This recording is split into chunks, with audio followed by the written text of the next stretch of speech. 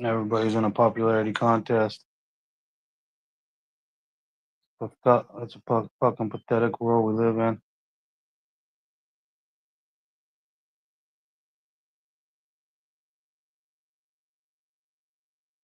It's it's not it's not very healthy for me to try to get people to understand that we all belong on this earth.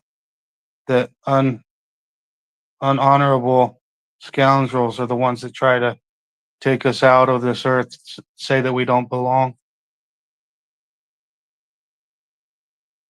try to call us like illegal so that we can feel like we don't belong on the earth.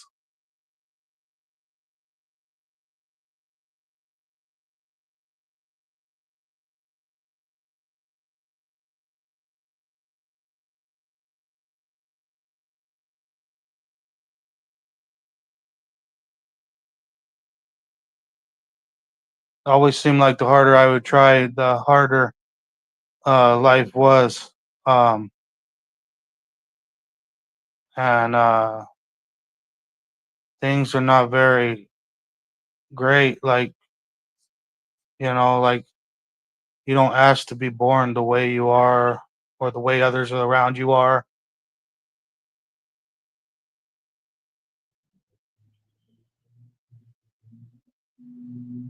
I did go to Job Corps. I did get my GED. Um, had an eighth grade education. The time I went to Job Corps, I did complete my level A carpentry vocation. Um, I did join the carpentry union. I did try for a number of years. I got to a point where one of my bosses even wanted to get me a truck uh, and send me out with a crew so that he could make more money. But I've never been the thinker. Like I can think, but do I want to? Like, do I want to be in charge of a whole crew? That where I have to fucking be like the boss of these dudes when I really just want to just do my work and kind of stick to myself and be quiet, get my job done, do what I want, uh, and be friendly with people, or do I want to be all stressed out, have to be in charge of a truck and a crew? No, I didn't want to do that. I stayed a light laborer my entire life. Yes, I rolled trusses for a while. Yes, I framed. Uh, One time I was working on a cul-de-sac where I'd roll the trusses on the house, and then when we were done rolling the trusses, I'd get laid off by that boss, and I'd go ask the framer next door that was starting on the floor if I could get a job framing, and then I would frame until we had all the walls up, and then I would get a job rolling trusses again. Um, uh, but I didn't really even, I never liked uh, any portion of trying just to try. I've never felt good enough in this world. Never. There's never been one time in my entire life that I've ever felt good enough. Um, I was just on the hippies panel with this Jamie kid, and you could tell he was maybe 26 to 32. But he said he loved the Constitution in the U.S., but was trying to say that people aren't allowed in the United States unless they come there legally. It's like, bro, the Constitution has is way farther faceted than that. It's way more complex. And in a matter of fact, you don't know shit about the Constitution. And then when I was trying to show him some of the sister documents to the Constitution, he did not want to listen. Everybody's this Neo character. He tried to ask me if I served in the military because, like, why am I talking about all this stuff if I haven't served in the military? As if serving in the military is the arbiter of whether or not you know about rights, sovereignty, laws, the American documents.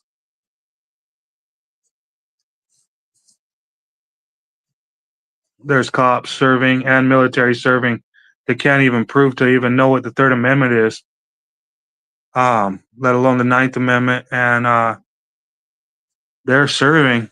So it's it's a little triggering and everything, but then they got into attacking me like I'm sitting here. They try to cut me down about showing them these American documents that aren't even my documents. They're the American documents. They claim to love America so much, but they don't even want like illegals to be in their country or something, and they always call it my country. Yeah, so then basically I didn't get to finish showing them the American documents that it's their America that they like so much. Next, all of a sudden, I'm the one talking over people, and I'm the one that can't listen. I'm fucking passionate as shit, you know? Am I the smartest fucking person in the world? Fuck no. I got hella problems. I've had mental problems my entire fucking life, and I tried just like everybody else. Like, I was really good at wrestling when I was a kid, so I fit in really good on the wrestling mat. Shit, fit in. Fuck, I was one of the best. If not first, I was second on the wrestling mat. And but at school, no, fuck no. I didn't want to do no school. It was not my cup of tea trying to get a straight A, trying to be an A student. Like I had to be something better than everybody else. As soon as they tried to say that A students were better than B students and better than C students, better than uh, D students, whatever, I knew I didn't want to be an A student. Fucking, I've had problems my entire fucking life. And then those guys were like ganging up on me and shit. It's like, yeah, fuck your military service. Fuck you, you little military bitch. You fucking punk ass fucking Neo, you fucking piece of shit. Fuck your service, you little punk. Fucking crippled bitch from the waist down. Fucking prick. He flashed a bunch of fucking money. I guess it was like $30,000 he had in cash right there. So he was way better than me. Fuck, you know. I told him to give that fucking money to his enemy. He said, I give money out on YouTube all the time. It's like, yeah, it's easy to give fucking money to people you want to give money to. Give it to fucking somebody that needs it that you don't fucking like. Fuck. I'll never be fucking rich. I don't fucking see it in my future. I've never seen it in my life. You know, not only do I not want that much money, uh, not only am I poor, I'm morally I will never. I'll never. I don't want money. Uh, for one, you have to get a registration to have like a truck. You have to get like a driver's license to have like all this stuff to get a job and to have all this good shit. I can like do labor for some old lady for cash. Yeah, it's not stable work. Um, it's like a registered applied job, but I never was able. I never really was able to hold down no fucking job. Uh-uh. Fuck no, where you had to sign a W-2? For one, fuck you. I ain't signing no stupid ass W-2. Fuck. And then I'm the stupid one because I don't have $30,000 to flash. Like, what the fuck is your problem, you old man? You militant, fucking acting like since I didn't serve. I was talking about the Constitution and the fucking sister documents like the Declaration of Independence and shit. And fucking, he says he gets on the panel. He comes right. I've been on the panel talking for like 15, 20 minutes, maybe even an hour, and he comes up on the panel. First thing I want to just ask, did you even serve? It's like, serve what? It's like, did you serve in the military? Like acting like fucking if I didn't serve in the military, then I shouldn't know anything about the Declaration of Independence, the ethical standards, the Constitution. Hey, Kevin Brzezinski. Hey, the tribe. Bernarski, I should say. Sorry. Is it Kevin Brynjarski? That one's a hard one. That's probably why I just said Kevin Beninsk, but not. Sorry, bro. Just sorry. You're gonna have to come up on panel and tell me how to pronounce your last name if you want it pronounced right. Sorry. I've known you for a number of years in the comment sections. Much love. Hello, good to see you. Always the same to the tribe. Medical customer is now in the legal lexicon. Oh, is it?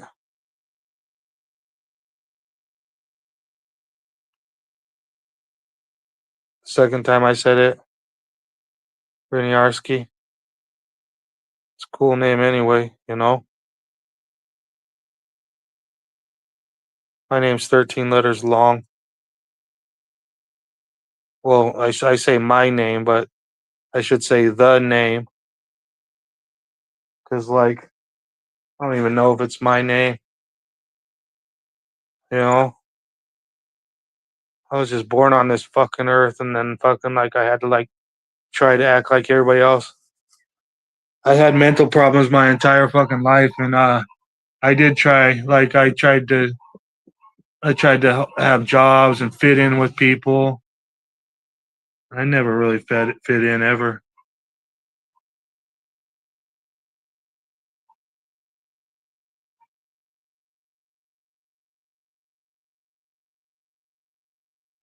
There's only one viewer, it looks like, on my end. That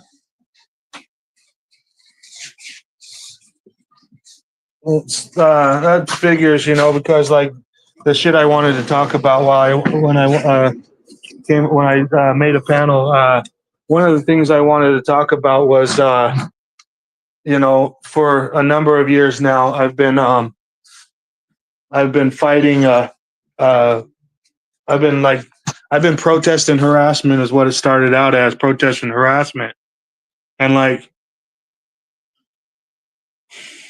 I tried a bunch of things, but after I was maliciously prosecuted, I like thought I could look towards the American people for like help, and no, you know, no, there is no help from American people. For one, I I probably know too much of the truths or something because you know how you get shadow banned more if you like speak too much of the truth. I only got 390 something subscribers. No matter how popular I was in the comment sections, I really didn't get that many subscribers.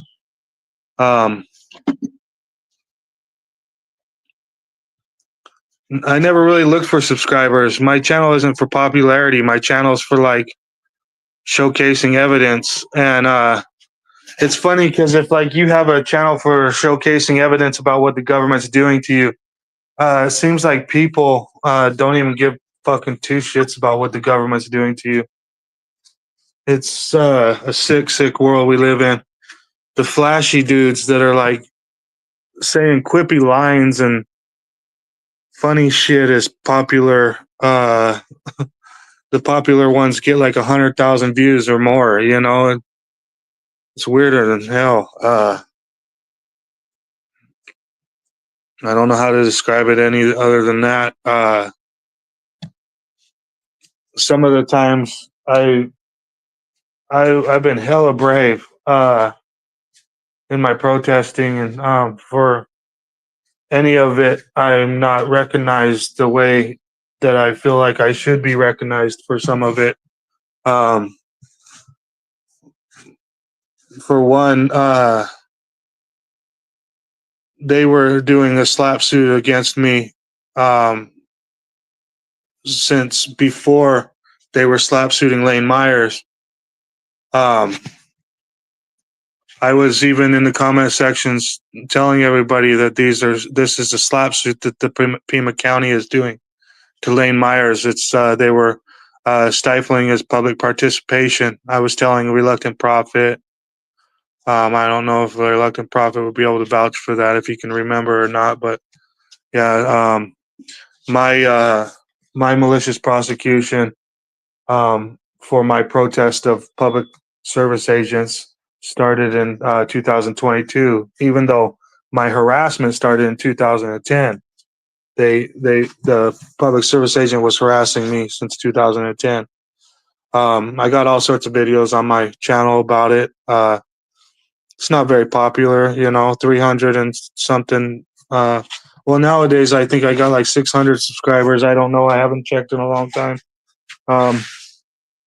But like 3 years ago, when this all happened, I had 300 subscribers. That's why I say 300 subscribers. It's a miracle that I've gained up to 600 some subscribers, but I'm not very popular. I'm not doing. Insubordination is key to freedom, while compliance is against the very nature of freedom. So basically, I'm highly insubordinate, and while everybody's trying to be popular, insubordination is not very popular.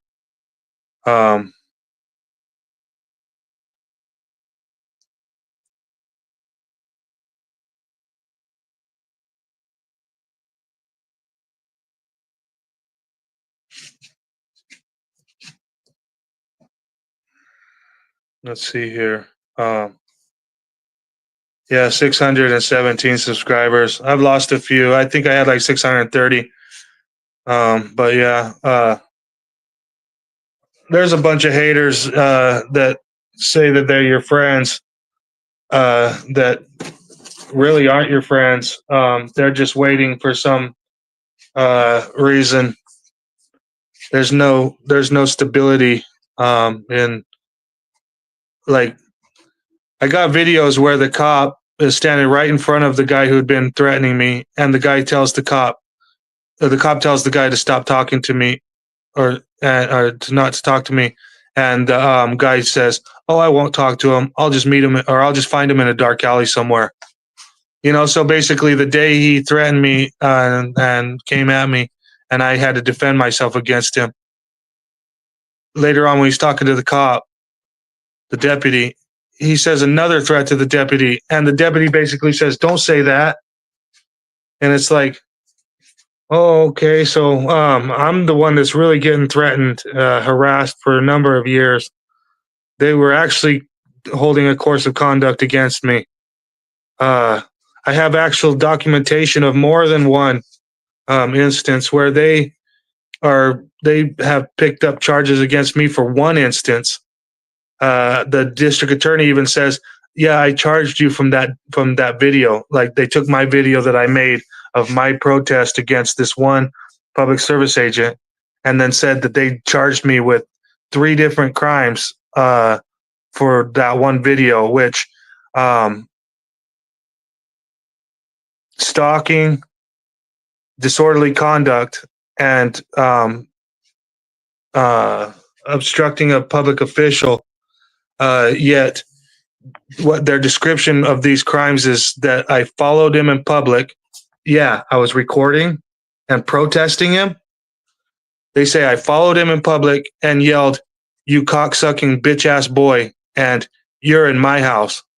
Well, I really said "You're at my house" because I'd had complained this several times. They kept coming around my house. I wasn't around their house.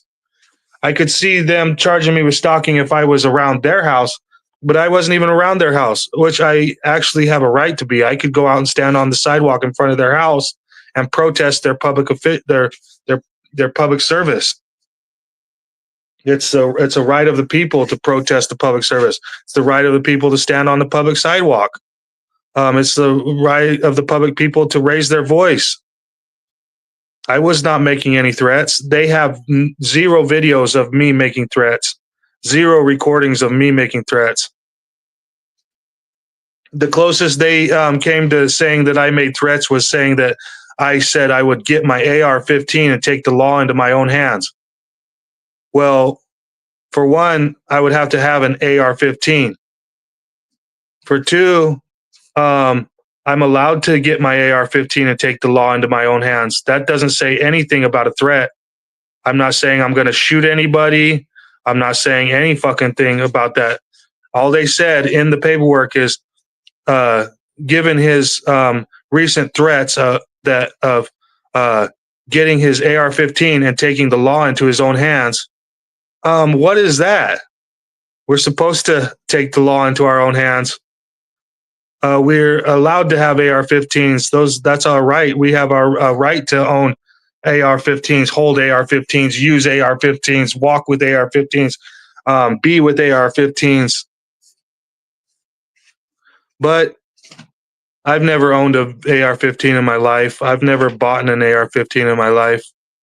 I have several other type of guns, but an AR-15, no, I've never owned an AR-15. I've never bought an AR-15. I've never bought the ammo for an AR-15. I've had ammo for an AR-15, but that was just due to having friends that do have AR-15s. And then going out shooting with them and then having rounds in my truck, you know. But no, I've never owned an AR-15. I've never bought an AR-15. Good to see you. What's the matter, you?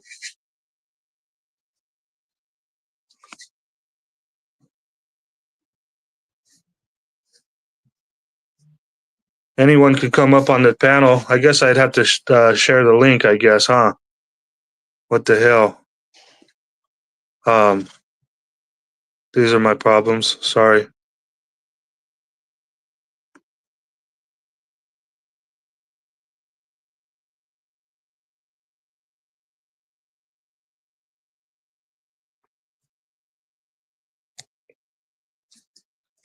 What I'm trying to say tonight on my panel, on my live, is that I had an argument with this veteran, and I just want him to. Since this is my panel, I can talk for as long as I want. Okay, so I'm gonna sit here and tell you, fucking little bitch boy, that there ain't no fucking veterans in the United States of America until some of them prove that we actually have rights. Fuck you for saying that you fought for rights and freedoms. Where the fuck is the freedom? I've been being maliciously prosecuted by fucking the punk ass government for going on 3 years now, and there is nobody. No Americans, no veterans, no fucking normies, no nothing. Not coming to my aid, not fucking making phone calls for me, not fucking giving two shits. I'm sitting here describing the Constitution, the Declaration of Independence, and fucking other sister documents like the ethical standards, obligations of public service. And the guy comes up on the panel after I'd been on there trying to describe this shit, explain this shit. First question, bro. Did you even serve? Like, what, motherfucker? Let me guess, you fucking served, motherfucker. I fought for this country. I fought for these rights. You keep telling your fucking self that, bro, because you can't fight for rights. They can only be respected or disrespected. Fucking dishonorable pieces of shit, scoundrels disrespect rights.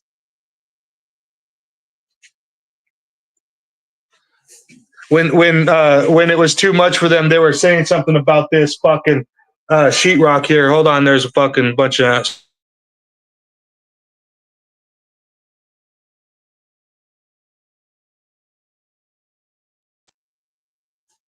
They're saying something about this sheetrock panel in this apartment that I'm living in right now, in fucking political asylum in Mexico.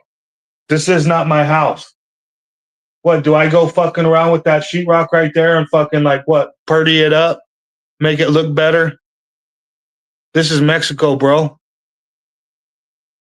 Not that Mexico can't look more beautiful, and it really does. But I'm just saying, this is not my house to fucking go and purdy up. I'm just living. Yeah, I know. It has a glare on purpose, Kinetic Customs. I got the fucking camera sitting there looking straight at the fucking light. Okay? You know? Sorry that there's a glare. I'm just bullshitting, bro. I'm not trying to be the fucking best in this fucking world. I'm not trying to be popular, fucking grand, great, groovy. I fucking tried when I was young. Shit. That's what some of my point is. I fucking had mental problems my entire fucking life. No, I didn't always fit in. I still don't fucking fit in. Fucking all those guys over on Hippie's panel was fucking, oh, we're so popular.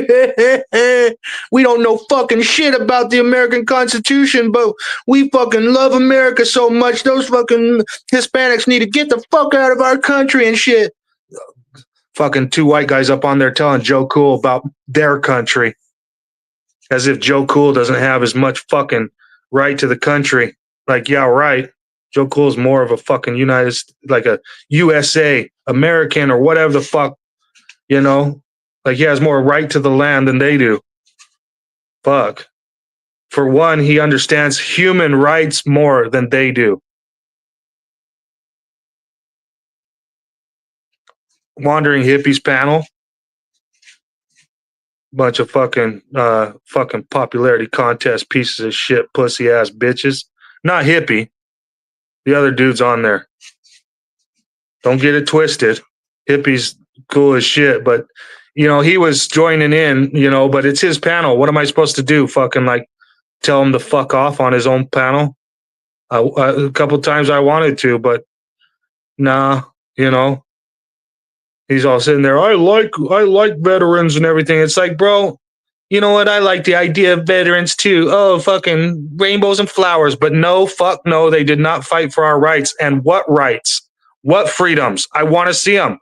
You show me fucking 10 veterans that are fucking taking up arms and going to risk their fucking life, making sure cops don't break old ladies' fucking arms, and I will fucking say that there's fucking veterans out here fighting for our rights. They let that fucking old lady over there in fucking Colorado get her fucking arm pulled all the way the fuck up over the back of her neck while her hands were fucking cuffed behind her back. I did too, but I didn't serve this country and claim I'm fucking some honorable ass fucking cool ass dude because I'm a veteran.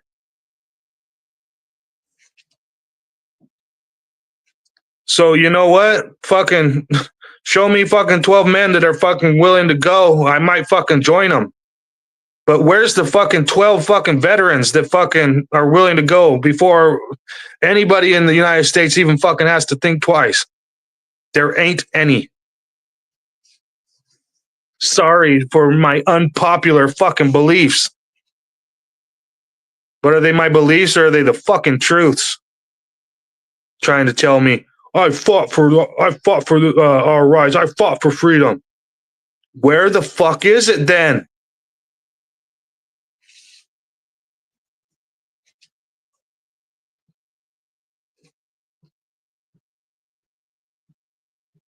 Exactly. They all simp for the cops.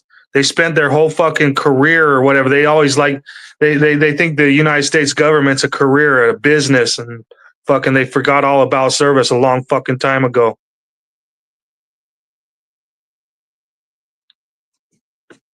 Always simping for the fucking cops and the government.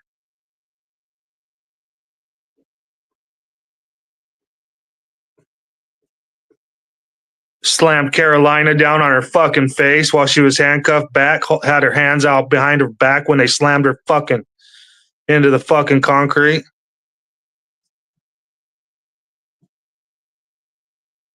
No, two fucking veterans fucking went over there to make sure that Kruger bitch was fucking done for.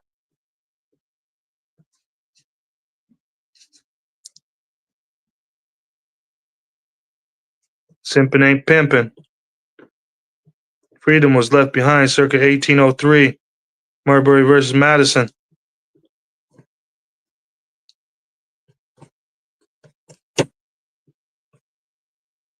Amen. Oh, I know. Oh, I guess. Fuck yeah. Sorry, guys. Sorry. Oh, and it's Denizen. Let's hear Denizen. Fuck yeah. Add to stage. I'm doing a little bit of talking right now, Dennison. A little bit. Thank you for being here. Thank you for coming to fucking partake in my stupid panel. But right now I'm fucking using my panel to fucking say what the fuck I want as long as I want to. How you doing? I'm all right. Cool. I'm thirsty. Thirsty for beer or soda or water or what is it? Water, but if I could, I'd probably have a soda. Yeah, soda does taste good, doesn't it? Oh, dude, like We're when it getting too comes old for to soda. junk food, soda is probably it's probably top of my list. Yeah. I had to switch my diet up. No longer can I fucking have good shit no more. I gotta have lemongrass tea. Which lemongrass tea is fucking good shit, but I have to drink it unsweetened.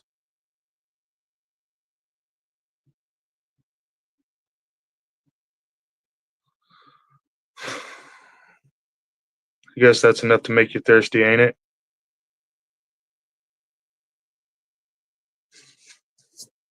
So why doesn't that Jamie guy come over too? He went live. He doesn't know you're live. He's not sub to you. Oh. I sure wish I got to like he showed that he liked the Constitution so fucking much, but he sure didn't want to fucking listen to an American document at all. Because I'm too stupid for fucking showcasing an American document. I don't fucking even like the America as much as he does. I was trying to show him his document. I don't think he really knows the fucking Constitution or whatever the fuck he claims, especially when he doesn't even understand human rights. That's what I was trying to point out over there, bro. But I know you don't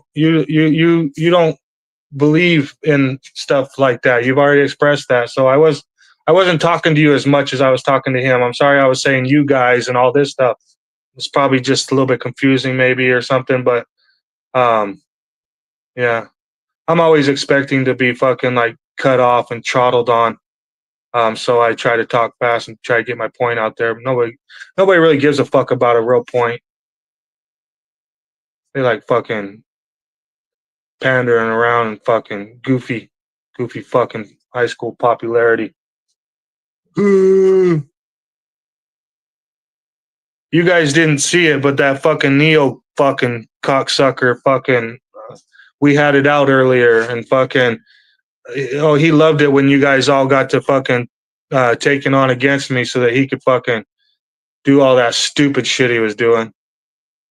Flashing his fucking petty ass money as if it was the fucking only thing on earth that matters. His blood is fucking probably toxic and disgusting. You see the old fucking pussy?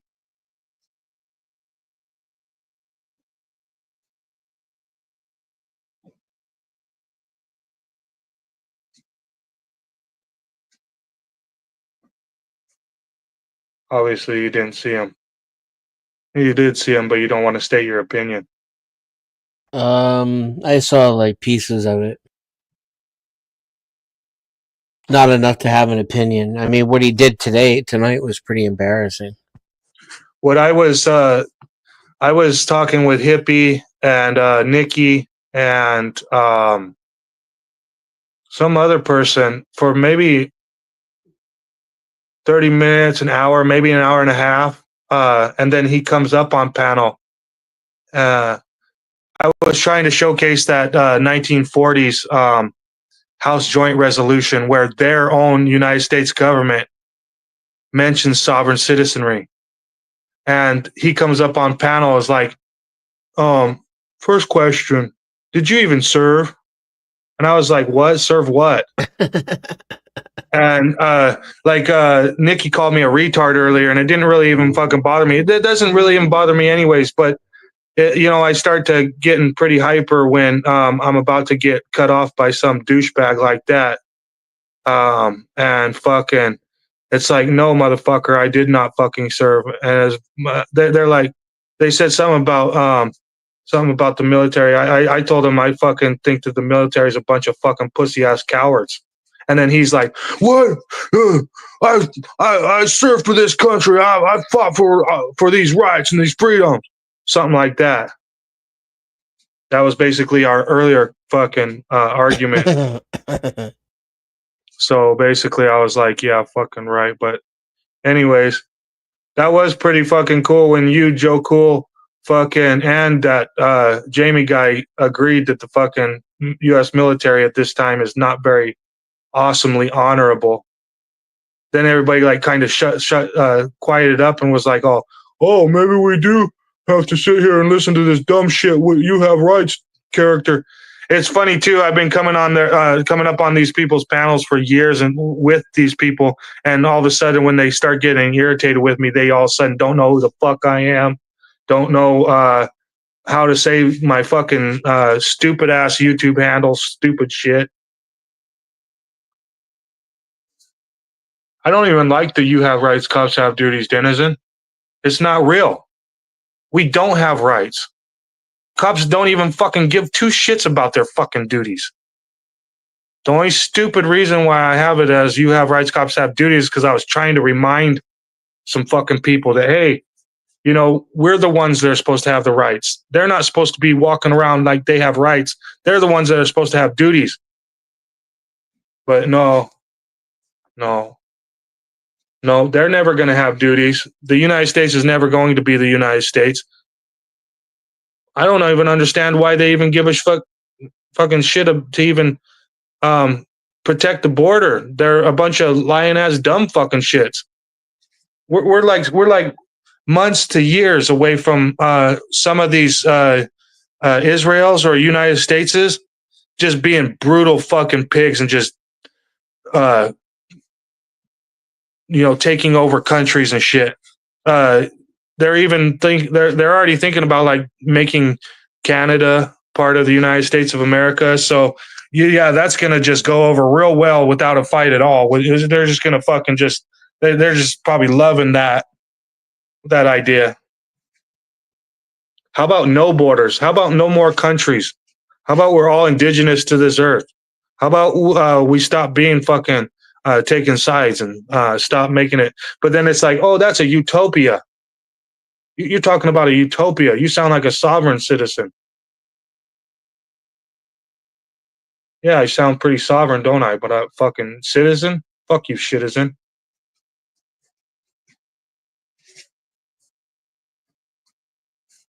I prefer denizen. Yeah, you do. I'm not talking to you. I'm not talking about you when I said that. I know, bro. Sorry. I was ranting, off into space, but you're helping me because like you're like here with me, I guess, So sorry, it sounds like I was talking at you, but some of the parts I'm talking, to you, but some of the parts I was, yes, talking like almost beyond you, not to you, not about you.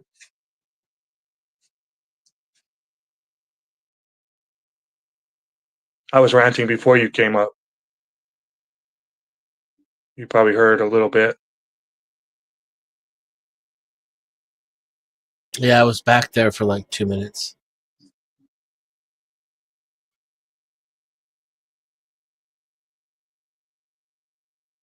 I was getting pettily harassed by this public service agent that he's not even a cop. He's not the sheriff. He's nothing. He's the fucking maintenance man for the county. But he kept coming by my fucking house. Like fucking, he was trying, I think he was trying to get code enforcement to probably try to take my yard or something so that he could fucking have a part in keeping my fucking yard, because my yard, my mom gave me my house. Okay. I acquired almost everything I own. Yes, I graduated from Job Corps, carpentry, level A carpentry vocation. Yes, I joined the carpentry union when I was 18. Yes, I worked in the carpentry union for a number of years. No, I did not strive to be a journeyman. No, I was not a fucking apprentice my entire life. Yes, I was a laborer my entire life, my entire stint.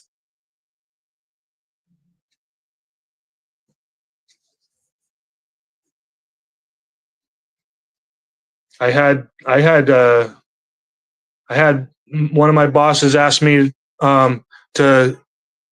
he wanted to give me this Chevy truck, this white Chevy truck with the lumber rack for the fucking ladders and shit, and have me go take a crew around to different towns while he took a crew around to different towns so that he could make more money.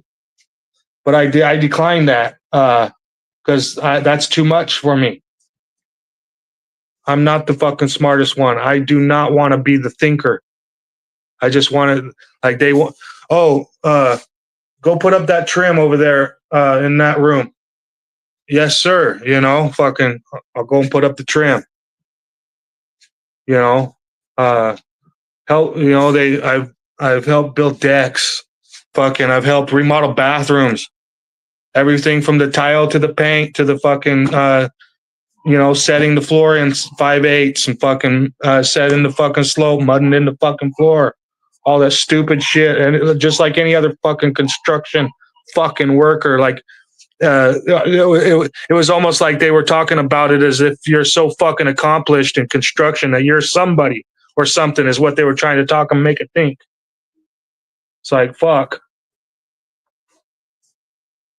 My grandpa had fucking an apartment complex when I was a tiny little boy. I fucking was a jack of all trades before I fucking even went to Job Corps for carpentry. Fuck. I've laid tile. I've poured cement. I fucking done carpentry, electrical work, a bunch of other stuff too. But yes, I do have mental problems. I struggle with mental problems my entire fucking life. Every single time I was trying to be a good little boy and have a job and be in the carpentry union and fucking get ahead in life and be the good person and everything else. Yeah, it was a struggle for me every fucking day, every fucking moment.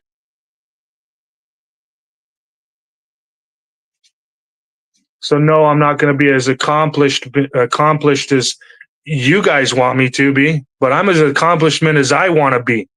Okay.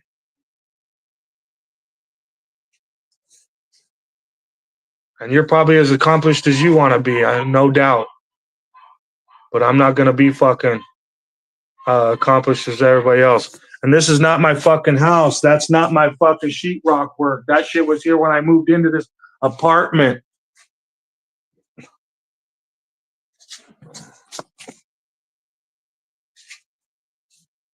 I did do some work around here. There was the kitchen sink didn't work. The fucking bathroom didn't work. The shower still doesn't work, but this is Mexico. You're lucky to have running water. Hot water at the tap, that's a luxury. That doesn't mean Mexico is dirty or wrong either. Mexico is a constitutional republic, a federal constitutional republic. They actually uphold human rights a lot more than the United States. It's just that Mexico pays like $25 a day for a full day of work. Hey, Northwoods. Fucking in the United States, you can get paid $25 a fucking hour. It's not that they like maybe people from Honduras or El Salvador or Venezuela go to the United States because their government's all fucked up. But the United States of Mexico's government is not fucked up. It's actually fucking a glorious ass place to be, live, and fucking hang out. But you get paid like $25 a fucking day. I poured concrete here already with a whole team full of Mexicans. Like I barely speak Spanish, but I've been speaking Spanish for like over a year now, so I'm pretty damn good at it now. But shit, I got fucking learning problems in the United States speaking English. I'm not gonna be a fucking fluent Spanish speaker. Maybe not for 10 years. Trying my fucking hardest. It's not fucking easy. One thing that's easy is being a fucking human being, mingling with the people, hanging out like a normal human being, being friends with people. That's what I can do.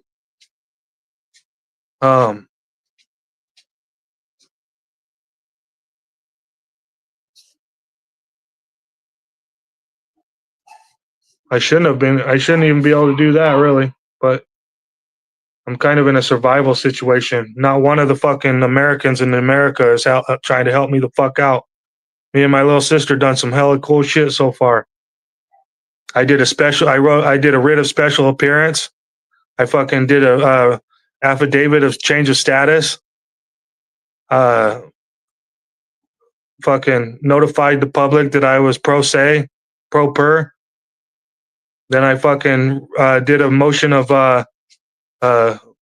default, asking them to provide probable cause within 15 days, which the Nevada procedure says 10 days, but I offered 15 days for good measure, and they did not come back with any probable cause.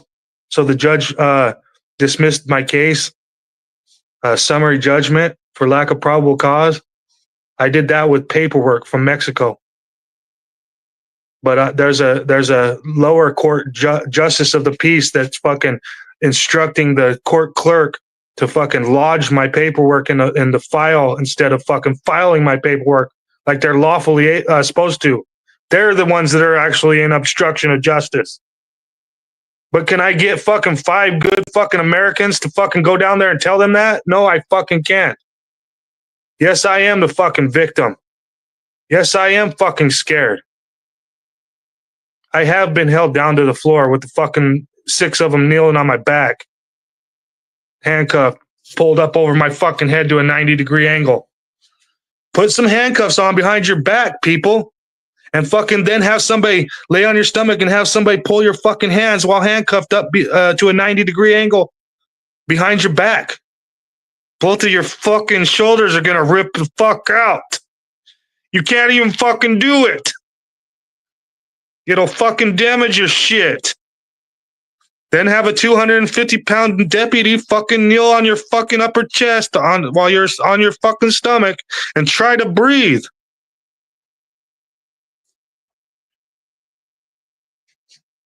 I barely fucking made it. I was like 27 years old. Luckily, I couldn't make it now. I'm like 42. Just most out of shape I've ever been in my life. I still got like some all right muscle and shit, but I'm getting fat in the stomach, like fucking my old man weight or something.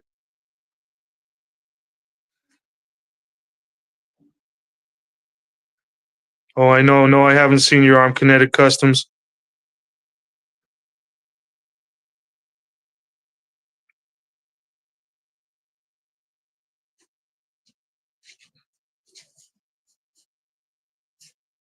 I had a traumatic brain injury. I fell on my fucking head when I was 22.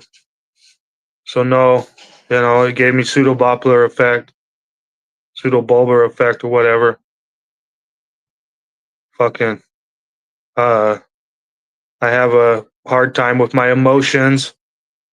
People are so fucking stupid over there on Hippie's fucking panel, fucking acting like fucking you have to be perfection.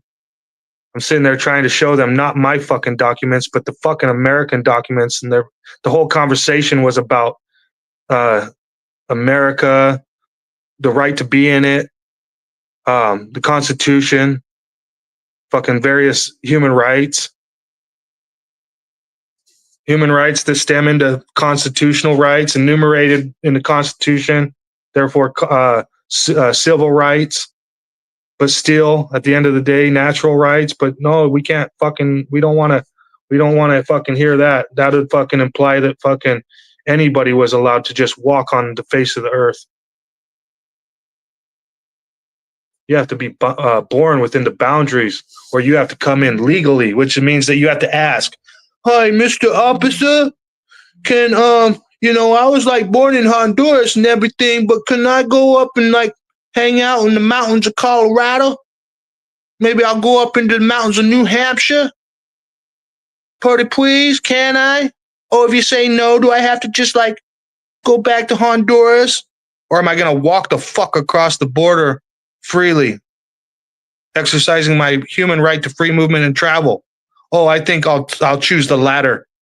You fucking ignorant fucking American fucking border patrol Nazi motherfucker. How about that one?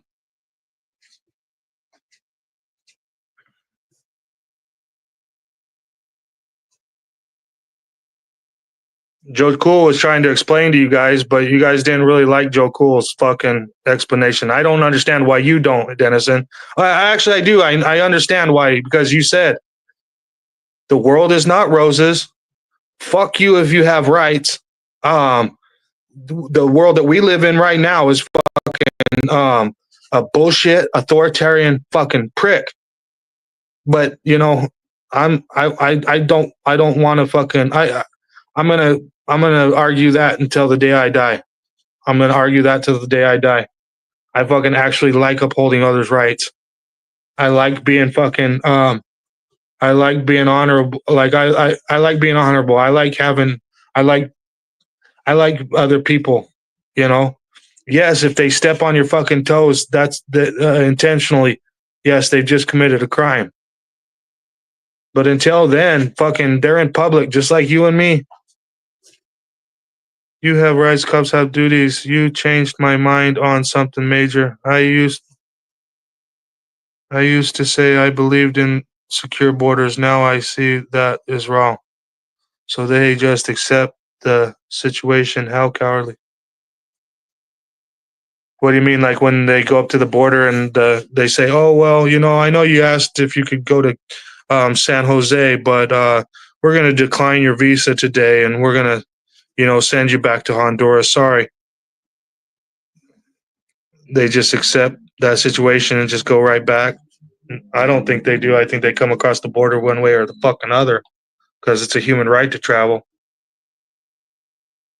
Sorry, I'm just trying to get you to laugh. Sorry about that kinetic customs. I like boots. Does that count? I had 4 major concussions by 13 from racing. Oh, I bet. Fuck, that's harsh.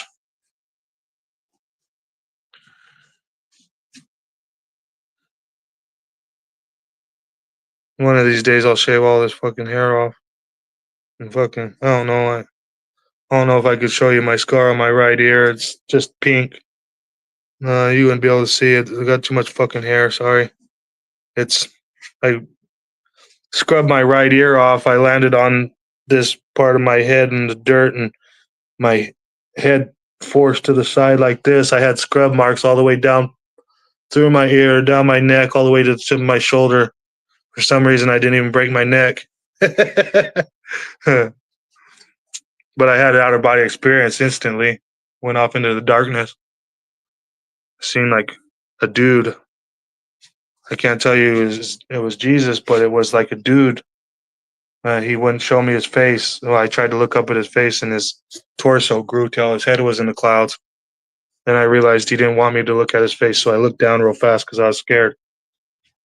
And then he showed me he opened the clouds up, the door, and then there was all sorts of people inside. For as far as I could see, there were some of them in the front row were some old ladies. They were saying, "Oh, we've been waiting for you for so long. We're so glad you're here. Thank you for we've been." I don't know if they said thank you. They said something about they were glad that I was here. They've been waiting for me for so long. They were glad. They were trying to ask me to come in the door, and then I looked at the guy and I wanted to go in, but then he sent me back to the earth, and fucking I was all of a sudden floating like where the telephone wires are. I saw my friends standing there. I saw my body laying on the ground, but I was me. My body was like looking at I was like looking at a cigarette butt.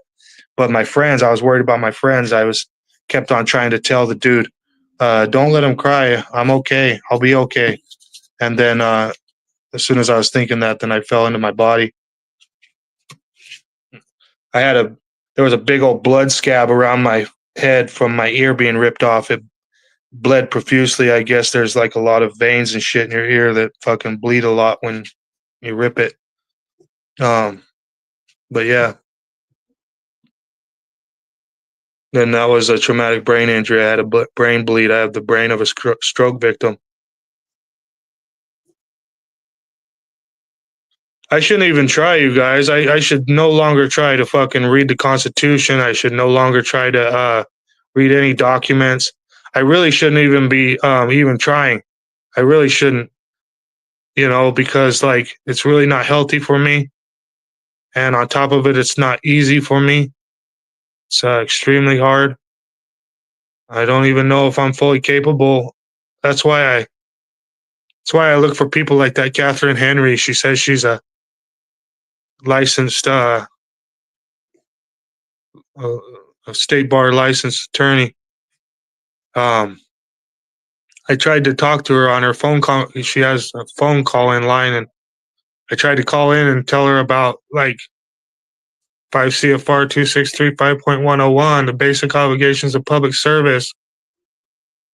I was trying to tell her how it coincides with Article 4, Section 4 of the United States Constitution.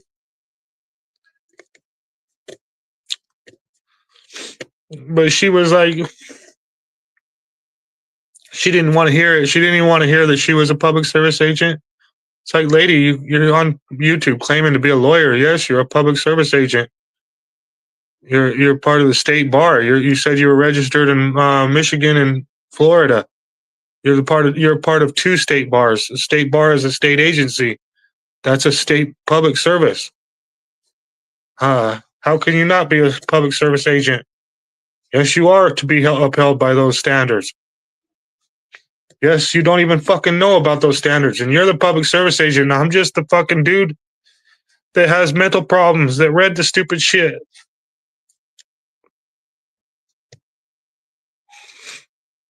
Hey, Howard County Observer.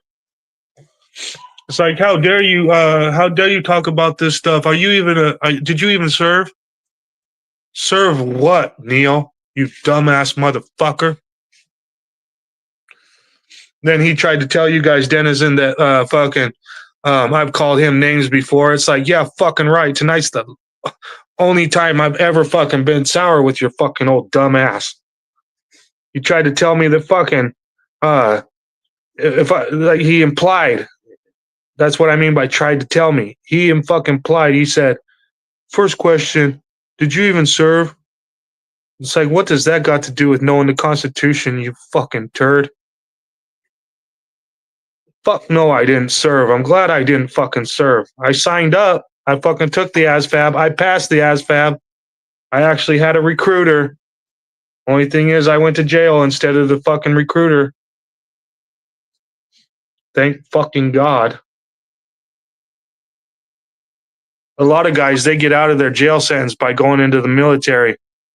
That didn't fucking work for me because my stepdad beat me with a 9-iron. And then they were saying that I beat him with the 9-iron. Yet I was the one bleeding from my forehead, 2 spots on my chest, and had bruises on my shoulders consistent with being struck with the 9-iron several times. And my stepdad didn't have any external fluids present. He didn't have any broken capillaries. He didn't have any hematomas. He didn't have any bones, broken bones. Final doctor report said no external fluids present. But my ass went to jail for 17 months, not taking the deal, while my stepdad didn't even get a fucking domestic violence. Let me see district attorney and all the Nye County officials involved in my case. If I was the one that was consistent of being struck with a 9-iron and my stepdad wasn't consistent of being struck with a 9-iron, let me guess, if I didn't struck him with a 9-iron, then that pretty much means that he struck me with a 9-iron, but he didn't even get a domestic violence. And I had 17 months in the county jail. But no, Willis needs to shut the fuck up. He needs to not protest. He's being difficult. He's being loud. He's saying cuss words. No, it was a 9-iron.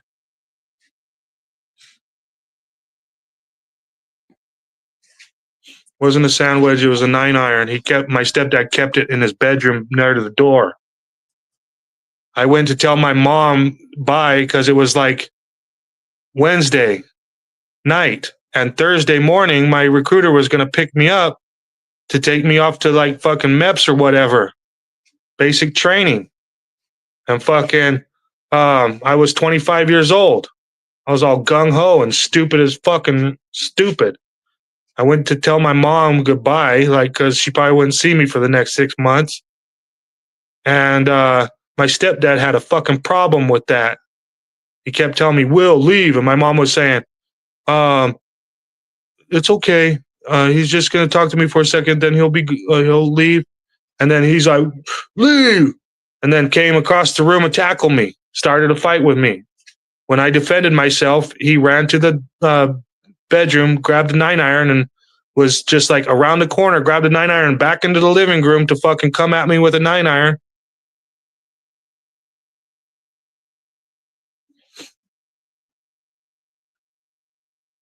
And then Thursday morning, when I was supposed to be getting picked up by my recruiter, I was sitting in a county jail.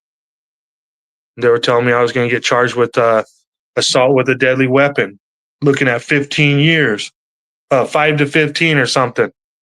And fucking, I denied their deals. I swear to God, they had the doctor reports back within 3 months of me being in jail. But for some reason, they didn't get the doctor reports back for 8 fucking months.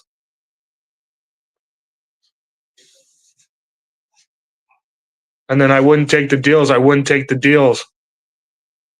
And then they were still going to try to, like I was saying, I was taking the trial, and they were still trying. They were still trying not to dismiss. They dismissed the charge. They dismissed the charge of. They dismissed the charge of assault with a deadly weapon, but they fucking made me guilty for domestic violence.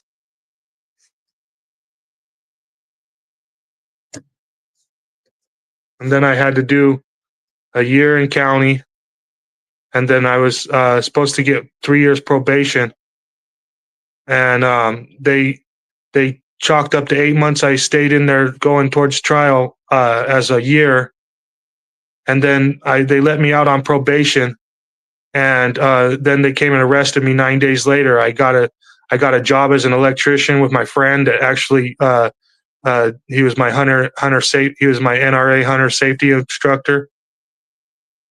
He was an electrician, and he gave me a job. I worked for the 9 days. Good. I was going to be able to pay for my probation and more. And then 9 days later, I got off of work, and I was actually riding with my boss to and from work, and the cops came to my boss's house and arrested me right in front of my boss. Said the judge meant for me to do 9 or another year. So I had to go back to jail for 6 more months. So I did 8 months, and then I got out for 6 months, 9 days, and then I went back for 6 months. Then they let me out on probation, and then 8 months on probation, I violated my probation, and then I went back to jail for 6 months. And the whole fucking time, I was the one beaten with the 9-iron. when I could have just went to the National Guard.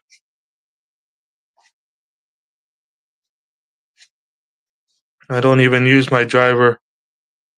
I use. Does anybody else want to come up on panel? Dennis is just listening to the story, or he's gone off and just went somewhere. I don't even know if he's truly my friend. Like, I've always been nicer to him than he's been to me, but that's because I respect him. I like him. I think he's smart.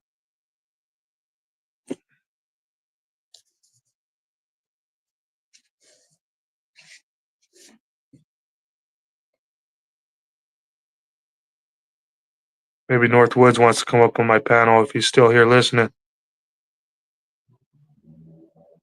That's Double Jeopardy. Tell me about it. Tell me about it, the tribe.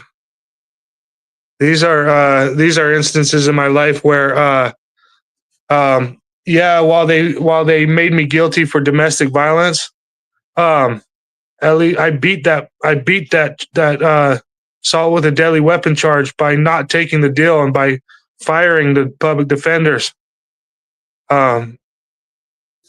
These are some of the things that made me into I'm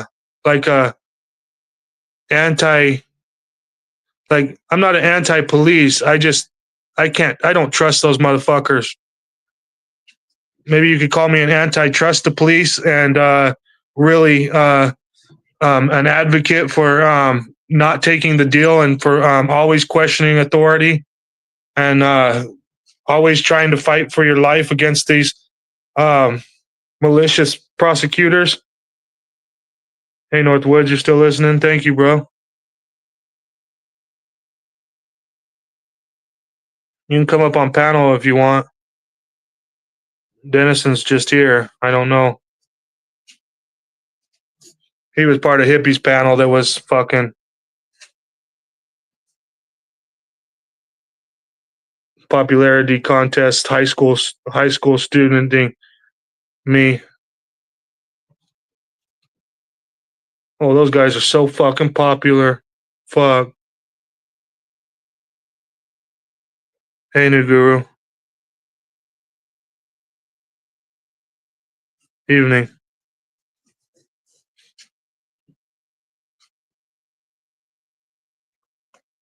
I'm basically here to rant and everything and fucking, the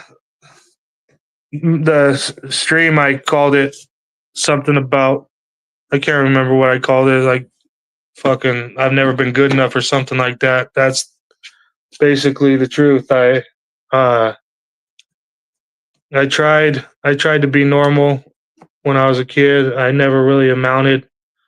I even joined the carpentry union. I never amounted to much in the carpentry union. So then when I talk to guys like Denizen and that Jamie guy and that fucking Neo piece of shit, I'm not good enough because I didn't fucking amount to everything I could have amounted to. Shit, it was hard for me to amount to the shit I'd amounted to. You know?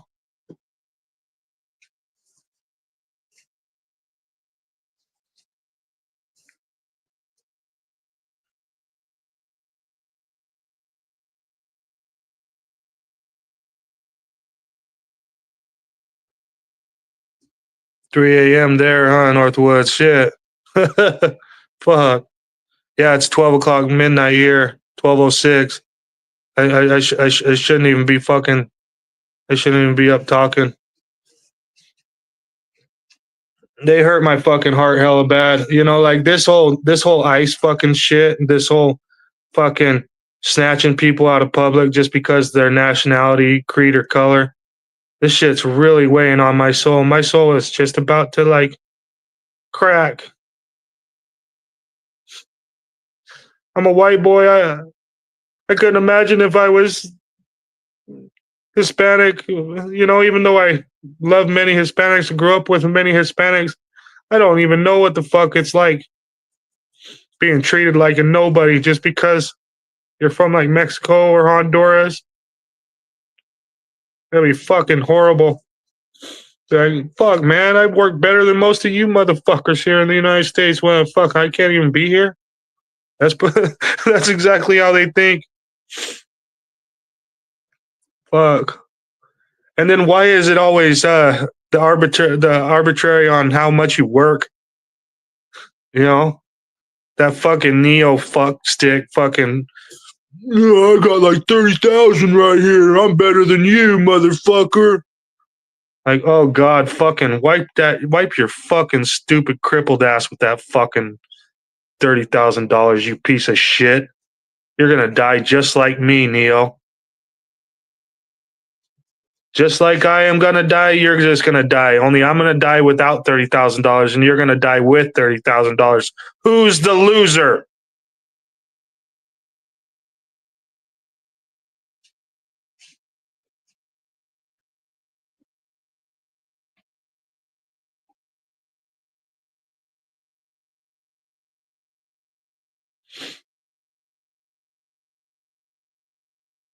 You didn't have to answer me, Kinetic Customs Racing.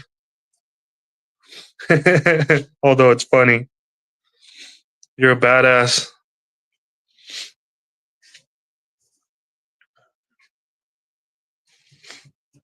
Thank you for always being there for me. Thank you for being there for, Chili and all and everybody on the Delete Laws crew and everything. Everybody over there needs help just like I do. Like even Chili needs help. Even though he's got like 500, 600,000 subscribers, he needs help too. We all need help. None of us are going to be, just like I said, like I'm going to die with 600 subscribers and Chili's going to die with 600,000 subscribers, but we're both going to die. We both need help. Nobody's fucking perfect. Yeah, I bet you fucking Chili was scared than a fuck when they were gonna put him in jail, and he knows for a fact he didn't fucking do any crime. That he fucking called the cop a little doggy and got in the cop's feelings, so the cop came and retaliated on him. Then they were retaliating on him in the courtroom. He was the only one in the courtroom who wasn't a public service agent against him. Yeah, fuck yeah. I bet you when he was standing in court fucking blubbering and fucking shit all scared, I bet you that was real fucking scared. Duh. None of these fucking blue bacons acting like, oh, look at Chili crying and shit.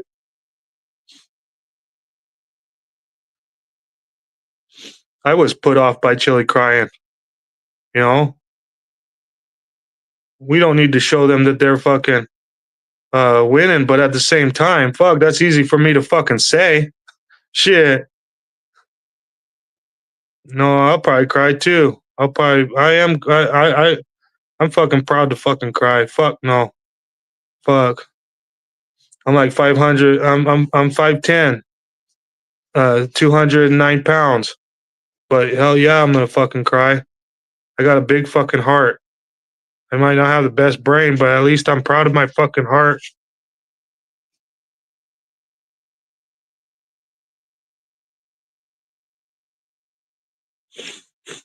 Kinetic Customs, I cry when I watch those fucking short videos when they when they there's like a short video about some little girl getting a hearing aids for the first time or something. I'll be fucking bawling and shit.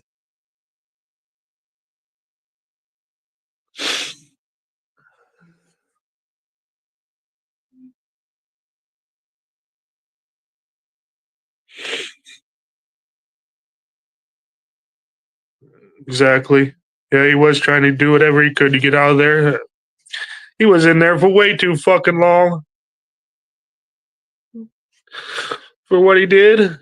He held a camera in a parking lot and got like 30 fucking 10 to 20 yards away from a cop and fucking said, eat my shorts, piggy or doggy or here, doggy or whatever the fuck. I can't even remember now. It's been a long time.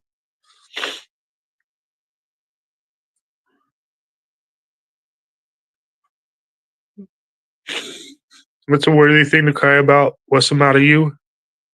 It's a badass thing to cry about, dude. Tear up on some weird shit. Hell yeah.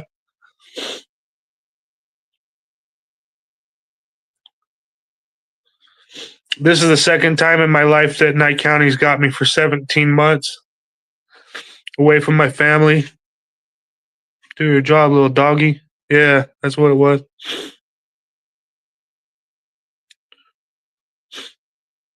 They knew for a fact I didn't hit my stepdad with a 9-iron. They just kept prosecuting me. This time they know for a fact that all I did was yell, "You cocksucking piece of shit, bitch ass boy." And I said, "You're at my house," like trying to tell them that I'm not at your house. You're at my fucking house. You're the one harassing me. But I said, "You cocksucking piece of shit, bitch ass boy," something like that. And you're at my house, and they have it as cocksucking piece of shit, bitch ass boy, and you're in my house. Like I was like implying that I said, "You're in my house." Like, no, sorry, that's not what I said. But you know what? They can't even get what I said down right, let alone. There's no crime in calling him a piece of shit, cocksucking bitch ass boy. There's no crime in following him in public, recording him, as I have the right to record him. But you know, my little sister is trying to help me as hard as she can with my case. I thought that fucking if I had this type of shit on camera, that fucking tons of people would be standing up to fucking call Nye County and be like, "What the fuck are you doing to this guy?" But you know, I can't call. I can't. I don't know. I don't know what the fuck is going on. I literally got a video where fucking the stupid public service agent is saying, "Here's your rights right here," you know, flipping me off behind public glass. Well, I don't even really mind if like everybody flips me off, but he was a public service agent. You know, it's different. Plus, he's been harassing me since 2010. So basically, yeah, I had a big fucking problem with this public service agent prick.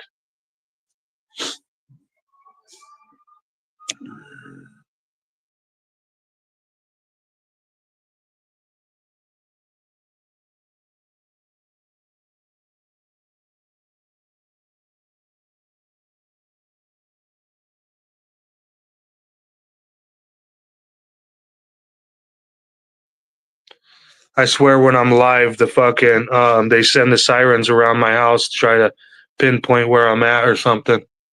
I know that little tactic of the pigs. Um, so you know, I'm pretty quick to push mute so they can't fucking do that little fucking sound check thing. You know, I'm in political asylum. No, I didn't fucking sign up for it. I fucking just came here. I fucking came here with no papers, no ID, no nothing. I'm in this country illegally. It's funny. You can't be in Mexico illegally just because you don't have papers. That's not illegal. They've already said that to me.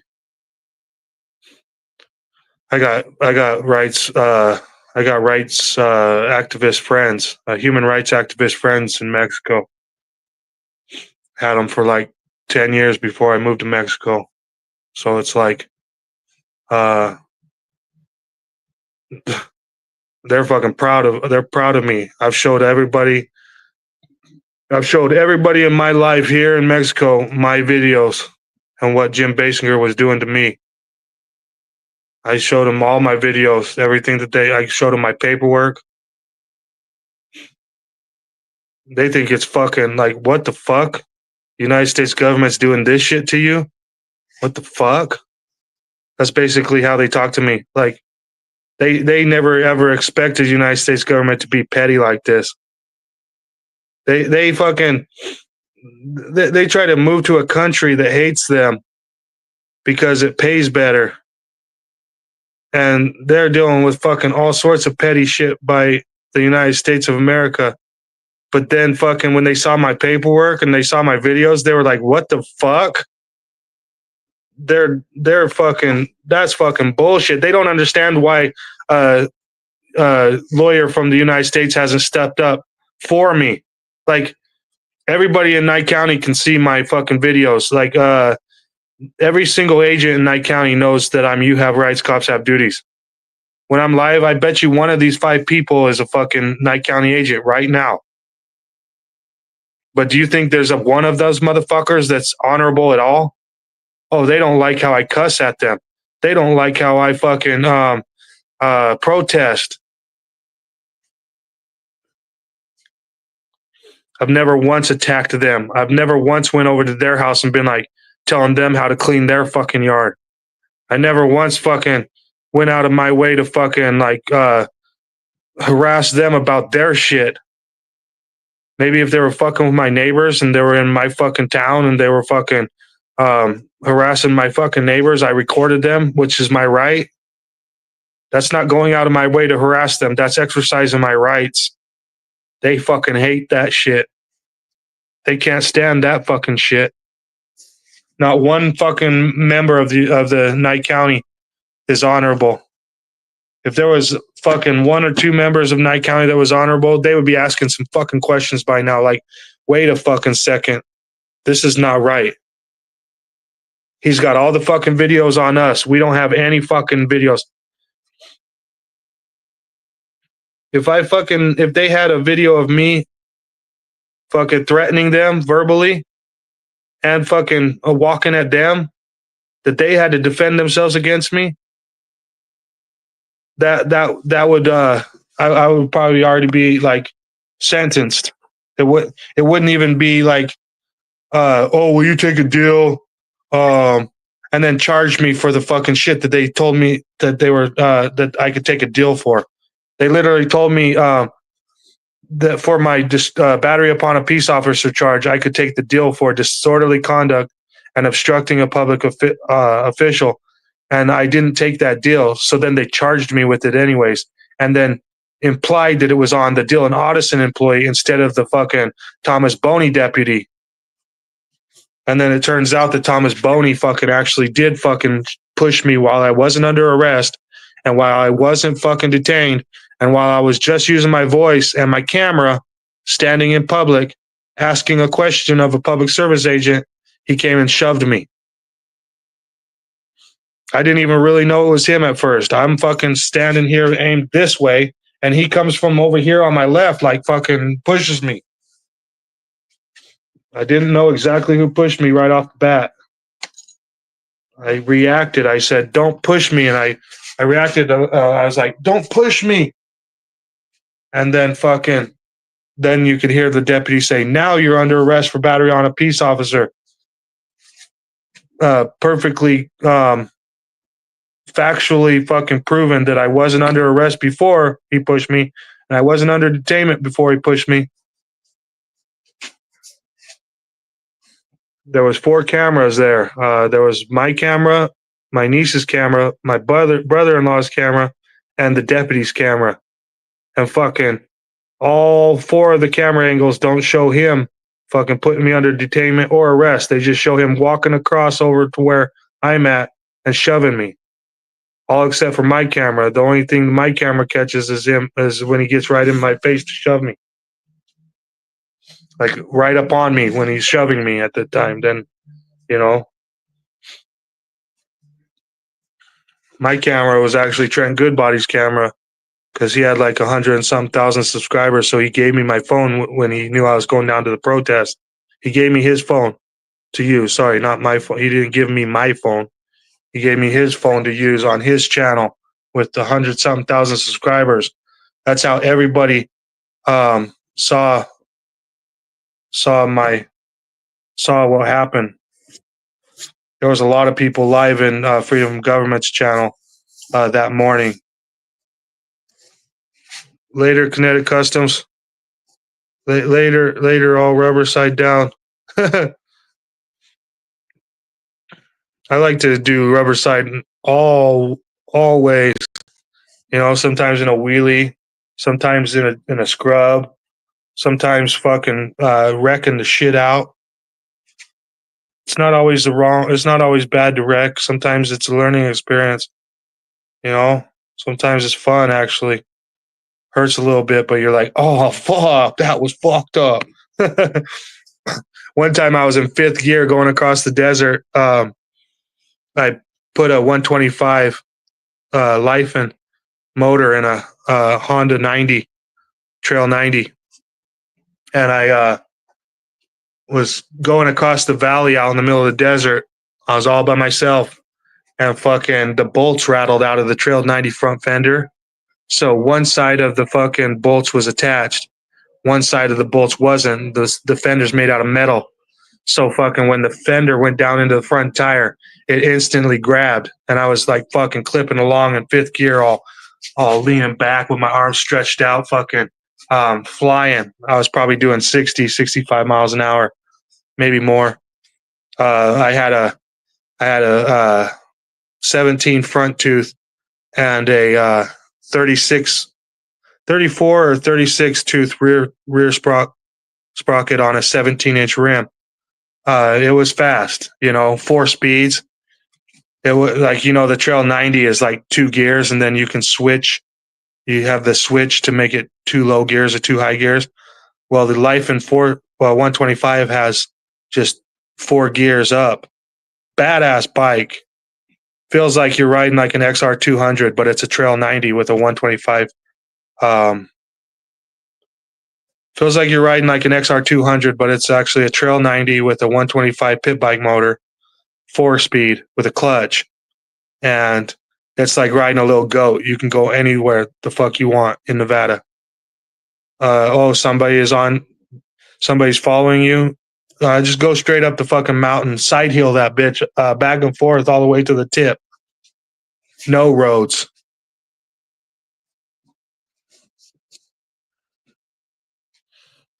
Deer trails. You would be, if I built us 2 Trail 90s and fucking I took you out in the mountains, you'd be like, holy shit, baddest ass, fucking riding deer trails, not 4-wheeler trails, not dirt bike trails, not fucking car roads, county roads.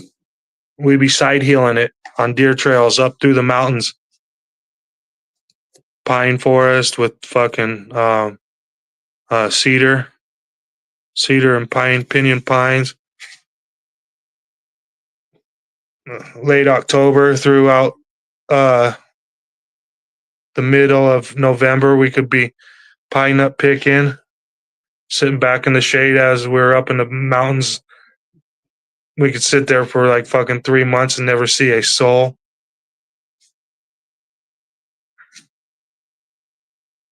Past lives matter. Hell yeah.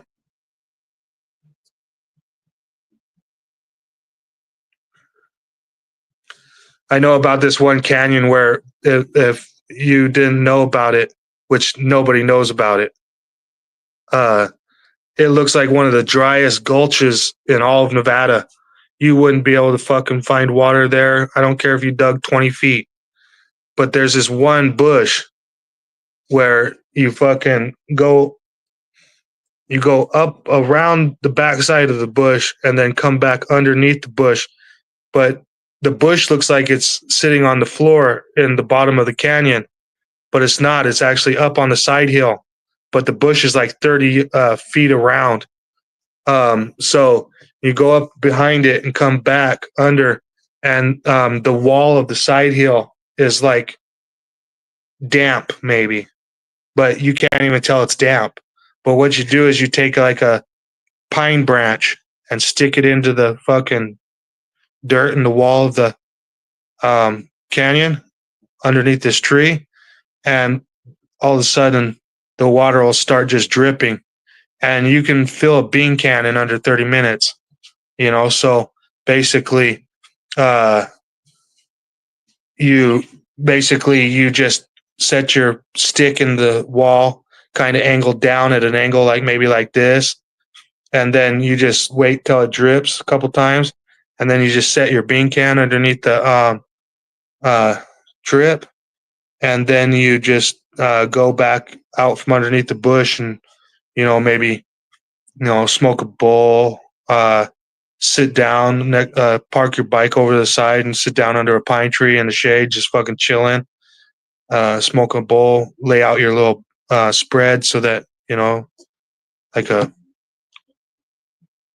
I use a I use a plastic. It's like a tarp, but not a tarp. It's an old mine bag that I cut that just is like maybe 3 feet wide by 4 feet long. I can easily fold it up and keep it in my jacket, and then I can just spread it out on the ground, and then that keeps me from the ground doesn't soak away my heat. I can just sit there and fucking chill. You know, it's like a vapor barrier, and then just wait for the bean can to fill up, and then get a drink of the bean can, or get a full bean can. It's like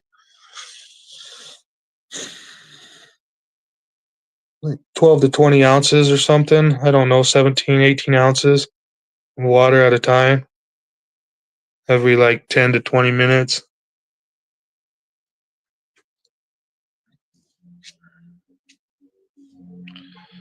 Yeah, it's probably mineral water or something, but it's really clean. It's fucking pure water, and it drips out of there into the bean can. 50 degrees on a 115-degree day. It's badass.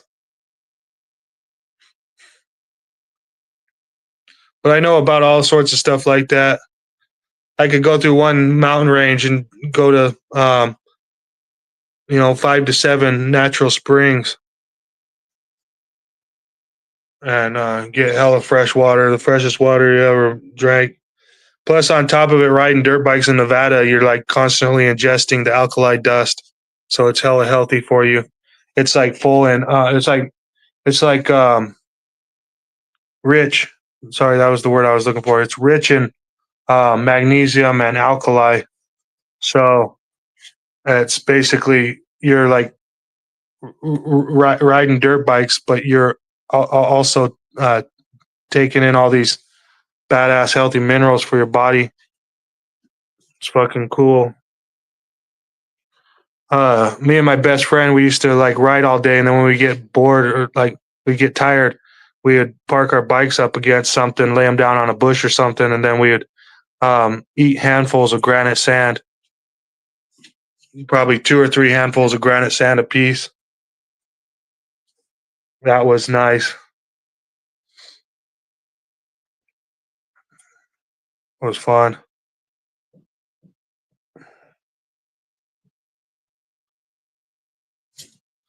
An alkali system can't support cancer.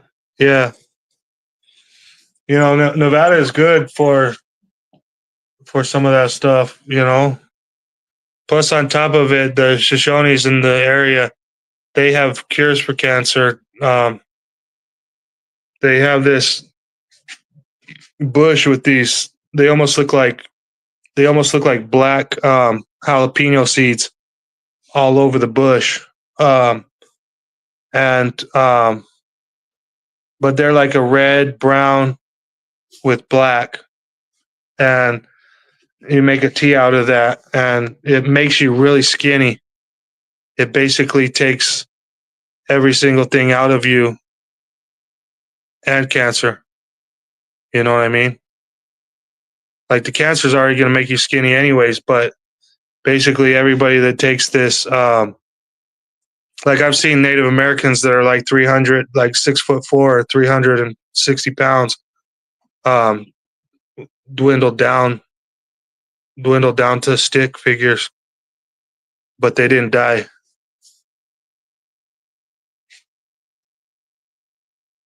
Granite sand is basically pulverized granite.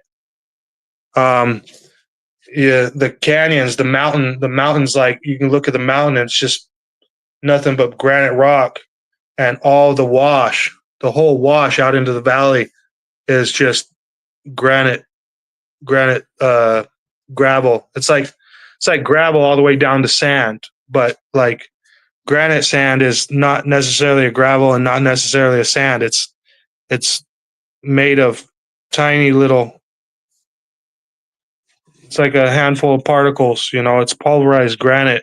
It's hella good for you. It's like you think if you're mineral deficient, you might not even know that you're mineral deficient, but basically eating a handful of pulverized granite, you're you're gonna get all the minerals your body needs. Yeah, all the minerals your body never even knew it needed. You know,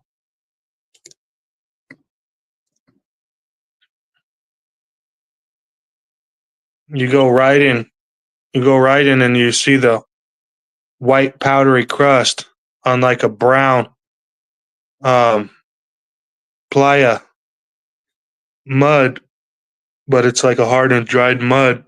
Um, you kick that up with your dirt bike tires, and it goes into into the air, and then you just breathe that in as you're riding.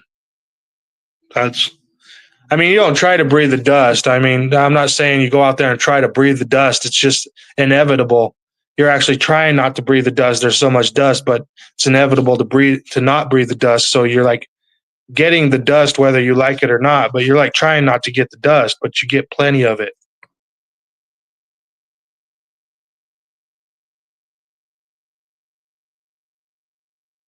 Like at Yosemite. Yeah, I know. Yeah, definitely. I, to go any place like that.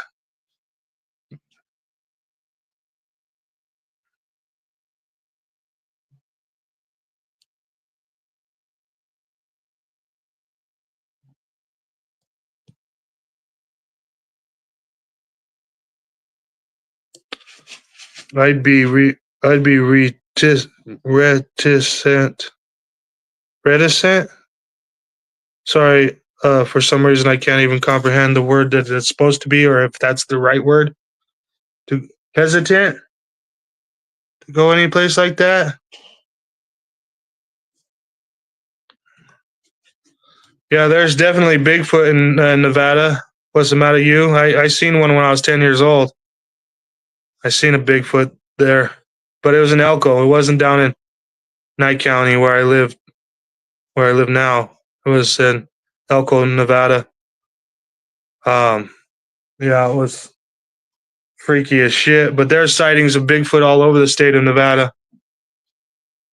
Reticent, it means hesitant, basically. Okay.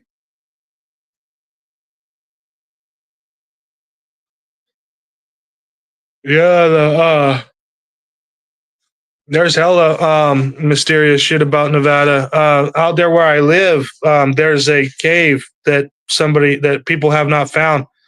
But um, the story is that the Native Americans used to rob the um, Pony Express, and a lot of the times the Pony Express was moving gold for whoever, in the registered U.S. mail. It's the Pony Express, and they said that they like to get the mail bags and use the mail bags to collect pine nuts, but they didn't have no use for the shit that was inside. So basically, they used to take the gold and everything and pour it on the floor of this cave and use the bags for collecting pine nuts. And somewhere up in the hills, there's this cave, but the lore is that this Native American was standing in a certain spot. I know about it, but I don't want to just announce it to everybody. Um, and she pointed across the valley to another certain spot, and the cave is supposed to be in that general area. But the only problem is when you go looking for the cave, most of the people that ever went looking for this cave wound up disappearing. Never to be heard from again. Um, I was No, it's not the Lost Dutchman's mine. That's in Colorado, I believe, or New Mexico somewhere. Lost Dutchman's mine, maybe Arizona. I think it's Colorado. Um, Actually, no, that's Utah, huh? Lost Dutchman's Mine is Utah. That's the Cortez, Treasure of Cortez.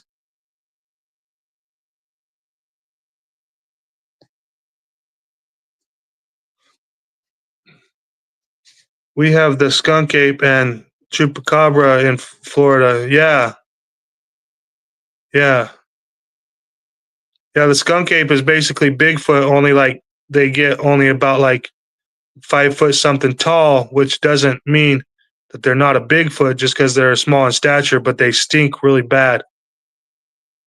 You know, that's why they call them skunk ape. A lot of Smiths too, huh? Yeah,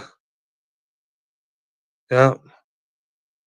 There is a lot of Smiths in Native Americans.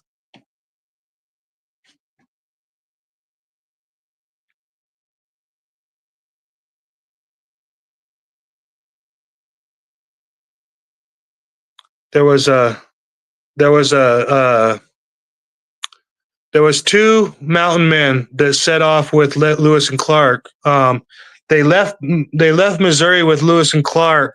It was Jedediah Smith and Jim Bridger, along with Hugh Glass, and then Lewis and Clark.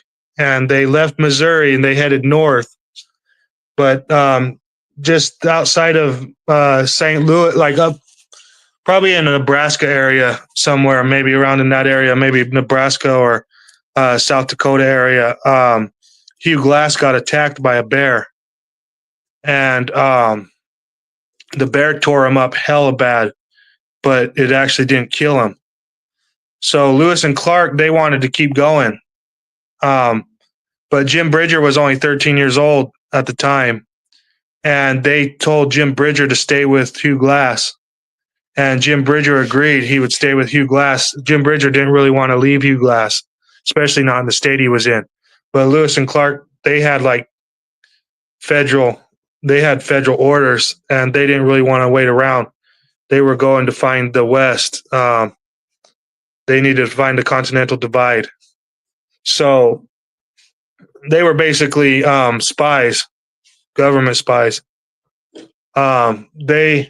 They left Hugh Glass's ass, and they actually left Jim Bridger's 13-year-old ass too, with the maimed and mauled Hugh Glass. And then after a week, Jim Bridger got scared and decided to leave Hugh Glass. But Jim Bridger actually fucking took Hugh Glass's rifle and his possibles pouch when he left, because Jim Bridger was going to go back to Missouri, and he was 13 years old. He thought that Hugh Glass was good as dead. So basically, he took Jim Bridger's rifle. Jim Bridger took Hugh Glass's rifle and his possibles pouch and headed back to St. Louis, Missouri. And it turned out Hugh Glass survived. He tried to crawl back to Missouri, and he said that he survived on wolf carcasses, wolf kills. So like the wolves would kill an animal, and then he would scare the wolves off to kill and eat the kill for himself. And that's how he got his energy and his power to survive back. And he made it back to Missouri, and he actually found Jim Bridger in a bar in St. Louis, and he wanted to kill Jim Bridger for taking his gun and his possibles pouch. But Jim Bridger was only 13 years old, and he told Hugh Glass, he said, "I thought you were dead. I didn't expect you to live. So, I needed it. And then Hugh Glass realized, I think Hugh Glass was 25 or 27 at the time. And he realized Jim Bridger was just a boy, 13-year-old boy, and that it was true. Not one of them expected Hugh Glass to survive. Jim Bridger, and not Jim Bridger, but Lewis and Clark, they took the hell off. They were the older men. They were the ones that should have stayed with Hugh Glass, or at least made sure they left no man behind. But no, Lewis and Clark, they ditched. And then later on in life, turned out that Jim Bridger and Jedediah Smith, they turned out to be some of the best mountain men in the whole entire West. They did some miraculous things. Jedediah Smith, he led a like a spy camp south through Utah down towards Colorado River, and then they met a band of Indians down there at the Colorado River that acted like they were going to help them.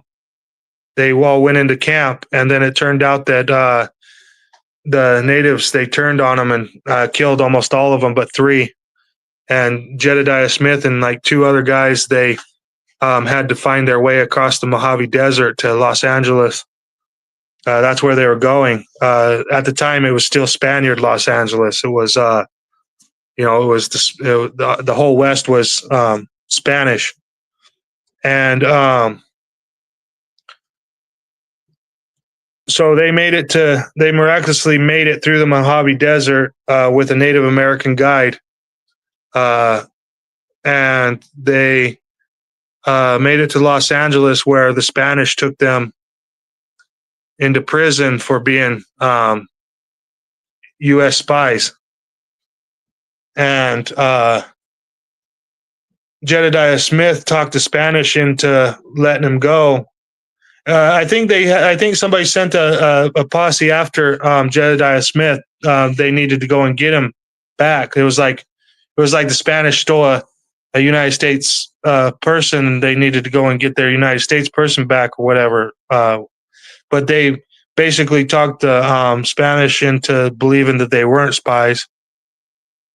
And the Spanish let them go, except they turned them north. And back then, California was highly inhospitable. There was a bunch of marshy wetland, and then high amounts of granite boulders like Yosemite, and huge forests like Sequoia National Forest, and the redwoods and stuff. So basically, they went north, and the people that didn't die on their way north decided they were going to go through Donner Pass, which wasn't Donner Pass at the time. It turned out it was the area of the Donner Pass, and basically every single one of their horses died going through Donner Pass, except for just a few. And then the few that didn't die, they had to walk from like the Reno Tahoe area all the way back to like the Salt Lake Bear River area in Utah. And oh man, they were having to freaking puncture their horses' veins in their front legs with they would puncture the vein with pinyon pine needle, and then drink the blood that was coming out of the horse's front leg veins for hydration. And they would basically eat the horses when they died, but would try to survive on the horse blood for hydration for as long as they could. Nevada was barren, and then western Utah was highly barren back then. Plus, it was unsettled, so the boys didn't know where to go, and so they basically had to get across there, not knowing shit about the land. It would be easy for me to survive in northern Nevada today, knowing, what they went through, but that's a whole nother story, being actually back then when they were going through it, and it turned out that Jedediah Smith and Jim Bridger, they both married into the Shoshone tribe, and that was the Wind River tribe of Wyoming, Wind River, Bannocks, Western Shoshone. They they married into the Shoshone tribe, and that's why there's a lot of Smiths in the Shoshone tribe today, because Jedediah Smith had like 3 to 5 wives, and they were Native Americans, and so basically all of his kids were born into the tribe. And when you're in Native American culture, when you marry a Native American woman, you be like even the Native Americans, when they marry a Native American woman, the woman doesn't go to the man's tribe, the man goes to the woman's tribe. So basically, Jedediah Smith and Jim Bridger both married into the woman's tribe, which was the Shoshone, and that's why you got a lot of Smiths and Bridgers in the Shoshone tribe, especially in the Wind River area, and southern Idaho, northern Nevada. So that's one of the other reasons why there's a lot of Smiths in the Native Americans. Who got close enough to smell and lived to tell about it? Smell what? The hair of the bear or what? And there are Pukwud, Wuji. Oh, who got close enough to smell the skunk ape?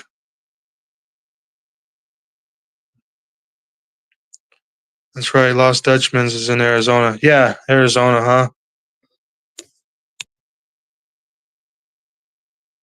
Oh, that was awesome info. Thanks.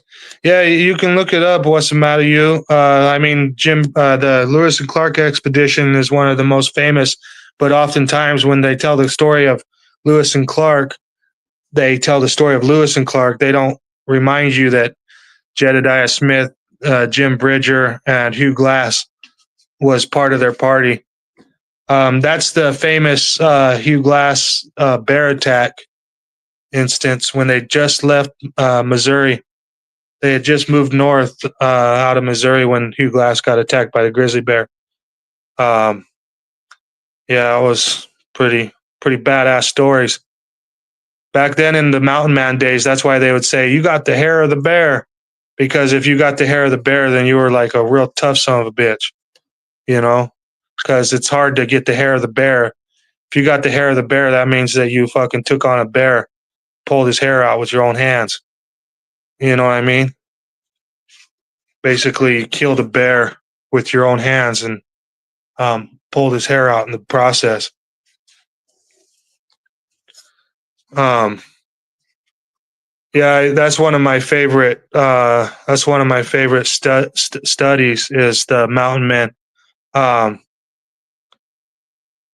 Jackson Hole, that was named after one of the only black mountain men there was, and that the one black mountain man that there was, he was a badass. And west of the Mississippi, there was no racism.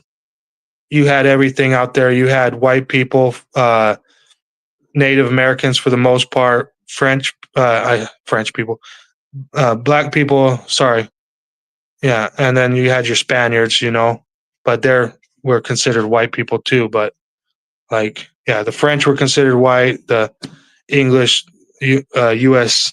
was considered white, and then the Spanish was considered white. But then you had very few blacks, and I mean, I say blacks, but I don't mean it that way.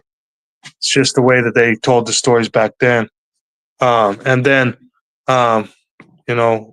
Native Americans. But yeah, the Sioux tribe and the Shoshone tribes were friendly with the Lewis and Clark expedition. The Blackfeet was not friendlies. They're everywhere from like Wyoming, Montana, Oregon, and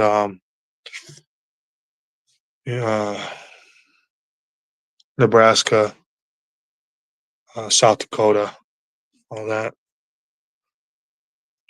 Kenny Veach and the M Cave was in Nevada. Yeah, Kenny Veach and the M Cave is in the Superstition Mountains down by Las Vegas somewhere. That's a really scary um, uh, story. I've always wanted to go and check on myself, but I grew up in the state of Nevada. I'm really familiar with the land and survival techniques in the area, the Northern Great Basin. But down there in those mountains, I'm not familiar with the. I'm not as familiar with the Mojave as I am with the Northern Great Basin. So it kind of is a little bit daunting. But I mean, I do have a lot of survival training for the Mojave. It's just I've spent very little time in the Mojave. So while I have the learning on paper, I don't have the experience, which experience is a whole lot better. You can learn something on paper for fucking years and still not have what it takes. But the northern Great Basin, I have a lot of experience surviving in that desert, which is sometimes more hospitable desert than because in the Mojave it gets cold, but nothing like the Great Basin. Um, in the Great Basin, it can be 115 in the daytime, and then as low as 40 to 30 degrees at nighttime. So you're basically going from heat exhaustion to fucking uh, hypothermia in the same day. The Horton Mine is in Nevada too. Yeah, I think I've heard of the Horton Mine. They got the Bullfrog. That's a famous one over there by Goldfield. Um, all the mines in Tonopah are famous, especially the one where it had the fire in the mine and everybody died. Uh, it seems like if people died in the mine, they're more famous. And then you got your lore mines where there's a lore to them, which those are the more scary ones because they're the ones that are, like guarded by things of this world that we can't explain, which is actually adds to adventure, which is fucking badass. There is crazy footage from Horton Mine. Oh yeah, like what kind of footage? Like Tommy knockers or shadow people? I fucking been in a mine in Nevada over by where I live, and me and my friends we played in the mine all day long. We had our we had our lunch and shit in the mine, and we were just chilling, smoking our bowls of weed and just chilling. It felt very peaceful. And then when we went and looked at the videos, there was a part on the video where, there was a part on the picture where it looked like there was a skeleton guy looking around the corner like this with both hands. And you could see a fucking perfect skull face. It was a definite ghost. It was like, whoa, man, like right behind where, like say I was taking a picture of my two friends or my friend was taking a picture of me and another friend. And behind us, there was a definite skeleton ghost. It was like, what the fuck? There's all sorts of that type of shit. Um, yeah, my my adopted parents, my adopted dad's dad, he was old Native American back in 90. I think it was like 97. He was in his 80s or 90s, and he was really on his deathbed, real bad. Um, my adopted sister was a female, so she had the daunting task of like changing him. But me and my adopted brother, which was my friend, um, we our task was to sit in there with him and listen to his stories. And he told some wild ass stories because this was 95, 90. It was 95 through 97, and he was 80 or 90. He was 90 something at the time. And so, going back, 70 years from going back 70 years from 97, when he was in his 20s, he was probably riding horses in quite more barren Nevada than what I was raised in.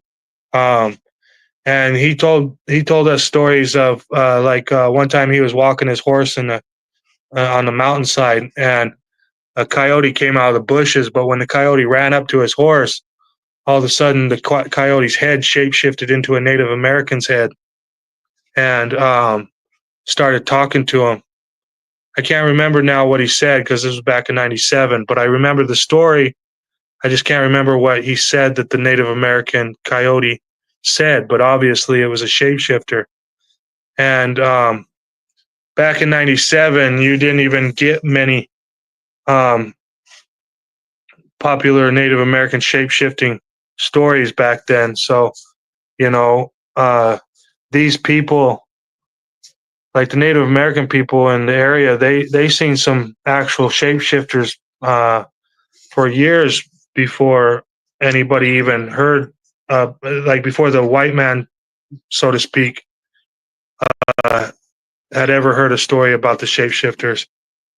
And then you got the story of the red-headed giants warring with the Paiutes and cannibalizing the Paiutes. The white world tried to dismiss the red-headed giants story as Paiute myth, and come to find out they actually found the cave where they hold the red-headed giants up and filled the mouth of the cave with sagebrush and lit the sagebrush on fire, and basically the smoke mummified the red-headed giants in the cave. And when they found the cave, they found the 8 feet tall. They were like 8 to 12 feet tall people with huge heads. The skulls were like my skull would be dwarfed like this by these skulls. And they got rid of all the evidence of those red-headed giants. For a second there, they had the skulls in a museum in Lovelock, Nevada, and even the skulls got confiscated by the United States government and then disappeared. But the people that worked at the museum still remember the skulls to this day. But finding the Redhead Giant Cave, which is called the Spirit Cave, or the Lovelock Cave, this was recent times. This was like 2005, 2002 area.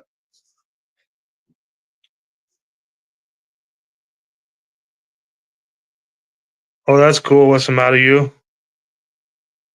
You cats ain't still arguing, are you? No. Dennison came up here to just say a couple things. Like, we talked a little bit. We didn't argue at all. And then right now, I don't know where the fuck Dennison's at. I think he's just either listening, lurking, or maybe he has fallen asleep or is off doing something else while this is on another desktop on his fucking computer. I don't know, but he hasn't said anything for at least an hour, maybe. I think probably an hour. How you doing, Joe? You want to come up?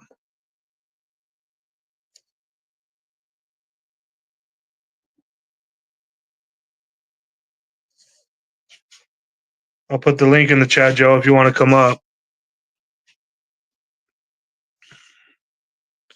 I highly appreciate you, Joe Cool.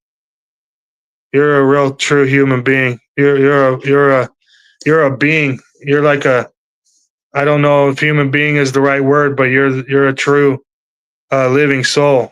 You're a true sovereign living soul.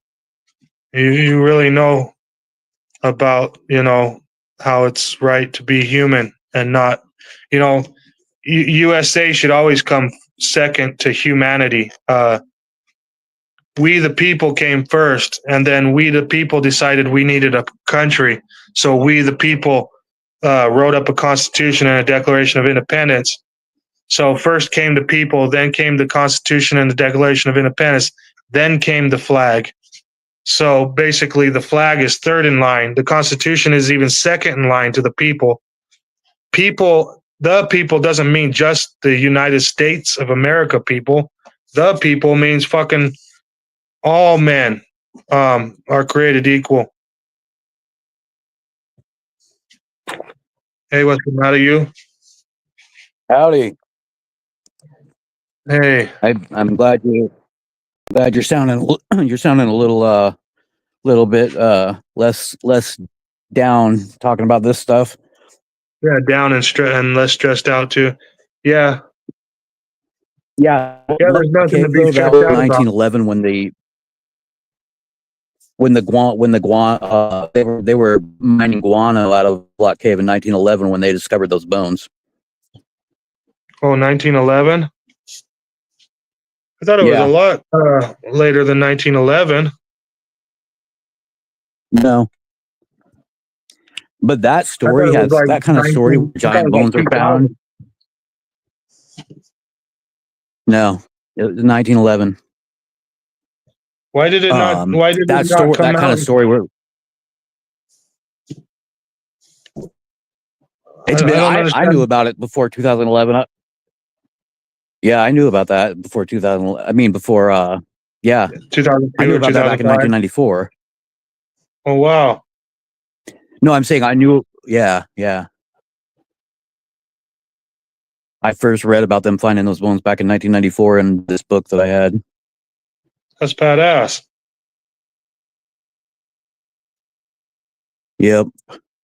But that story of, somebody finds giant bones and then every time it ends the same. Basically, the Smithsonian comes in, takes the bones away, and then later on says that they don't have them. And there was an insider from the Smithsonian who was pretty credible, and he said that when he worked there, they took a barge with like the remains of something like 14,000 giants or whatever out and dumped them into the harbor in New York. Whoa! They were storing in the basement because people were putting pressure on them just to where are these bones? Yeah.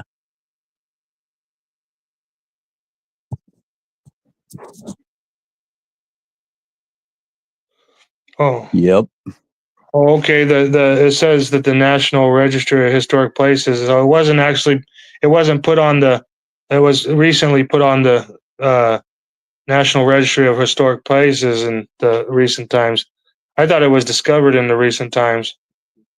I was hell off on that. Yeah, because I read Sarah Winnemucca's autobiography when I was a senior in high school, so that would have been 1994, and that's when I then went further with it and read that they'd actually dug those bones up later when they were mining guano out of that cave. Yeah, but you were saying that was the Shoshone princess, but wasn't she a Paiute, not a Shoshone? I thought she was a Paiute. I meant to say Paiute princess. It was a brain fart. It was a brain fart. Okay. Because I she thought was a she was Paiute from. princess. Yes, I'm sorry. She's from. Yeah, she's a Paiute. Yeah. I can't remember what the. Her family lives in Schurz Reservation in Schurz, Nevada. Okay. Yeah. That's where the. I didn't remember that part, but yeah, I think that sounds right. The main chief of the Paiutes lives in Schurz, Nevada right now. And that's her family. They're the ones that had the vision for the ghost dance or whatever. It's like a dance that they do that is supposed to usher in like the not necessarily Armageddon, but the end of the like the tyrant's reign. You know what I mean? Yeah, that sounds familiar. Yeah, that's right. That sounds familiar. I honed in so much on that story of the Lovelock Cave giants that I kind of forgot a lot of the rest of what she wrote in there. But yeah, that rings a bell. Yeah, all those stories are like connected and significant. They actually some of the parts of it being significant is the fact that they tried to discredit it all. You know what I mean? Oh yeah, And I mean, it's amazing how much of this native lore is actually true, and how many of these creatures that they believe in are actually real. yeah, and then how much they're discredited by like modern Yeah, people. yeah, you have almost a ubiquitous acknowledgement of the existence of Sasquatch among all native tribes and nations in Canada and the U.S., and yet there's kind of this racist undertone that, well, they're just savages that believe in anything or whatever. And so I mean, how could anybody not believe that the things exist when, you've got all those, like I said, the ubiquitous agreement, basically. I haven't heard of a tribe or a nation that's come out and said they didn't have, didn't believe that those were real. It may have happened, but if so, I haven't heard of it. But, what people don't realize is that just like, what happened when you look at the churches and everything in Europe leading up to the bubonic plague, you see what depictions of wild men. They call them hairy man, wild man, whatever. Wood woes is another word they use. Mhm. All over churches in Germany and England, all the UK, everywhere, all over Europe, you'll see depictions of them. But then after the plague, because their populations were decimated by the plague as well, and they pulled back from humanity. And then the same thing happened when the white man came here to the Americas.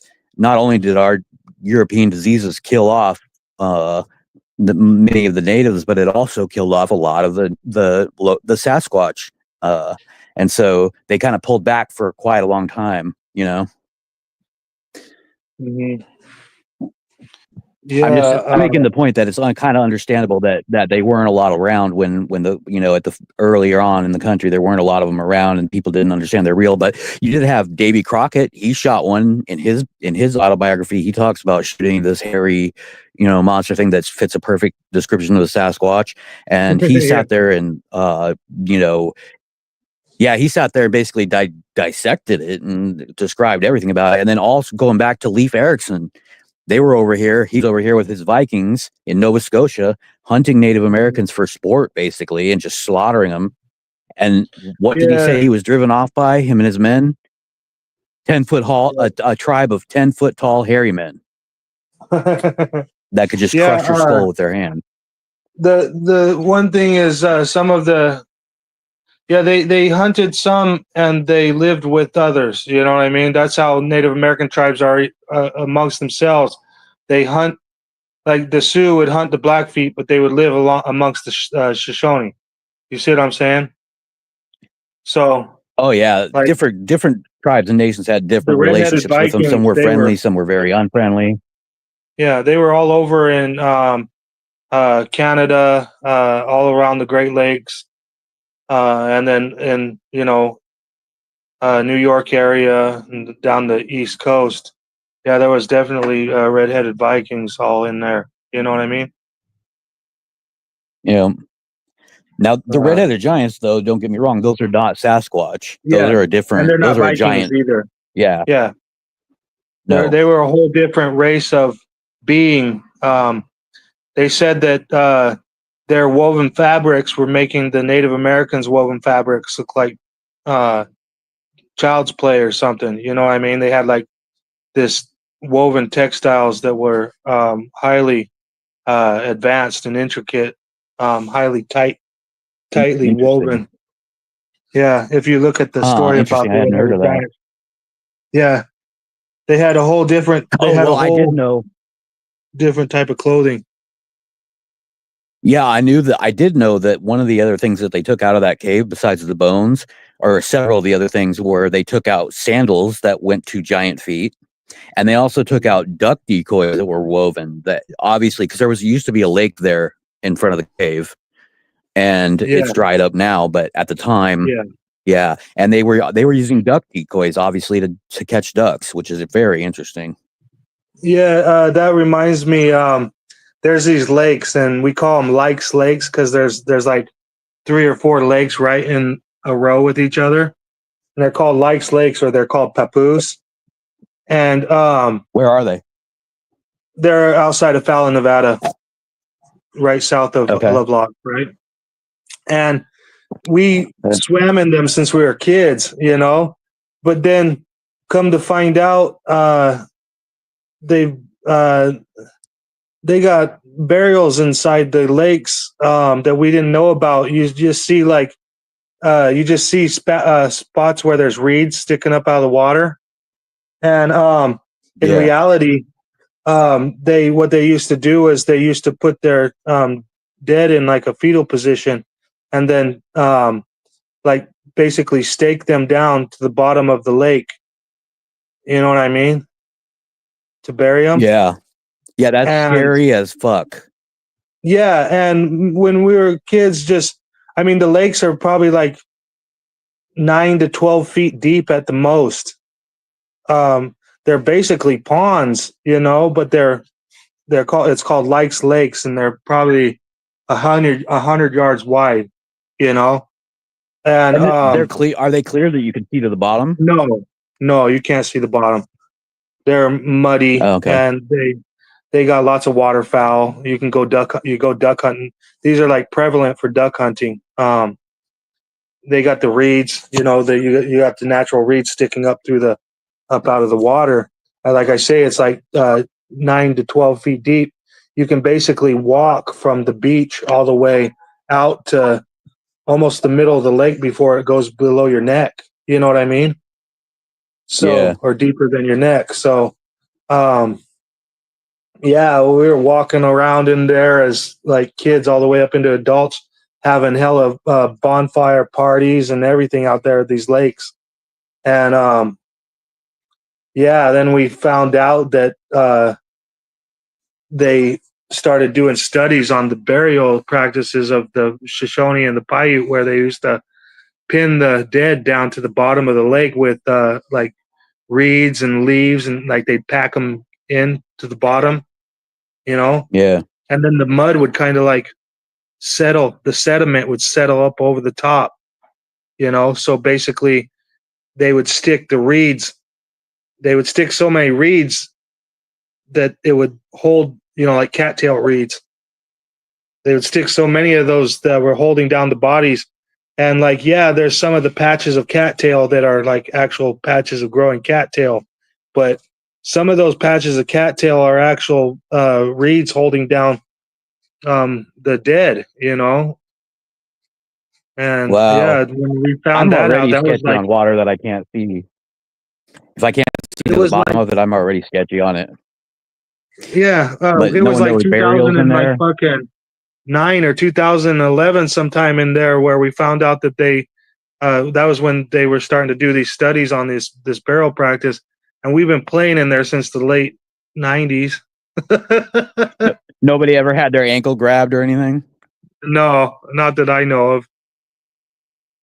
Everybody goes out there to party. I mean, that's like one of the biggest party spots, because it's hella fun to like party and like drink beer basically and party in the lake.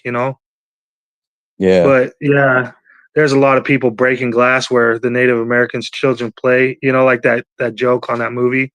Thank you for breaking glass where my children play. Yeah, there was a lot of that happening in the late 90s out there, It's terrible looking back on some of the things that people were doing. And then they all of a sudden find out that these are fucking like burial grounds, Yeah. It's pretty So sad. did they cut? They didn't cut off access to them. They did they? No, Or did they? no, they didn't cut off access to them. No. It's they're on public land. It's just 3 lakes. I mean, nobody even knew that there was people that they were burying people in there. I mean, these are ancient burials. Nobody knew they were there until they found out that they were there. And by Right. that time, it's a bit beyond far gone. You know what I mean? Yeah. There are still these giants that are around in very limited populations on the planet, just like the Kandahar giant that they killed in Afghanistan, that killed a Uh-huh. couple Marines. You heard about that?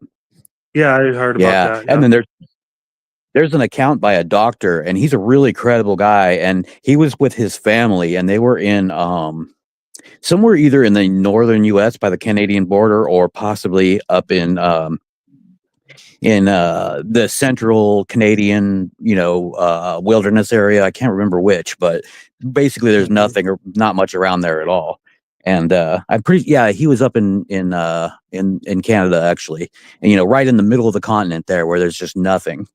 And they were camping. They were on this camping trip, and they set up their camp, and they were whatever, but they could see for a long distance, and there were mountains basically almost all the way around them.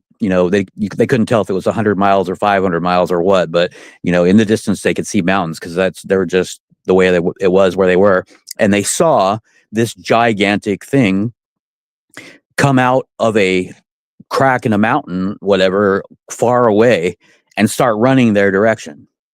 And they could tell that this thing was huge, and they basically grabbed their essentials or whatever and threw it into their Range Rover and started driving. And it was a very kind of like a Jurassic Park like scene, the way he describes it, because this thing actually came and got to within like 500 feet behind him, and he said he was just wrecking his Range Rover, just driving full speed over this nasty road that he had to pick and choose and go slow getting in there. But luckily he didn't bottom out or wreck or anything like that, and they managed to get away. The thing stopped running at some point, but it was a giant. It was like a 30-foot tall humanoid. Wow. Yeah. It's crazy how many recounted giant stories they have on, even in recent times, and then it's kind of hard to believe that they hadn't existed. You know what I mean? Oh yeah, it's silly, people that don't believe that they existed. Mm-hmm. All through South America, Patagonia means giant foot, land of the giants, basically. All through South America, all Central America, North America, there were giants everywhere. Mm-hmm. And a lot of times by giants, they mean people that were like 7-8 foot tall or whatever, which at the time, it's still tall now. It's still, extremely tall now. But at the time, when you have people that are 5 foot or whatever, on average, it's even bigger. They're not necessarily all 20 feet tall, 30 feet tall, although those do exist as well. Mm-hmm. Yeah, even taller than that have been reported to exist, but yeah, most of them are like 8, 9, 12 feet tall. There's also that large finger from Egypt, from an Egyptian burial. That's definitely a real finger. I mean, that thing is I think that they estimated the height of that had to come off of like a 26-foot tall person. Well, that'd be freaking crazy. You can look it up online. If you were holding it, it'd be like holding a tennis racket, but it turns, or whatever, because it's crooked like a finger, but it's definitely a real finger. Well, I don't know if I've ever gotten to see that. Yeah, if you just Google like giant Egyptian finger, I'm sure you'll find it right away. I was sitting here trying to Google because Jarbidge is a Shoshone name, and they're saying right now it means devil, but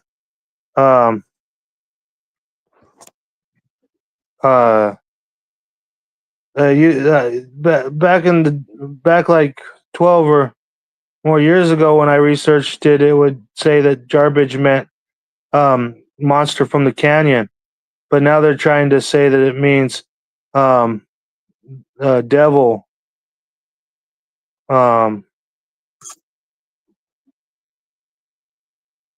Which is weird, but yeah,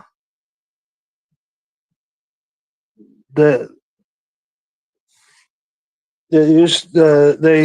said that I mean, there's a place in Elko County called Jarbidge, and then it's known that the Native Americans were seeing a monster or some devil creature in the mountains in Elko County, and that was named Jarbidge. and then um, they think that they were describing Bigfoot and naming it Jarbidge, but Bigfoot wasn't very nice. Sometimes they would take their children. You know what I mean? Yeah. Yep. That's those redheaded giants too. They like the Paiutes and the other tribes in the area. They tried to make peace with them several times, but the thing every time that food got scarce, these giants would cannibalize on the local tribes, and so they kept telling them, you stop that, or we're not going to put up with it anymore. And then, like you said, one day they had enough of it. They did it again. They kept promising to not do it anymore. They gave their full on packed words and everything, but they couldn't be trusted because every time, then sure enough, here they were cannibalizing them again. And so they, all the tribes, even though the ones that were warring with each other, got together and they stacked a whole bunch of wood at the mouth of the cave one day when they knew they were all in there, and they shouted for them to come out and surrender, which the things didn't even reply. And then at one point, one came running out. Yeah, they filled him up with arrows, and he fell to the ground finally. And they shot and they flaming arrows and at all the kindling that they'd stacked up at the mouth of the cave. And I guess they could hear them, and they're screaming. And a couple of them came running out during the fire and attacked and whatnot. Yeah, but generally speaking, I guess they all just died in the cave. Yeah, a lot of them died in the cave, but yeah, a couple, like 2 or 3 of them, came out of the cave trying to fight for their lives, but were met with like arrows. I found a thing. It says, "Friends of Nevada Wilderness, Jarbidge Wilderness. What's out there?" It says the name Jarbidge translates from the Shoshone, or Shoshone word meaning monster that lurks in the canyon, or weird beastly creature, according to legends is shown.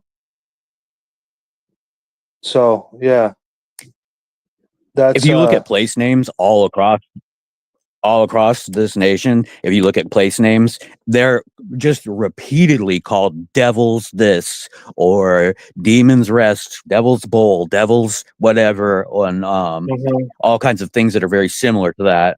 And also sometimes even things like Ape Canyon, and these were all most of these names are difficult to trace, but when you find a name like that something bad happened to somebody back in the day. And in most of those cases, it's going to be that someone ran into a Sasquatch or whatever, and they named it Devil. They didn't know what to call them back then.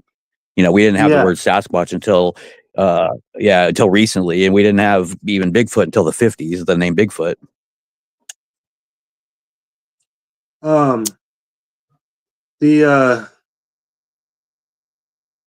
They have 2 words. They have the word Tasahabits for the giants, and they have Jarbidge for the monster from the canyon. So there was 2 large big creatures that they talked about back then, and obviously they could distinguish between the 2. One was the red-headed giants, which was basically a creature to them, and then the other one was a big hairy devil-like creature that was a monster from the canyon. So that had to have been like Bigfoot. You know what I mean? It's just the description, descriptive of Bigfoot. Yeah. But oh yeah, there's so many cases of that. It's just crazy. There's some reports that where Bigfoot's nice, and there's some reports where Bigfoot's mean. So it just depends on what type of Bigfoot you encounter that day, probably on what it appears that there are a number of subspecies of them, and they are of different temperaments in general. Like the big giant ones out here in the Pacific Northwest tend to be fairly reclusive and gentle, and the more man-sized ones, like the Iowa grassman and the ones around there, they tend to be a lot more aggressive. Yeah, or more aggressive. Yeah, the skunk ape. The skunk apes aren't really considered too aggressive. They're more aggressive than the Pacific Northwest ones, but they're not generally too aggressive. But we know, there's those pictures of those skunk ape pictures of one that looks like an orangutan. But we know that a lot of the skunk apes look just like the ones in here in the Pacific Northwest. So there's definitely there's also ones that have baboon-like features. They have almost a canine-like snout, like the one that was caught in the picture at the 7 Shoots. The Beast of Seven Shoots, they call it. Yeah. And Wow. it's interesting how these photos will get caught or whatever, and that was a real estate person that was taking that photos out there or whatever, and they didn't even know what they caught until way later. They had this poster blown up of this beautiful shot they took of the falls or whatever, and here's this freaking creature. It's got some kind of a thing under its arm that looked like a fluffy white thing, and sure enough, when people went and checked, there was a lady that lost her dog there, her chow there that day, her white chow. And here's this thing in the picture, like it looks like it has a white chow under its arm or something like that. And it's looking up at the camera. It's down below, and it's got a baboon-like nose. I mean, it's just the features on it are totally pretty clear, pretty darn clear. Jeez, but And then looking at be like more like a dog man, though, wouldn't it?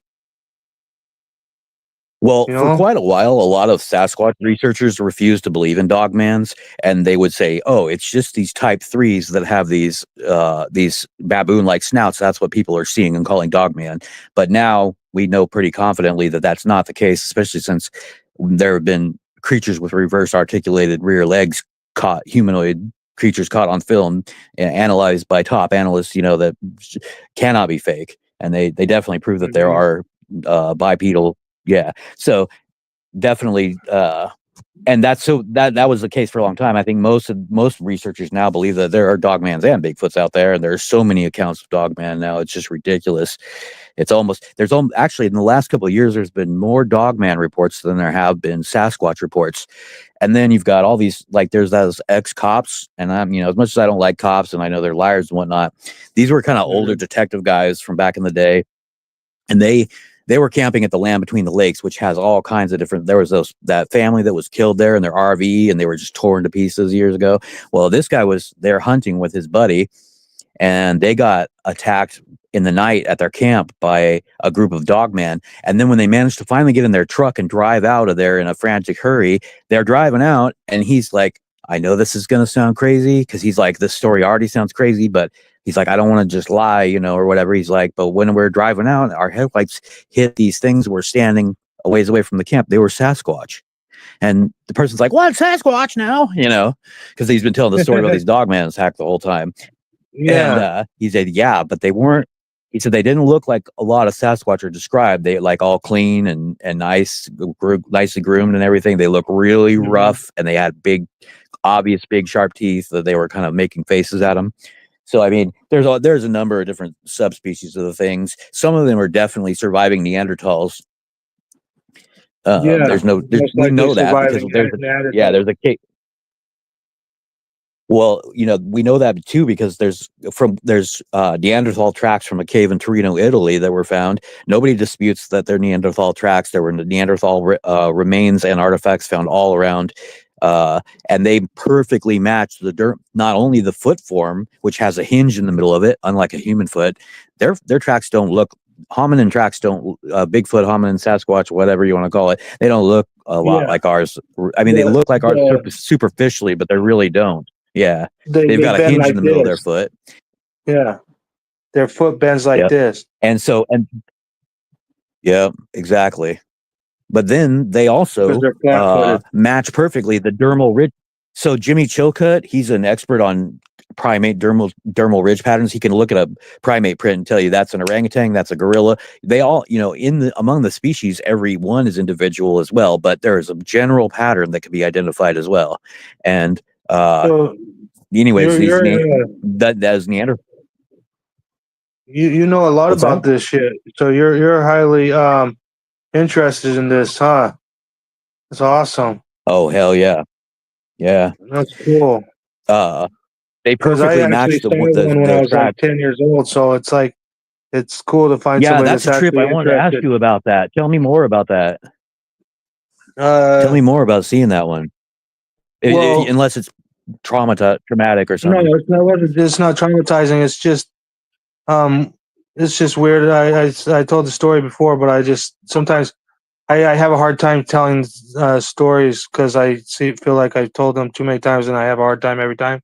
But basically, it was me, my friend Charlie Myers, and my friend Sean Riley, and we were out in the back of Charlie Myers' house, and his it was like a double wide trailer in a fenced yard with trailer houses on both sides, all the way down the road. It was a place in Elko called Right. Bullion Road. It's called West Bullion. It's basically the outskirts. It used to be the outskirts of Elko, but Elko's been growing a lot in the last bunch of years. But in '89, the bridge was made, so we called it the New Bridge because they had like the 5th Street Bridge, the 12th Street Bridge. They had a catwalk there, and then I think the 2nd Street Bridge, and then they made this new bridge. We called it the New Bridge, but it's got an actual name. And it's basically on one side of on the south side of the bridge, it's Bullion Road, and the north side of the bridge is Idaho, leads to Idaho Street, and the Elko County Jail is right there on the left-hand side of the mouth of the north side of the bridge. It's well, there was nowadays, if you look on the Google Maps, you'll see that there's a big old like baseball field complex right there on the west side of the bridge, but that used to not be there. It used to just be open sagebrush and fields and marshy area down towards the Humboldt River. And we were just laying there in the backyard. We were like basically camped right by the fence because we were 3 young boys. We were all 10 years old. We were in the same class.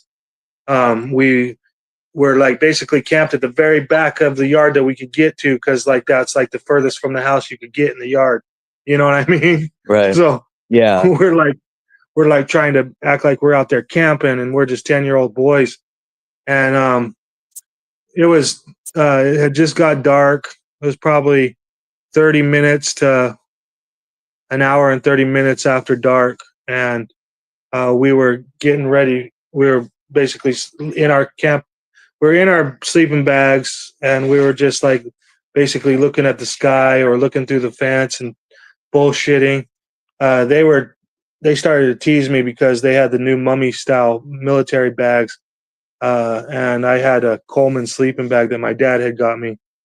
And so basically, back then, my dad hadn't gone to prison, and we would go every year to stay with my dad for the summer, and then stay with my mom in Nevada basically all year, and then just for the summers we'd go to Utah, back to Utah. Well, anyways, so that's why I had this sleeping bag, because I had just gotten done. It was like the end of summer. I just got back from my dad's house. I had just gotten this new sleeping bag. I thought it was a badass sleeping bag, but when I went to camping with Sean and Charlie, they started teasing the shit out of me about this fucking sleeping bag. Anyways, about that time, they were teasing me. We were all looking at the bridge, and the bridge is all lit up with streetlights all the way across. And on the west side, it's just got like a 3 to 4 foot concrete wall. And then there's 2 lanes of traffic. And then there's another 3 to 4 foot concrete wall divide in the middle, and then 2 more lanes of traffic, and then another 3 to 4 foot concrete wall with the sidewalk, and then like a 13-foot chain link fence that arches up over the sidewalk. You know, it goes straight up next to the sidewalk, and then at the top, around 10 feet, it starts arching up to where it ends at about 13 feet. It's almost like clamshelling the sidewalk. You know what I mean? And is it meant to keep people from going off the side or something? Yeah, it's like meant from, like if you had a straight up and down fence, people might climb up and try to climb up and over the fence and hurt themselves. So they made it like hooked at the top. You know what I mean? Yeah, they do that a lot. Of the sidewalk. Yeah. Well, we're sitting there bullshitting about these sleeping bags, and all of a sudden, Shit, I was an awkward kid too. Like, you know how everybody's awkward with me these days, doesn't, and like I'm easy to argue with these days. Shit, when I was a kid, I was the same. You know what I mean? Like, I had a hard time with friends when I was a kid because I was highly athletic, Right. so I got along with everybody athletically, but mentally, no, I was the Payless shoe wearing poor kid with fucking mental problems that you know was hard to get Right. along with. So I mean, I was the same Yeah. back then. There's basically the basis of this conversation we're having too. But to me, these kids are my best friends. But to them, I'm just like on their wrestling team, and they just put up with my ass. You know what I mean? Right. Right. Um, our friend Sean Riley, he was actually like he's like number one. Sometimes I'd be able to beat him. I could beat him like 2 times out of 5. But he beat me most of the time. Okay. So he was basically the best on our team. I was probably second best on our team. There was another guy that was on our level, but Charlie, he wasn't even on our level physically, but at the same time, he was more mentally capable in school than us. But he was still on our wrestling team. He just was probably like maybe like a 7th or 8th place in a tournament style wrestler. You know what I mean? He basically Yeah. didn't really want to wrestle. His dad just wanted him to wrestle. Um, but I didn't even have a dad. And then Sean Riley's dad was the wrestling coach, so he was definitely in it. But anyways, yeah, about the time they were teasing me about my sleeping bag, I was basically trying not to take none of their shit. All of a sudden, we see this black creature crawl from the darkness on the west side of the bridge, where there's no sidewalk and no chain link fence. And there was no cars at the time. It was probably 9 o'clock, 10 o'clock.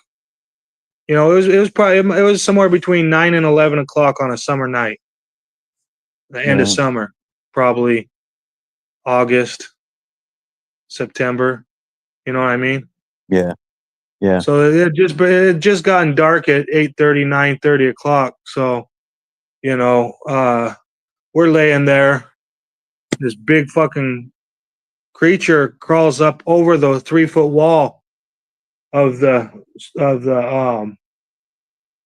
bridge, and basically on the west side of the wall it's pure darkness all the way down, but then on the east side of that wall, which is on the west side of the bridge, is all lit up from there to the um, east side of the bridge, because the street lights are on the east side of the bridge. The sidewalks on the east side of the bridge, the chain link fence is on the east side of the bridge, and the street lights are on the east side of the bridge. But there's a Okay. 3-foot to 4-foot concrete wall on the west side of the bridge. This thing crawled up over, like maybe grabbed it with both hands and then slid its body, like snaked over the wall. You know what I mean? Chest, Right. like all on its chest, and then crawled down over the 4-foot wall and basically was on its hands and knees. But what we were looking at, we're like, is that a bear? You know what I mean? That's what we were all like thinking. Yeah. Yeah. I'm We all sure. said. We basically exclaimed this. It was probably 50 to 75, maybe 100 yards away, right? But it was all lit up with Right. street lights. So we're basically in the darkness, and everything in the street lights very easily seen from where we're at.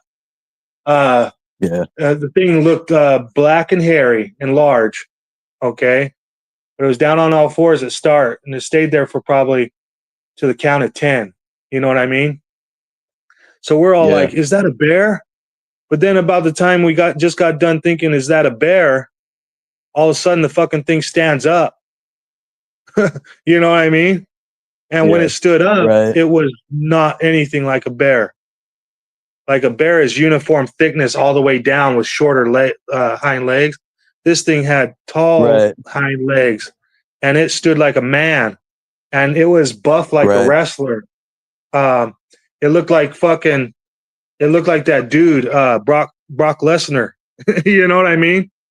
Only it was like fucking way bigger than any Brock Lesnar. And then Yeah. its neck the shoulders like continued into the pointy head. You know what I mean? And Okay, yeah, that's a perfect description. Yeah. yeah, and though when it moved, it didn't move like Brock Lesnar. Like Brock Lesnar is big and slow. You know, he's all muscle bound. This thing did not move Yeah. muscle bound. It moved like Scottie Pippen. You know, Wow. like I wouldn't say Michael Jordan, but I would say Scottie Pippen. You know what I mean? It moved like a tall, Yeah, you're not lean the only guy. one to say that. They're surprised that see this giant, this what looks like a bulky like Arnold Schwarzenegger, but much bigger, and then it moves like a like an agile basketball player or whatever. Yeah, that's exactly what this thing was like. It basically is crouched down. It's crouched down for about 10 seconds. Then all of a sudden it stands up, and then it just stands there looking towards the east for a good 10 seconds, and then all of a sudden it starts walking, and it starts walking perfectly, just like a human being. It had none of that gait like that Washington Bigfoot they show. This thing moved like it was a real life human freaking being. You know, only when it got to the 3 to 4 foot wall in the center divide, it didn't hop up or put its hand down to move over. No, it just walked over the wall with its instep. You know what I mean? The instep was like a good foot or two above the concrete wall. It was like 4 foot tall. So the instep on this fucking thing had to have been 5 to 6 feet tall. You know what I mean? Wow. Yeah. And then on top of it, its body was perfectly figured, almost like a muscle bound, like Arnold Schwarzenegger, Brock Lesnar, human being. Its body was proportionate, like a human being, Right. only huge, muscle bound. And it just Yeah. stepped over the concrete divider in the center of the lanes and walked across the other 2 lanes. And then when it got on the east side of the bridge, instead of going around the chain link fence, it just reached with its left hand onto the chain link fence, which was probably at its eye height. It's probably at its Wow. eyes. And the chain link fence was probably a good 13 feet tall. And Yeah. so basically, it reached its arm. It reached its arm out like this. It reached its arm out like this, basically to eye height, but a little bit higher than shoulder. And then it just went like that, Right. and it pitched itself up over the fence.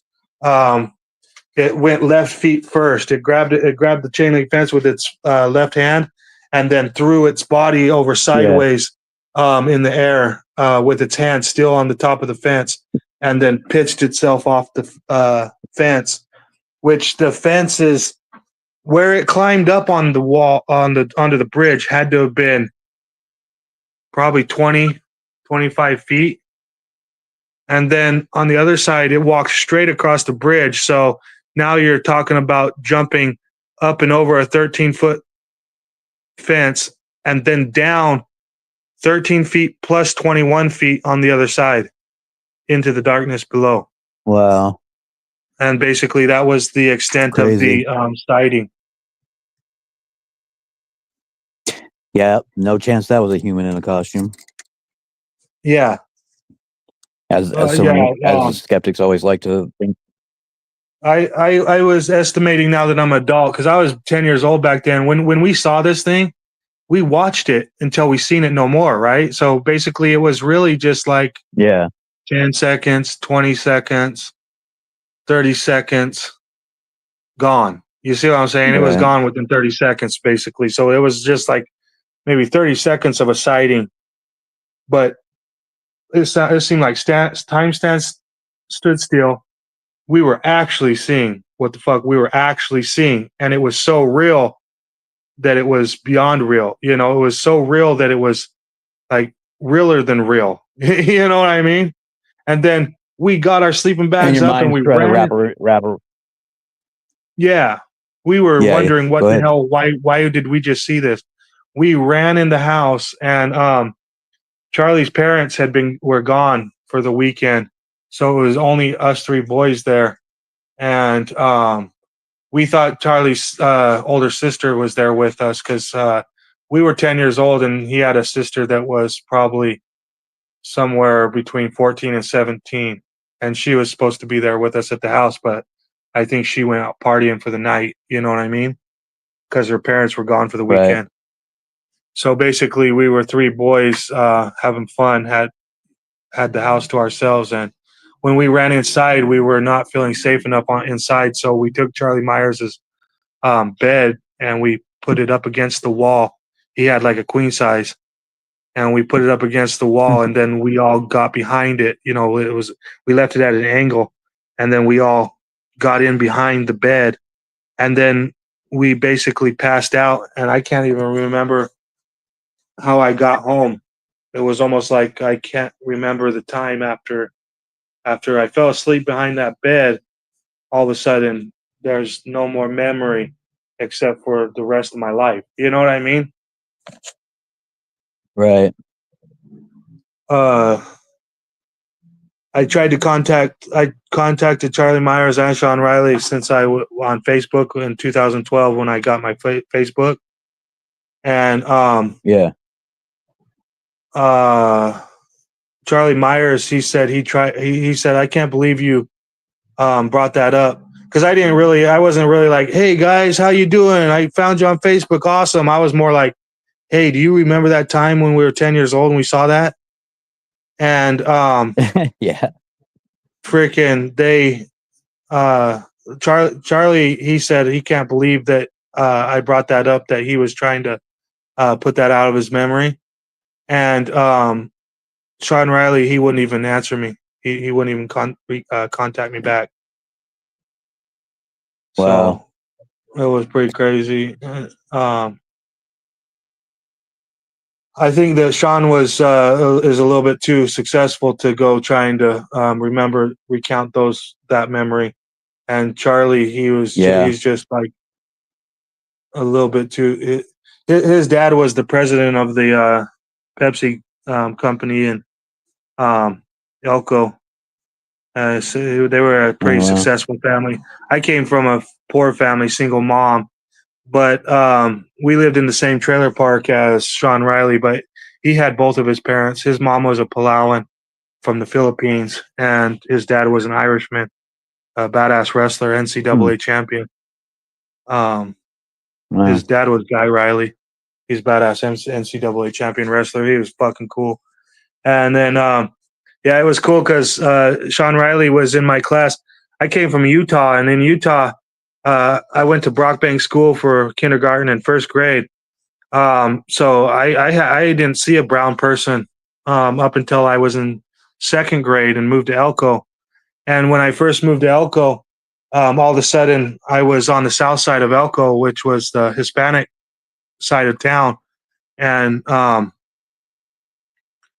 basically, I was surrounded by like Hispanics all of a sudden. And my friend Sean Riley, he's half Filipino, half Irish. So when I first started talking to him, like everybody was speaking Spanish right around me, and I'm thinking, what the fuck are they saying? Because we're standing in line at the lunchroom, the lunch line, and I'm wondering what they're saying in Spanish. And so I asked my friend Sean Riley, because Sean Riley was the only other one speaking English, and I instantly, I was 7 years old in second grade, and I was associating Sean Riley's brown skin with being Hispanic and knowing Spanish, but he knew he knew just as much Spanish as me, which is none, But just because he was a brown kid, I thought he was like Hispanic too, and he should know Spanish. But he's the only one speaking English, so I asked him, "Hey, do you know what what are they saying?" He's like, "Dude, I don't know what they're saying. I don't speak Spanish." And he said it all like mean. This is like the first day I ever met him. Like basically, it was my first day of school in Elko, Nevada. I'm surrounded by these brown kids, and they're all speaking Spanish except for this one brown kid. This is my 7-year-old thoughts. It's not like I was racist or nothing, because it turned out that all these kids became all my friends. But yeah, Sean Riley was like looking at me like I was stupid and shit. Like, bro, I don't know Spanish just because I'm brown, dude. You know what I mean? But he didn't realize that. But he I didn't tell him, hey man, you're brown and do you know Spanish? What are they saying? I was more like, I just asked him like naturally if he knew what they were saying, but he was highly turned off by me asking him that. And then it turned out that when we went home after school that day, I found out that not only was he in my class, but he lived 2 trailers down from me, and his dad was the wrestling coach. So basically, from the first day of school in Elko, at 7 years old, I lived 2 houses up from the wrestling coach and his son that was my age. So basically, it was full on wrestling from that time on. You know what I mean? Right. Sean Riley, he didn't really even like me. I always considered him my best friend, but he never considered me his best friend.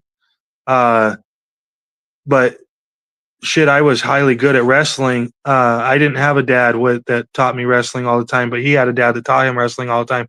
So basically, my passion for wrestling allowed his dad to use us both as a way to teach his son.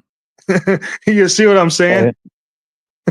Yeah. Basically, I was basically the test dummy for his son, but at the same time, I was also learning myself, and I caught on hella quick. You got the benefit too.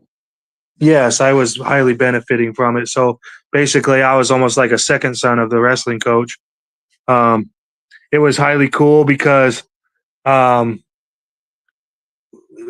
Riley, he not only taught the wrestling in Elko, Nevada, but he also was the wrestling coach and a fire crew chief at the NYTC, Nevada Youth Training Center, there in Elko, Nevada. Okay. So basically, they were for boys that were anywhere from 16 to 24 who had gotten in trouble. And instead of going to juvenile hall or jail, they would be sent to Nevada Youth Training Center. And they would basically be firemen that would go around the state of Nevada putting out wildfires. Plus, on top of it, Guy Riley would. They had a whole wrestling team up there at Nevada Youth Training Center, and these boys were badass because in Elko, Nevada, it was more like a ranching community, and it's really a white community, like a white rancher community. But there's a portion of town that was for Filipinos and Mexicans and Hispanics. So basically, you had your whites on the north side and the middle, and then the south side was basically where all the Mexicans and Hispanics were like at. It was highly a racist place back in the early 90s, late 80s, early 90s.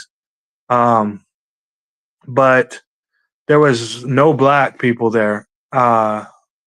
And that's why it was cool to be able to go up to the Nevada Youth Training Center, because there was a lot of black kids at the Nevada Youth Training Center. But we were 7 years old to 11 years old, hanging out with 15 to 24-year-olds.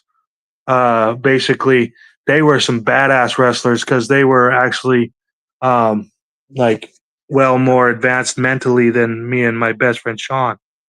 Even though me and Sean were highly badass wrestlers for our age, we didn't compare to those boys. But we all looked up. Me and him looked up to those boys, and we would sit there and watch them, and then we would mimic them with us.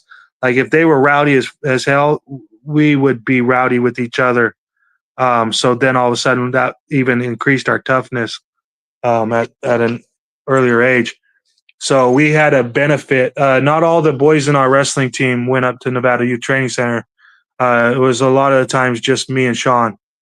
There was a couple of times where our friend Marcos would go, but me, Marcos, and Sean were number 1, 2, and 3 on our wrestling team in Elko, Nevada for our age group and our weight division.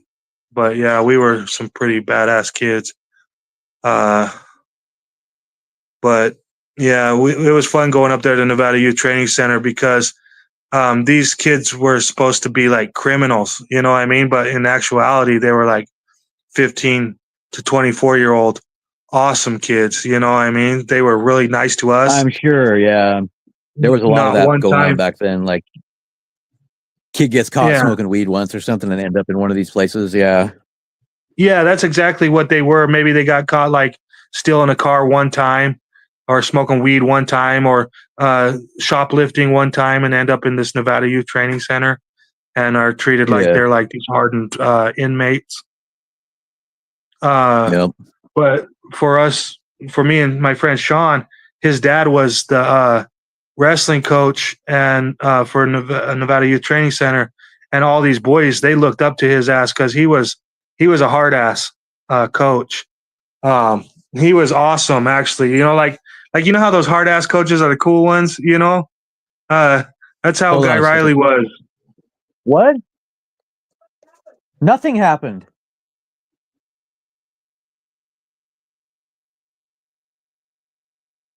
No, I did Yeah, not. Sorry, Did you hold set on. off Something's going wrong here. Yeah, did you set off the alarm? What's the matter? Yeah, I guess I did. I've been down here talking on the phone. Yeah. Okay. She said someone ran up the stairs and said, "Did the gun work or did the gun go off?" And then ran back downstairs. I don't know what that's about because there's nobody What else here. the heck? But it's probably just a dream. Probably a dream. Hopefully, it was a dream and not a apparition. Yeah, we've had a know? few weird things happen around here. Yeah, we have had a few weird things happen around here. My mom, she was skeptical. She didn't believe in nothing. And some weird shit happened here to her. My house in Nevada is definitely haunted. It's fucking spooky, but the only thing is it likes me and my wife. It likes my wife better than it likes me. It told me to get out one night, but at the same time, before I invited my wife to come live at my house, my house liked me. But after I invited my wife to come live at my house started like trying to tell me to get out. And I don't know why this is. You know? Yeah. It was funny. My wife, she fancies herself a witch. You know what I mean? And she moves into my house with me, and she instantly started telling me about how my house was haunted and everything. And I'm like, duh, lady, I know. I'm highly, like, oh, you're a witch, huh? You know what I mean? Like, right. I got like an attunement, you could say. I think it's part of my my psychological disorder, that I'm attuned with psychic ability. Right. Well, anyways, this she tries to tell me my house is haunted. I'm just like, yeah, duh.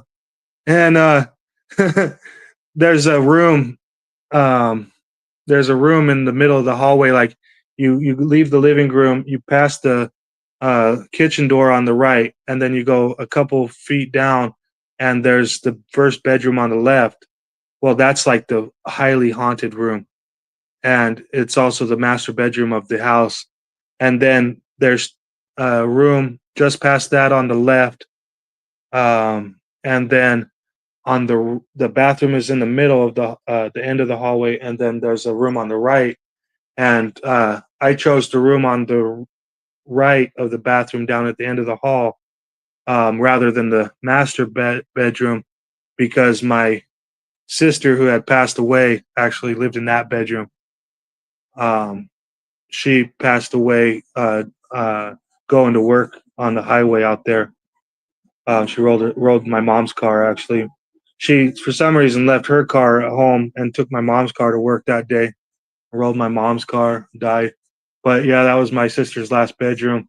So I don't really like to be in there because I like that's it doesn't only it does, her spirit is there, but the only thing is there's two other spirits. One's a bad guy and one's a funny good guy, but he plays bad. and Right. then the other two rooms are not haunted, but then the whole house is haunted. So the other two rooms, yes, while the whole house is haunted, they're not really got the high spiritual activity going on. But that one room there, Right. that has the fucking mecca of all spiritual activity. Like if you sense these things, you'd be able to tell. And then so my Right. wife had just been there like maybe like a week, and she's telling me how she doesn't like that room. And she goes, "Babe, when I was walking past the room today, I almost fell in there." And I tell her, like, instantly, I say, you didn't fall, you were pulled." you know and she instantly was like, "Oh, Right. fuck you," you know Right. but Yeah. I don't want to. I've told her to this day, like, that I was joking, but in fact I'm not fucking joking. And it wasn't the evil one that pulled her in there; it was the joking cowboy, jokester one. He's actually the one that owns the house. The evil guy, he's more of like a demon. He's not actually even like, he's not in his human form as an apparition, as a Right. ghost. He's in a demon form, but he doesn't actually own the house. The cowboy owns the house, but he's more of a jokester.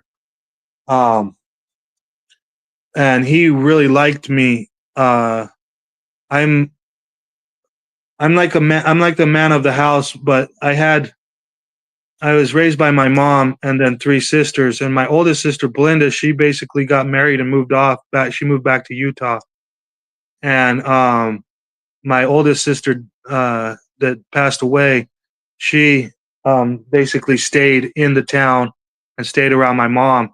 I mean, she was married to a guy for a number of years and stayed and didn't, uh, she lived with her husband and everything. But me and my little sister, off and on, like my little sister, she stayed living with my mom our entire life. But off and on, I would go back to live with my mom, basically when I didn't have a job in Reno, um, or somewhere else where I was working. Uh, so, and then I tried working from 16 years old all the way up into my 30s. Um, but I had a hard time, like, holding down a steady job. I was in the carpentry union, but I would move around. I would get laid off from one job and go and get hired on with a different contractor, and then get hired on with a different contractor. And I basically bounced around a lot of contractors. But at the same time, some of the contractors I bounced around to was on the same block. And like I said earlier, I would get laid off from like rolling trusses and then get a job framing, and then get my job back with the truss roller when it was time to roll the trusses. And then after the trusses were rolled, then I'd get laid off again. And then I'd go work for the framers again. Well, I did that for quite a while. That was probably, that was a pretty long stint. But yeah, anyways, yeah, the house that, my mom bought the house in 2005 for $8,000. And Wow. yeah, it's it's the biggest house in the town, and it's got the biggest yard. The yard altogether is something like an acre or a half an acre, where all the rest. It's a ex military town. It's got the only magnesium mine in the United States. There's only two magnesium mines in the world. They might have three now. They might have one in China, but before it was only Nevada and then Australia. But this town was basically built in the 1940s to mine magnesium for making bullets and other metals, Right. for the war. And then after the war, the town started dwindling. Back then, there was like 3,000 people or 4,000 people, and then like today, there's sometimes less than 100. On a good time, it's a little less than 200. But Yeah. yeah, these houses, there's like almost not one house in the town that's not haunted. And many people over the years have passed away inside the houses. And then it's funny because the military, the military messed up, and the houses that came out there were supposed to be the houses that were supposed to go to Arizona or New Mexico on a navy or on a military base in Arizona or New Mexico, and then the houses that were supposed to go to northern Nevada went to Arizona or New Mexico. So basically, the highly insulated houses went to New Mexico, and then the non-insulated houses went to Nevada. So they had to find a way to insulate the houses. So what they did was put like double plaster layer on all the walls. So the walls are like extra thick plaster, and then the exterior of the houses are asbestos shingles that were supposed to be for somewhere down in Arizona or New Mexico. And it turns out the asbestos shingles, we can't even take them off of our house ourselves, supposedly. You know what I mean? Like, I would fucking Right. take them off my house, like, without even fucking thinking twice. But I haven't done it yet because I don't have the fucking money to put new siding up on my house. So it's what it is, you know what I mean? And my mom bought the house that Right. way. Basically, all these houses were owned by the mine since the 40s. And then in the 2000s, they started selling off these houses to people that already lived in town. And my mom and her husband actually bought 3 of these houses, but my stepdad kept one and my mom kept another. And then the third house was just used for whatever, you know what I mean? Right. And it was more of a fixer upper, while these other 2 houses were actually livable, somewhat livable for like the town. I mean, if you went to the town I'm from, it looks like a fucking village in Alaska without the cold. It's Right. you got all your blue tarp roofing where roofing has blown off. Basically, everybody that lives there is on retirement. And then you got your mine, the mine, but the mine, the people from the mine, they stopped living there. They commute from Fallon or Hawthorne. So, Okay. there's hardly anybody that lives there anymore. But yeah, what's left over there is this wind blown, rickety shack, 1940s shacks that should have been demolished long time ago. You know what I mean? But Right. basically, nobody has the money for that. And then you can't just force everybody out of town. The Navy's been trying to buy the town for a long time because they were going to use the town as a bombing range. They were going to practice dropping bombs on our houses, but nobody submitted to the Navy. They all said, "Hell no, we won't go." Right. The Navy was offering a pretty penny. Like I say, my mom bought the house I live in for $8,000, and it's like one of the biggest houses. It's a 5-bedroom with a big ass corner lot, and Wow. it's coveted. It's that Jim Basinger. Him and his wife are from California. His wife used to live in the town when she was a kid, but Jim Basinger is from California somewhere, and she moved off to California way back in the 60s or something.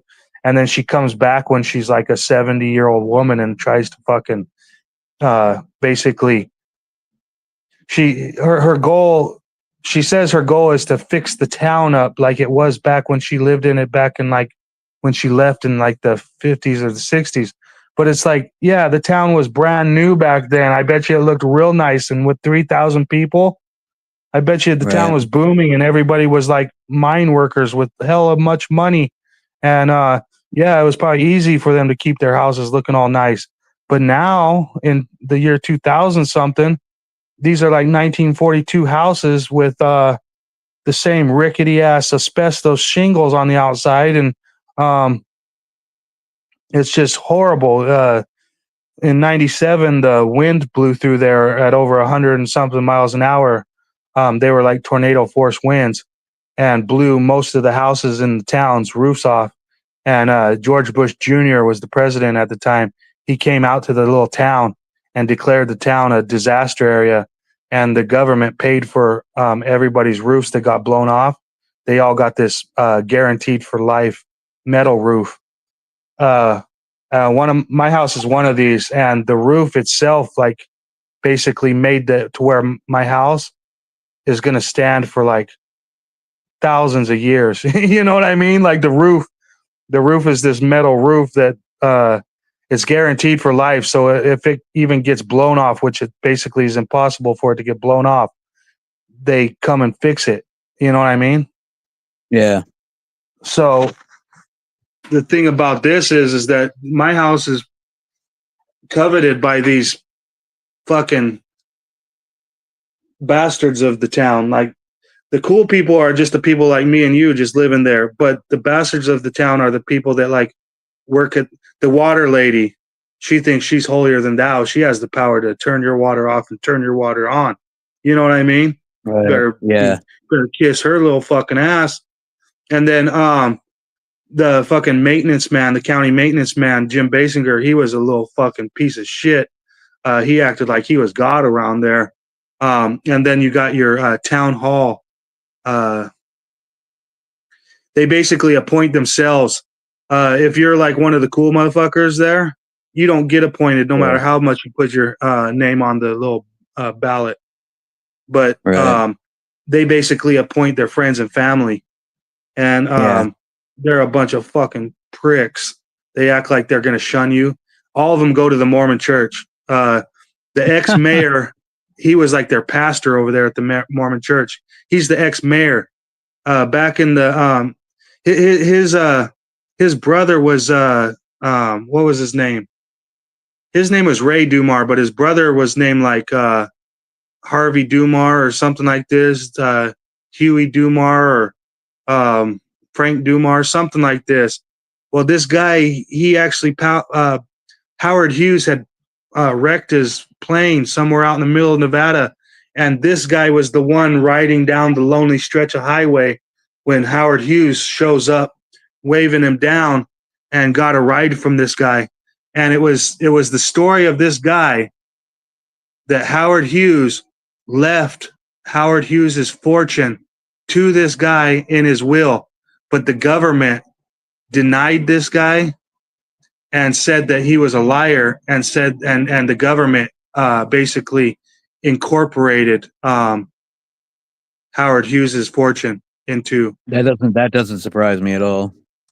Instead of giving the fortune to this guy who Howard Hughes left the fucking will to. Basically, Howard Hughes was probably thinking he was going to die that day, and if it wasn't for this guy stopping to pick him up on the side of the long stretch of Nevada highway, he very well have died that day. Back in that time, back in Howard Hughes' time, Nevada was way less populated. You know what I mean? Yeah, definitely. You might not. They call that Highway 50 in Nevada the loneliest road in Nevada, or the loneliest road in the United States for a reason, because Highway 50 between Utah and California, shit, desolate, bro. Wow. Desolate. You know, on a good day, back in the 90s, you would get a car every 20 minutes. So basically, back in the 30s and 40s, you would probably get a car once a week, maybe. Right. That's crazy, huh? Yeah, it is crazy. Freaking, I would be pissed off You can look up that guy. His last name is Dumar, and he actually picked Howard Hughes up on the side of the highway. Howard Hughes supposedly left him his fortune in his will for saving his life, and then He couldn't fucking find a lawyer. He couldn't find a lawyer to take his case. No, him and his brother are actually fucking 33-degree Masons. They were actually prominent males in the community, part of the Elks Lodge. His brother Ray Dumar was like a sheriff of the county, and Right. became the mayor. Gabbs, back in the 20s, 30s, and 40s, Gabbs was it was the only city in Nye County up until 90. What was it? 98. Up until 98 or 99, it was the only city in Nye County. Now Pahrump is the only city in Nye County. Everything else is disincorporated townships. Right. But this little town used to be the only city in Nye County, and fucking the funny part about it was Tonopah wanted to be the county seat back then. This was back when Pahrump wasn't even Pahrump wasn't a city. The only city in the Nye County was this little tiny town. But this mayor, he was the brother of that Dumar that picked up Howard Hughes on the side of that highway that day. 33-degree Mason, freaking Elks Lodge, sheriff of the county, became the mayor of the only city in the county.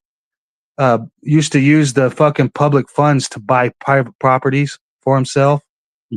Wow. The guy owned he was the mayor of the city. He owned the cafe, the store, the motel, and the gas station, and then most of the houses in Gabbs. I mean, in the city. Damn. And then the thing about it is that he used public funding to he basically put a sidewalk down one side of Main Street just to make it look like he was putting sidewalk in the town or in the city. And then the places he really put the sidewalk in front of was his cafe, the post office, his restaurant, his cafe, his store, his motel, and his gas station. And then he used the public funding to pave that entire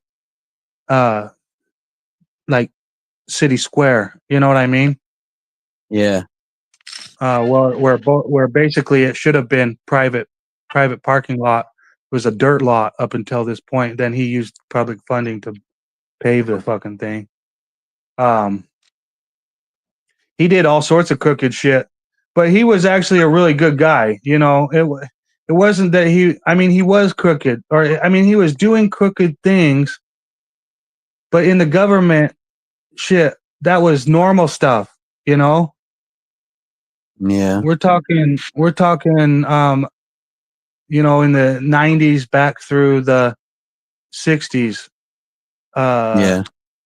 He was probably a sheriff somewhere back in the 60s through the 70s into the 80s, and then got too old or got voted out or maybe even got caught for corruption, and then became the mayor of the only city, the county, and then started using the public funds to buy his own private all the properties he bought basically for himself, and then rented those out until the mine bought the properties from him, and then the mine finally started selling to the people. When the town disincorporated, this guy was hella pissed because it went from being the only city in the county to being a disincorporated town, and he couldn't find a police officer. The county was policing the city, and the county basically said, "We're not going to police your city for you no more. If you want to continue to be a county, or a mayor, and you want to continue to be a city, you have to find your own police force." And so he tried to he tried to hire a crooked ex-deputy that got shit canned from being a county deputy. He tried to hire that guy as the city cop, and it turned out that the county did not allow that. I guess they pulled the guy's peace officer agreement, so he couldn't be the city police. The city lost its incorporation, and the mayor ceased being a mayor. He basically became the pastor of the Mormon church there, and then all of the city, everybody that had to do with like the town hall and the operations of the town, the county maintenance man and the county water lady, they all go to the Mormon church and try to shun everybody else out. They think that they're all the goody two shoes, and they think that everybody else in the town is like retired fucking like meth heads or something. You know what I mean? Right.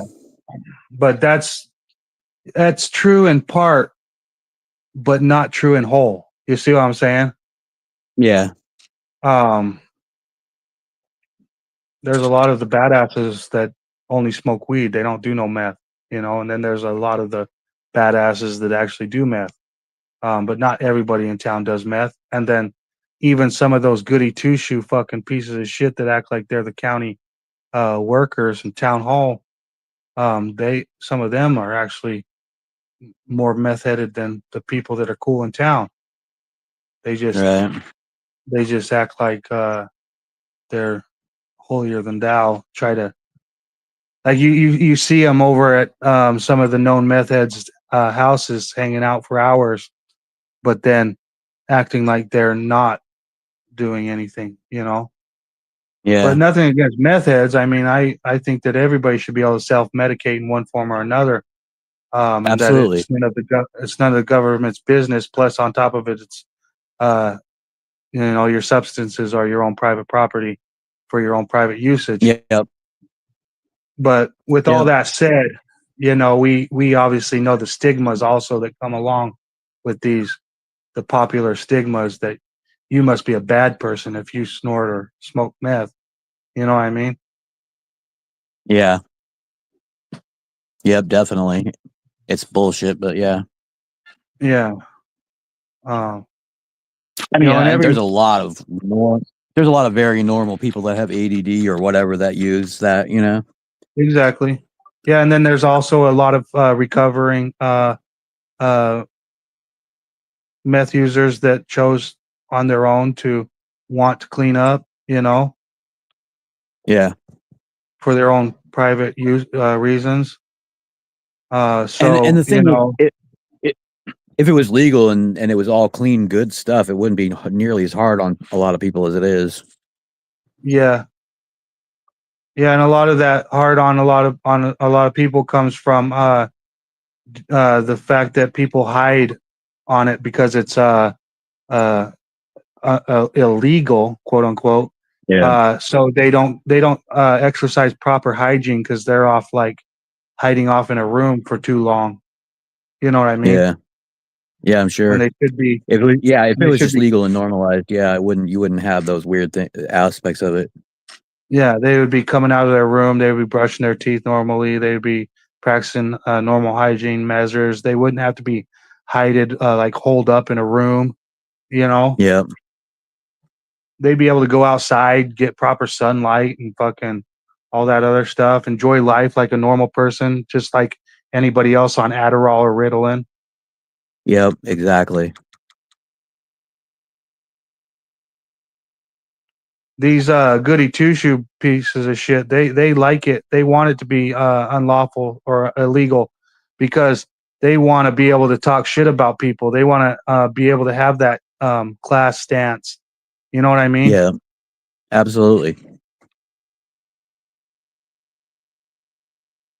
There's no excuse for that, but that's how they think. Yeah, they like looking down on people and be like, "You're a meth head. What would give you a say around this town?" You know what I mean? It's like it's like what Brian says, even regardless of what it is and, whether it's smart or not to do, if you're not free to put whatever the fuck you want in your body, that's just asinine. That's literally the oldest human right to collect, create, possess whatever medicinal or spiritual or intellectual enhancement or even recreational substance that you goddamn well choose and that works for you. Yeah. It used to be a societal norm where you smoked the peace pipe before you made a decision, like a treaty or anything like Right. that. You would come together and smoke like herbs. Yeah. And basically you're coming together in peace. It'd be like a peace offering. Now, they violate all their treaties. They don't even practice these practices. They try to alienate these practices, to where we Yeah. don't even have these natural practices anymore. And another thing is it's like for me, I was diagnosed with ADD. When I take my Ritalin, if I had Ritalin, I haven't had been prescribed Ritalin since I was younger. Last time I was prescribed Ritalin, I was like in my 20s. Now I'm in my 40s. That shit would try to make me go to sleep. When I was in my teens up to my early 20s, I was trying out methamphetamines, like non over the counter meth. That shit would make me hella bored and fall asleep. I never got addicted or even thought that I wanted to like full time use it. So I was good in that aspect. But a lot of my friends did get like become users and getting in trouble. And I just always thought that was stupid as shit that they would put me on methamphetamines when I was in third grade, but then bust all my friends for dabbling in methamphetamines as far as self medication as adults. Well, because Big Pharma wants the only people to be able to buy from them. They want to be the only dealers. Yeah, and if along with legalities, they would be able to, if they made shit legal, then they would be able to get more. They would get better products to make it out of. You know what I mean? Right. It would be cheaper and cleaner, and it wouldn't hurt you'd people get your as much, original product. Yeah. Like for instance, they banned red phosphorus, so you can't really cook it with red phosphorus, which actually makes it. You think, holy shit, red phosphorus, holy fuck, but actually it makes it even a cleaner substance, because the red phosphorus is actually for like a heat agent. It doesn't actually come out in the finished product. You know what I mean? It basically just like creates heat within the cook. Your finished product is a pure amphetamine, like a pure methamphetamine. Yeah. I remember getting paid to go with these guys, and I'd dress up all dirty clothes and everything and pretend to be country or whatever, going to the feed store to get red phosphorus for them. Yeah. I was too young for back then, but I was around all the grown-ups that did, Everybody was like, do it at that time. I didn't use it at that time, but I got paid for that big time. Yeah, you eventually tried it once or twice. No, I've done it a lot more than that probably I tried it a couple times when I was like 19 and really didn't like it too much. And so then over the years, probably maybe once a year on average. But usually when I did it, I was doing something like, I would just kind of 1 weekend a month, I'd pick and I'd just do something like eat a half ounce of mushrooms and a gram of meth together or whatever, Mm-hmm. So I've done, And so, and just blase out for the whole weekend, or eat a quarter sheet of acid and something, or and yeah. So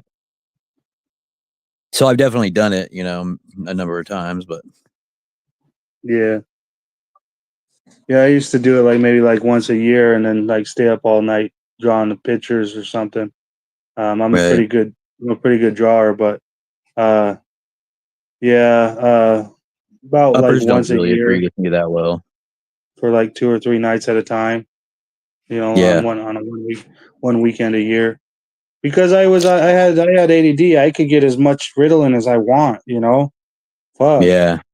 Like all I have Well, to do is go to the doctor and be like, can I get my prescription of Ritalin, please? And here you go, fill me right up, you know? yeah. The other thing is, I was a hustler from, before I even started smoking weed. I was selling weed, and then all through basically junior and senior year of high school, and then after that as well. And I lived in an apartment with two of my buddies, and at one point, I went out to have my stereo worked on at Stereo King, and the guy ended up fixing the problem that I had with my lateral ground, and he was like, "Well, that just took me a minute or whatever. Maybe you can just, maybe you got something else. You can just kick me. We won't go inside and ring it up or whatever." And I kicked him down a fat nug, and he was Yeah. like, "You get this? Because I got the best shit back." By the time I was out of, I had to hook up on all the best Oregon weeds. Like, everybody trusted me Oh because they yeah. knew me, and they knew what my Yeah. views were. They knew what my views were on, yeah, and so I basically had all the best hookups and everything. And so yeah, he's like, "Can I call you for more of this?" Well, the next time that he calls me, he's at his house, and I go there, and he wants 2/8, and he's like, "Oh hey, I want you to meet my roommate Brian," and he's like, he wants to trade you something. And I was like, "What?" And he's like, this Brian guy brings out this spoonful, not even like a regular size spoon either, like a big extras, not just a regular eating spoon size, but bigger. And it's got this stack of like what looks like wet crystals on it that in like a thick syrup basically. And Wow. he's like, he's like, "This is a lot more than $80," because I was giving them a quarter of weed, and he's Hmm. like, "This is a lot more than $80 worth of weed," and blah blah blah. And he's like, "In fact, I gotta not offer quite this much," and he took some back off. Well, I only knew one person at that time that even used meth at all. I Hmm. only knew one, and the well, me and my roommate took that to this guy, and this guy had been doing meth for like 20 years. I mean, he was like Hmm. this artist guy in town that was just into that for years and years before it ever became popular. And Hmm. he he kind of looked at it, and he gave me 4/8. He gave me a half ounce for it, 4/8. So I was like, I doubled my money, cool. But that was, I know from later on that was like $1,000 worth of the stuff. But he calls back almost immediately. He's like, "I'll risk it, whatever." He's flicking the bag with his finger, and he calls back like a half hour, 45 minutes later. He's like, "Bro, can you get more of that?" And it turned out that this cook that I met that day was like making the best, even at the peak of the time when everybody was making it over and everything. And there was Prope and Crystal and all kinds of stuff around. And so, of Hmm. course, I go back there and buy an ounce from the guy for like $1,100, and me and my roommate sit there for like 3 days chopping it up. And we didn't know what to do, but the guy we used rock salt, which is terrible. But the guy had told us, "Do not give this people as it is. Give this to people as it is, because they will shoot up and they will kill themselves." And Wow. uh, so we're like, okay, so by the time we were done, we had like $11,000 or something worth of the stuff. We give it to a guy to sell. He comes back with like 2,500 in profit for us or something like that. So I think we got like our money, our $1,000 back plus 25 in profit. The next time we give it to him, he comes back with like $400 in profit, and he's starting to go downhill. And he's like talking to you. He can't even continue a sentence. He's like looking up at the sky and going, and so then the next time that he asked for it, we just said no.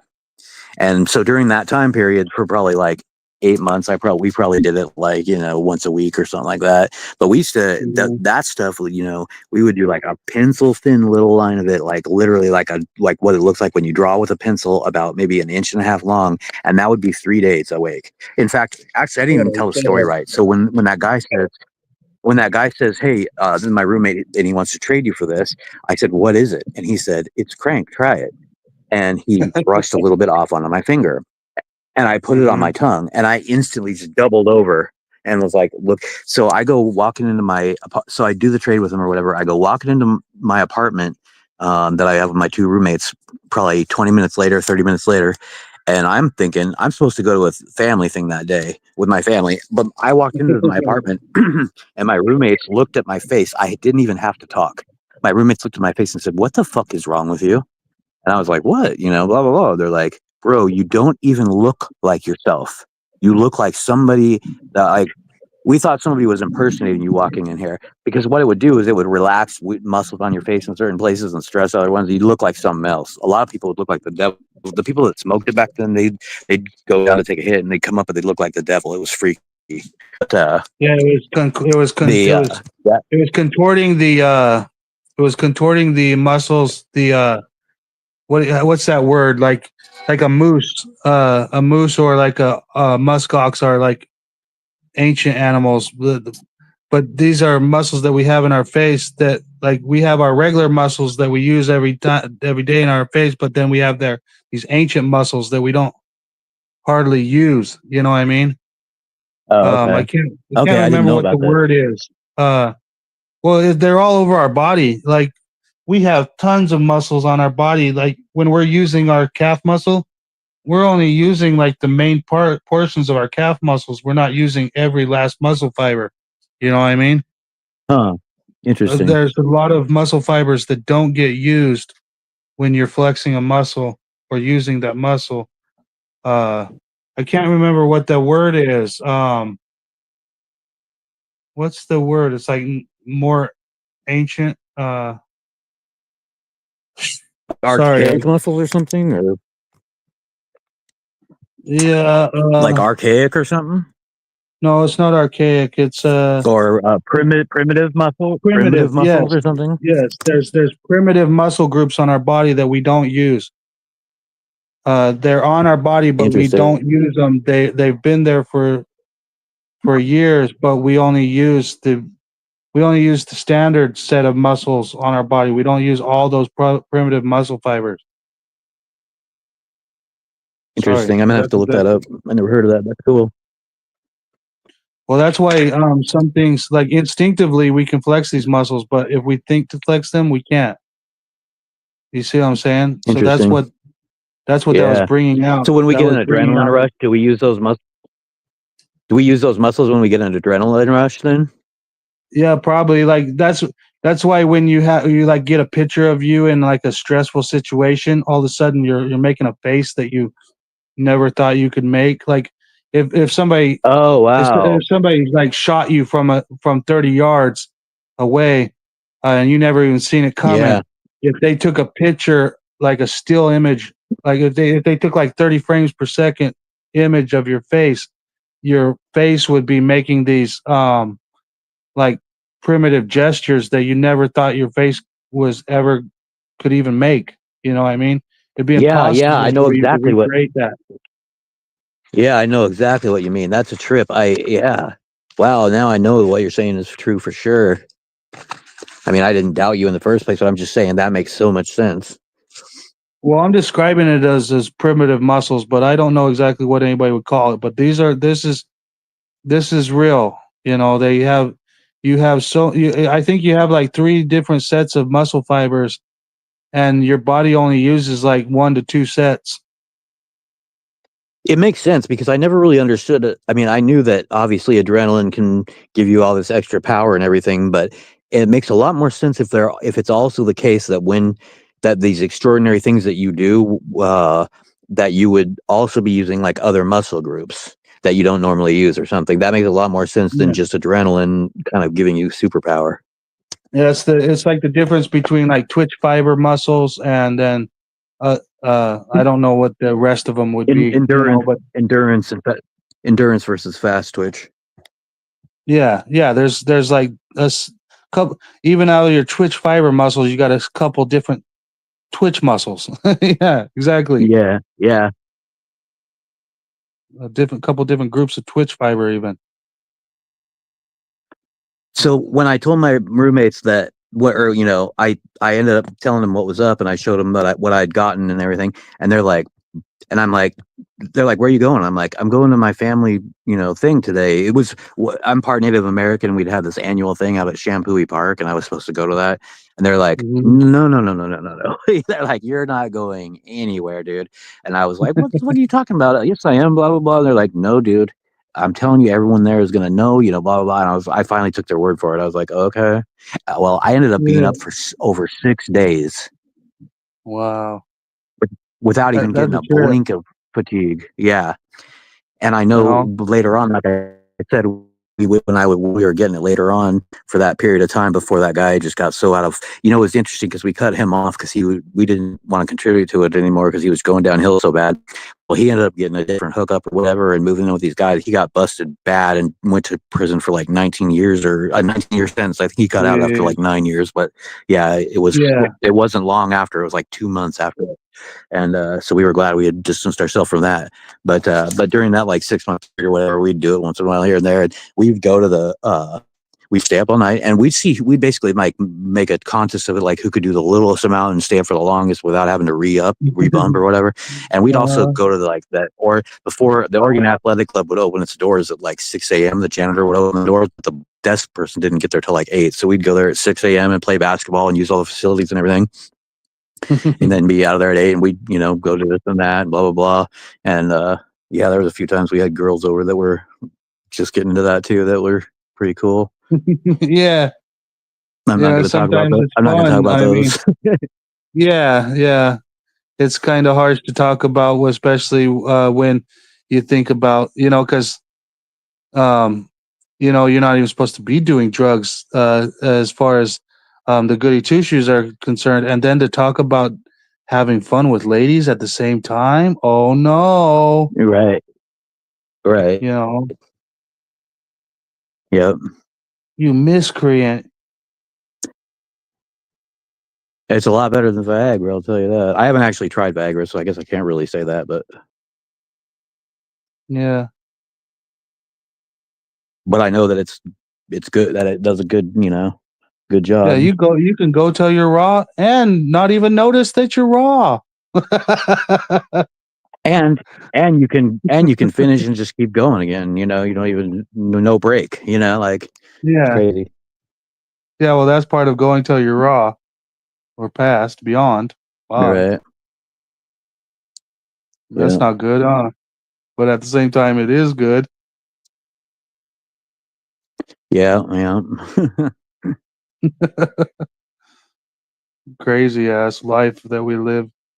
That I mean, the In the things last that we have the opportunity to do in this life are totally trippy, especially for some of the people that never even attempt to try this shit.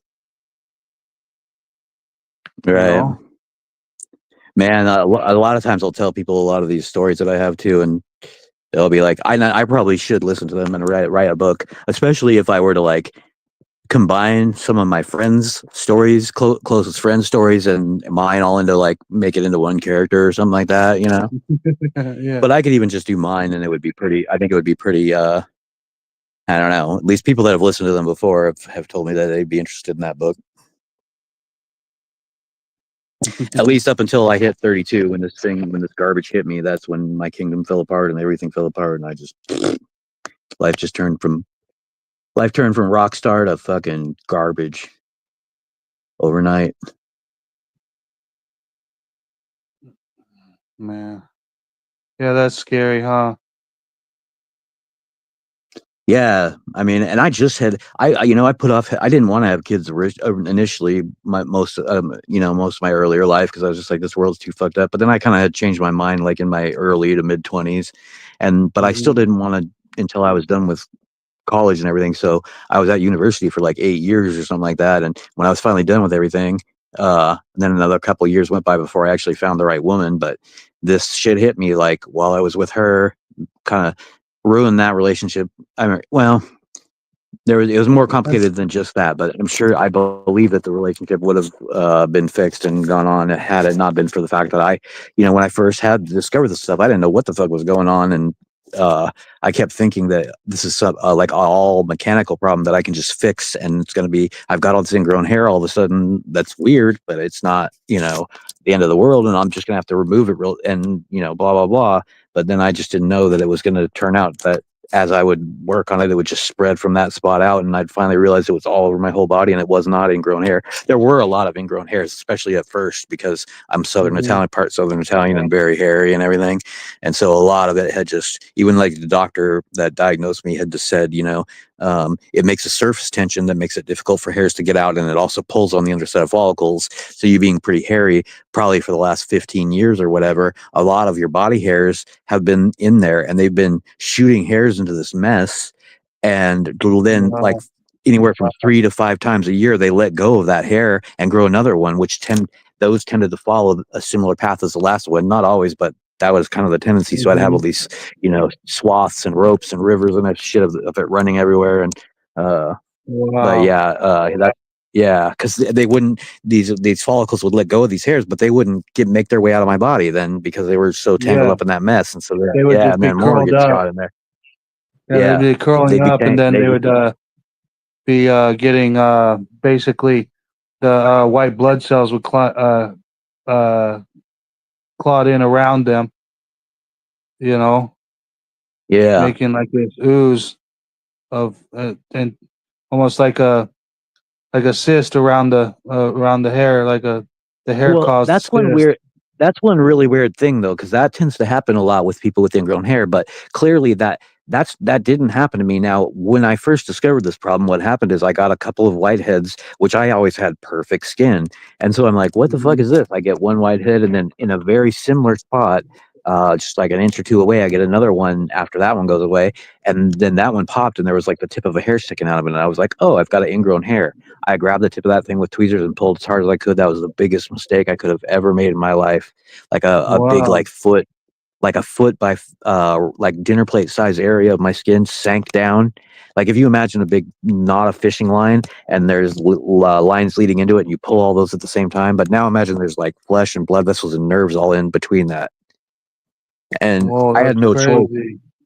Yeah, I don't remember the pain, because you just don't remember pain like that, really. But intellectually, I remember that it was like nothing I'd ever felt. I had no choice but to grab the nearest razor blade and start cutting free that pressure that I had just made. But the problem is, every bit that I cut free, that caused those hairs every hair that I would cut would the two ends would go shooting off in opposite directions. That's how much pressure they were under. And then that caused areas of skin to kind of relax a little bit, but they had those areas of skin had all this hair and follicles and shit throughout, so they would pull on it, and I mean, it just, yeah. Well, and do they know what causes all that, or is it like some sort of a fucking acquired disease? No, it's scleroderma dermafibrosis. It's an autoimmune disorder. My immune system's haywire. It's hyperactive. Explains why I never would get sick and whatnot.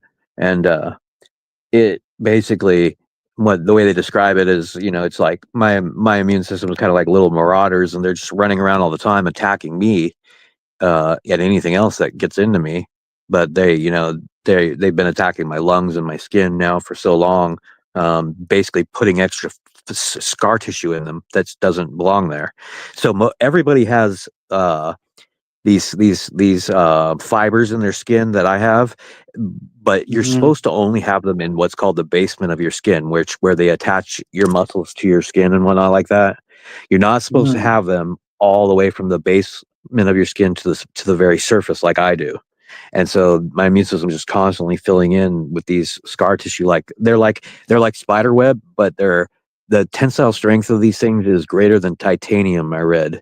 And so they're even stronger than spider webbing. They're finer and stronger than spider webbing. There's videos on my channel of me pulling like a 5-inch one out of my arm at one point, and blah blah blah. But yeah, I did not even know that you had a video on your channel with you pulling stuff out of your arm.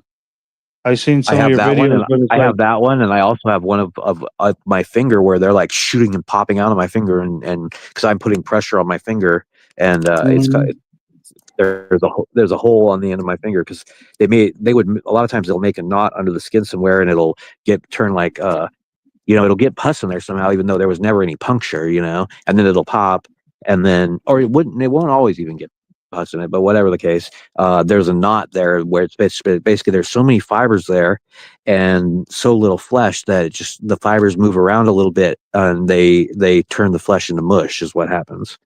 And so, yeah, this one and this other video is like that happened on the tip of my finger, and then when it popped or whatever, I videotaped it, and these fibers are literally flying out on the video. You can see them. See, these are the videos, like you see it like this: mankind has a sealed fate, AI only lays in whatever. These are the type of videos I thought your channel was consisted of. I didn't know you had a video of you pulling stuff out of your skin. This shit that's Yeah, it's causing your much skin to older. get all fucked up. Yeah, these two videos are much, much older videos, so they're going to be down near the bottom of the list.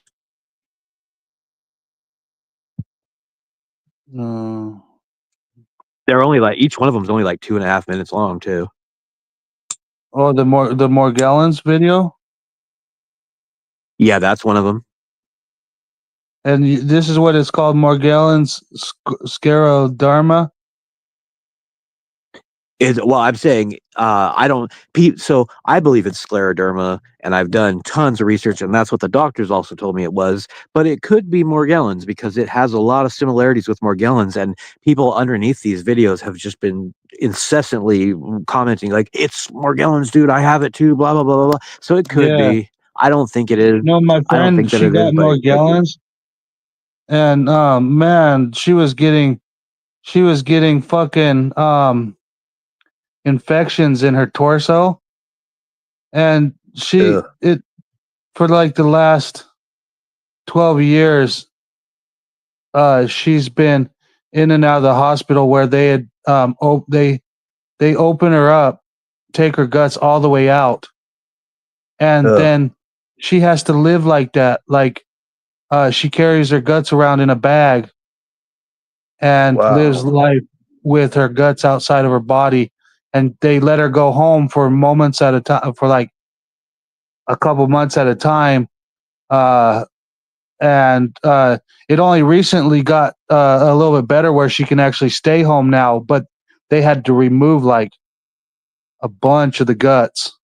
You know what I mean? Like everything that Wow. they could remove, they removed. Everything that they couldn't remove that would support life, they had to figure out a way to leave. So basically, Right.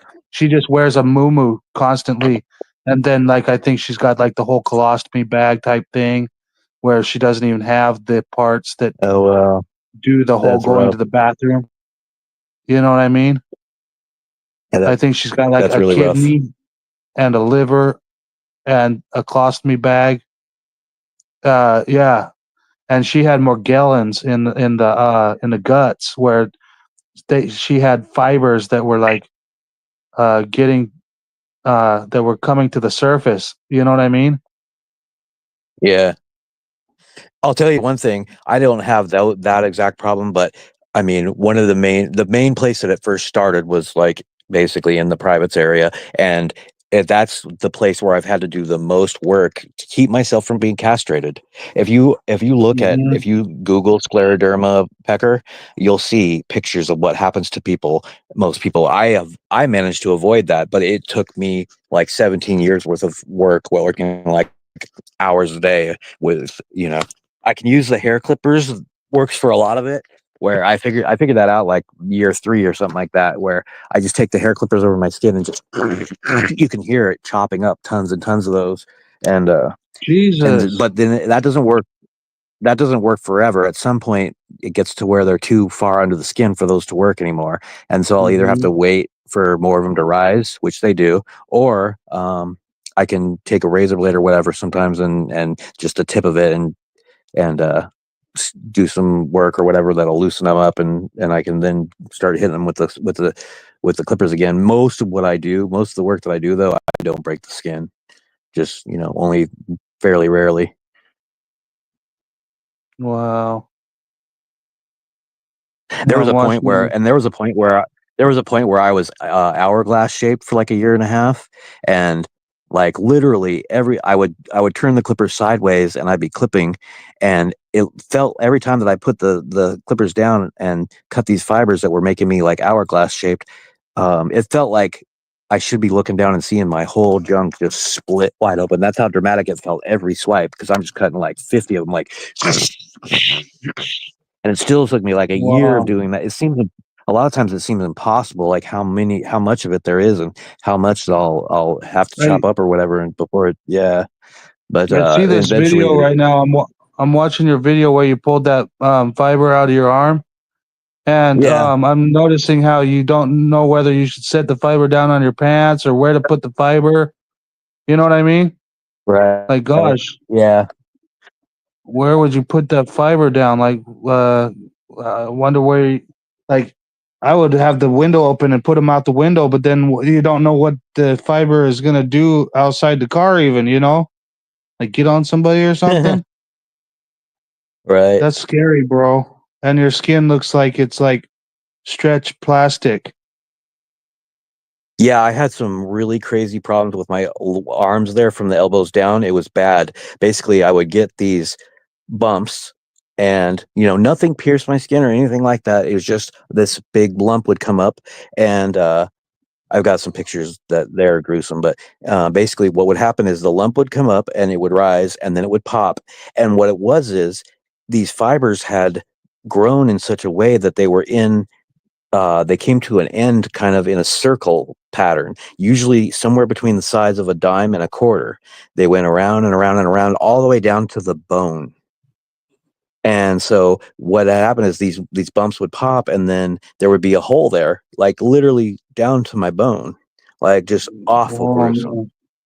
man. And Fuck. I would cut on the edge of these circles to relieve this problem. And it was kind of counterintuitive, because if you imagine all these fibers that are leading into the edge of that circle from all different directions and whatnot, you would think cutting on the edge of the circle would loosen the circle, but it doesn't. It causes it to tighten, because every time you cut some of those fibers back at the areas where their follicles are, or somewhere along the line where they're in a knot or whatever, that causes that to relax, which pulls on the other ones in the area and pulls them tighter. So every time that you cut on the edge of one of these circles, it would actually tighten, tighten, tighten, tighten, tighten all the way down, and then eventually I'd get to where I was cut the last of it, and I could let it heal. And there was a point where, luckily, I was making these cuts, and it felt like as if I had a long underwear shirt on my upper body, like basically from my pecs down to my wrists, and Mhm. I managed to cut free some of the fibers that were leading in there from the rest of my body, and it was like that whole thing went slack, and I didn't have any more of those whole things on my arm, which they were getting really bad at that point too. Which So I know, just recently have I had any kind of inkling of those problems coming back again at all, as I've got to some of the deepest layers of this stuff.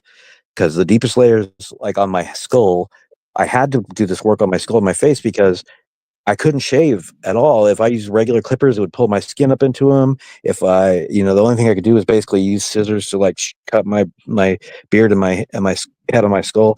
And so I kind of had to fix these problems. It was just constant problems, and also with my ears and all kinds of other stuff.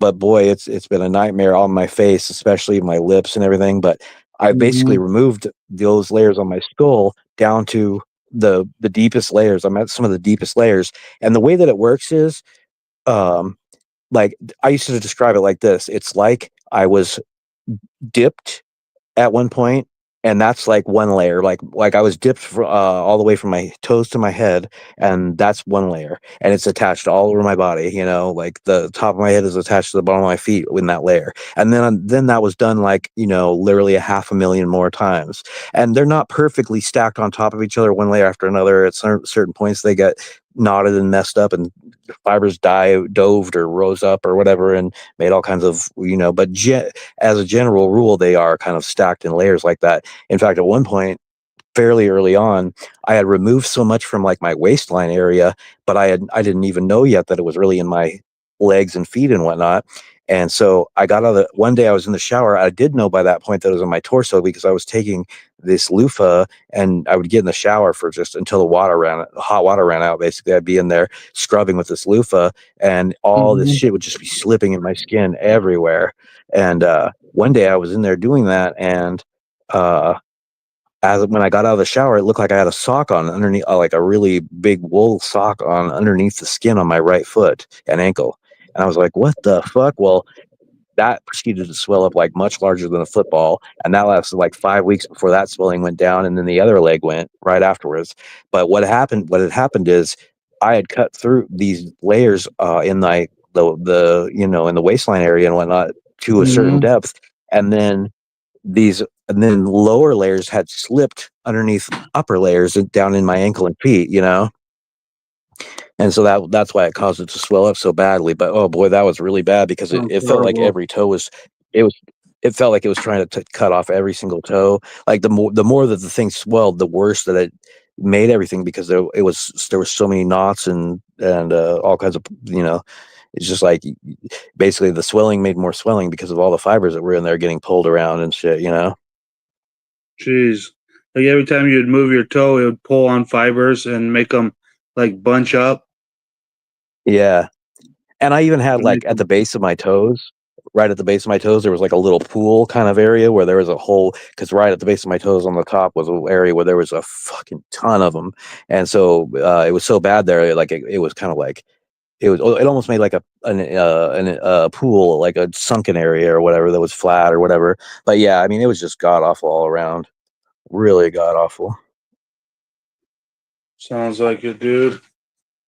The first time I discovered that, the first time I really realized that it was all over my body, I was working on my waistline area and I made a cut of something, and it must have been something significant that was leading off to other parts of my body, because on three fingers on one hand, and I think 2 or possibly 3 on the other hand, but they were just random different fingers, right below the fingernail, it just erupted, and it looked like like a jack in the box had gone haywire, and the springs were just there, just kind of bouncing in the wind, and they were these fibers that were like an inch long. Yeah, they were like an inch long or whatever, going in all directions.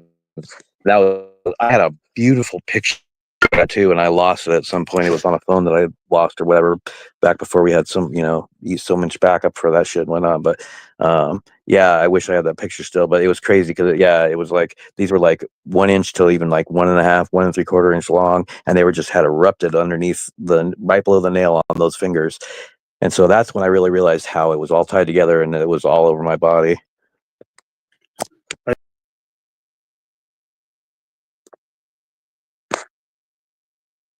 What's that? You cut out.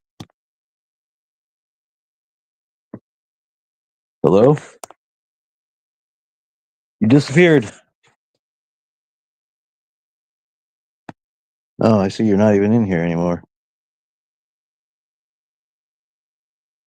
Well, I'll wait for him for a minute. If there's anybody watching, there's probably not. But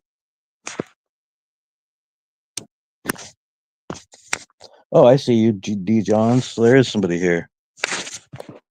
Yeah, it's called scleroderma, dermafibrosis. Or some people seem to think that I have Morgellons disease. There's a lot of similarities. I personally believe that it is scleroderma dermafibrosis.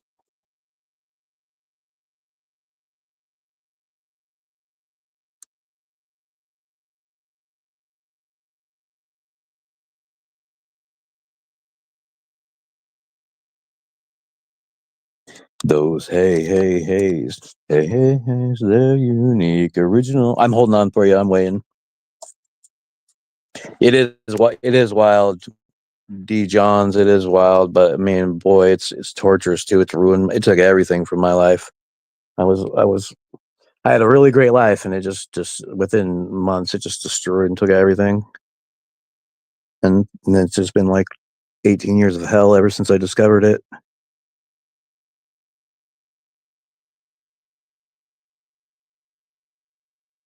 Can you hear me? Yeah, I can.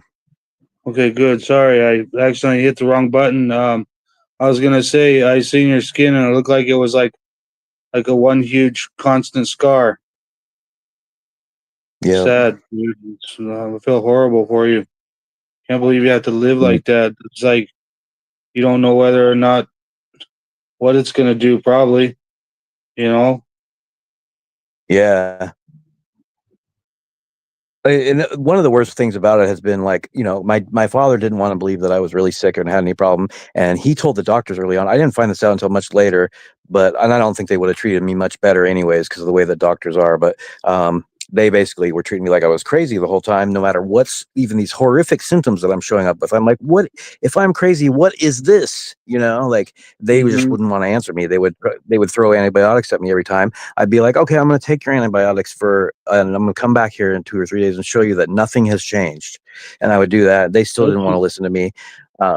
At one point, my father and my mother were both thinking, well, I must be saying the wrong things when I go in or whatever. So they both went with me. Actually, no, I'm sorry. My dad didn't go with me. My mother went with me just to make sure that I was being diplomatic and I wasn't saying the wrong thing and I wasn't asking for painkillers or anything I never hinted towards that or nothing like that, you know, just to be safe. And yet I could not get them to even try to Yeah, diagnose me, let alone, yeah. that happened a And all lot I at could, the start of when they were starting to find this Morgellons. They that's started exactly how it, yep.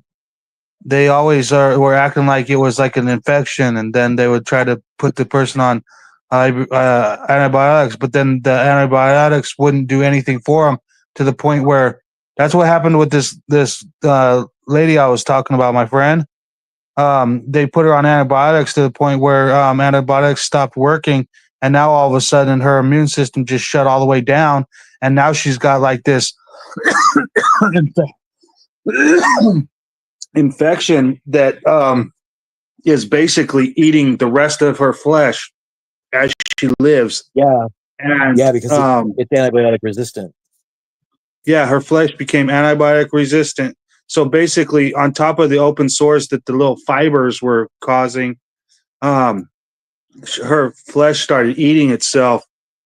So basically, she is now for the rest of her life has to live with a splayed open torso. You know what I mean? Yeah. As if they cut her guts out, and it never gets to close up. You know? Yeah. Yeah. I didn't get a correct diagnosis until I was, so when this first happened, there wasn't hardly, I Googled every different form of ingrown hairs and this and that, and searched the net, and there just wasn't any information about scleroderma or Morgellons on the net at the time.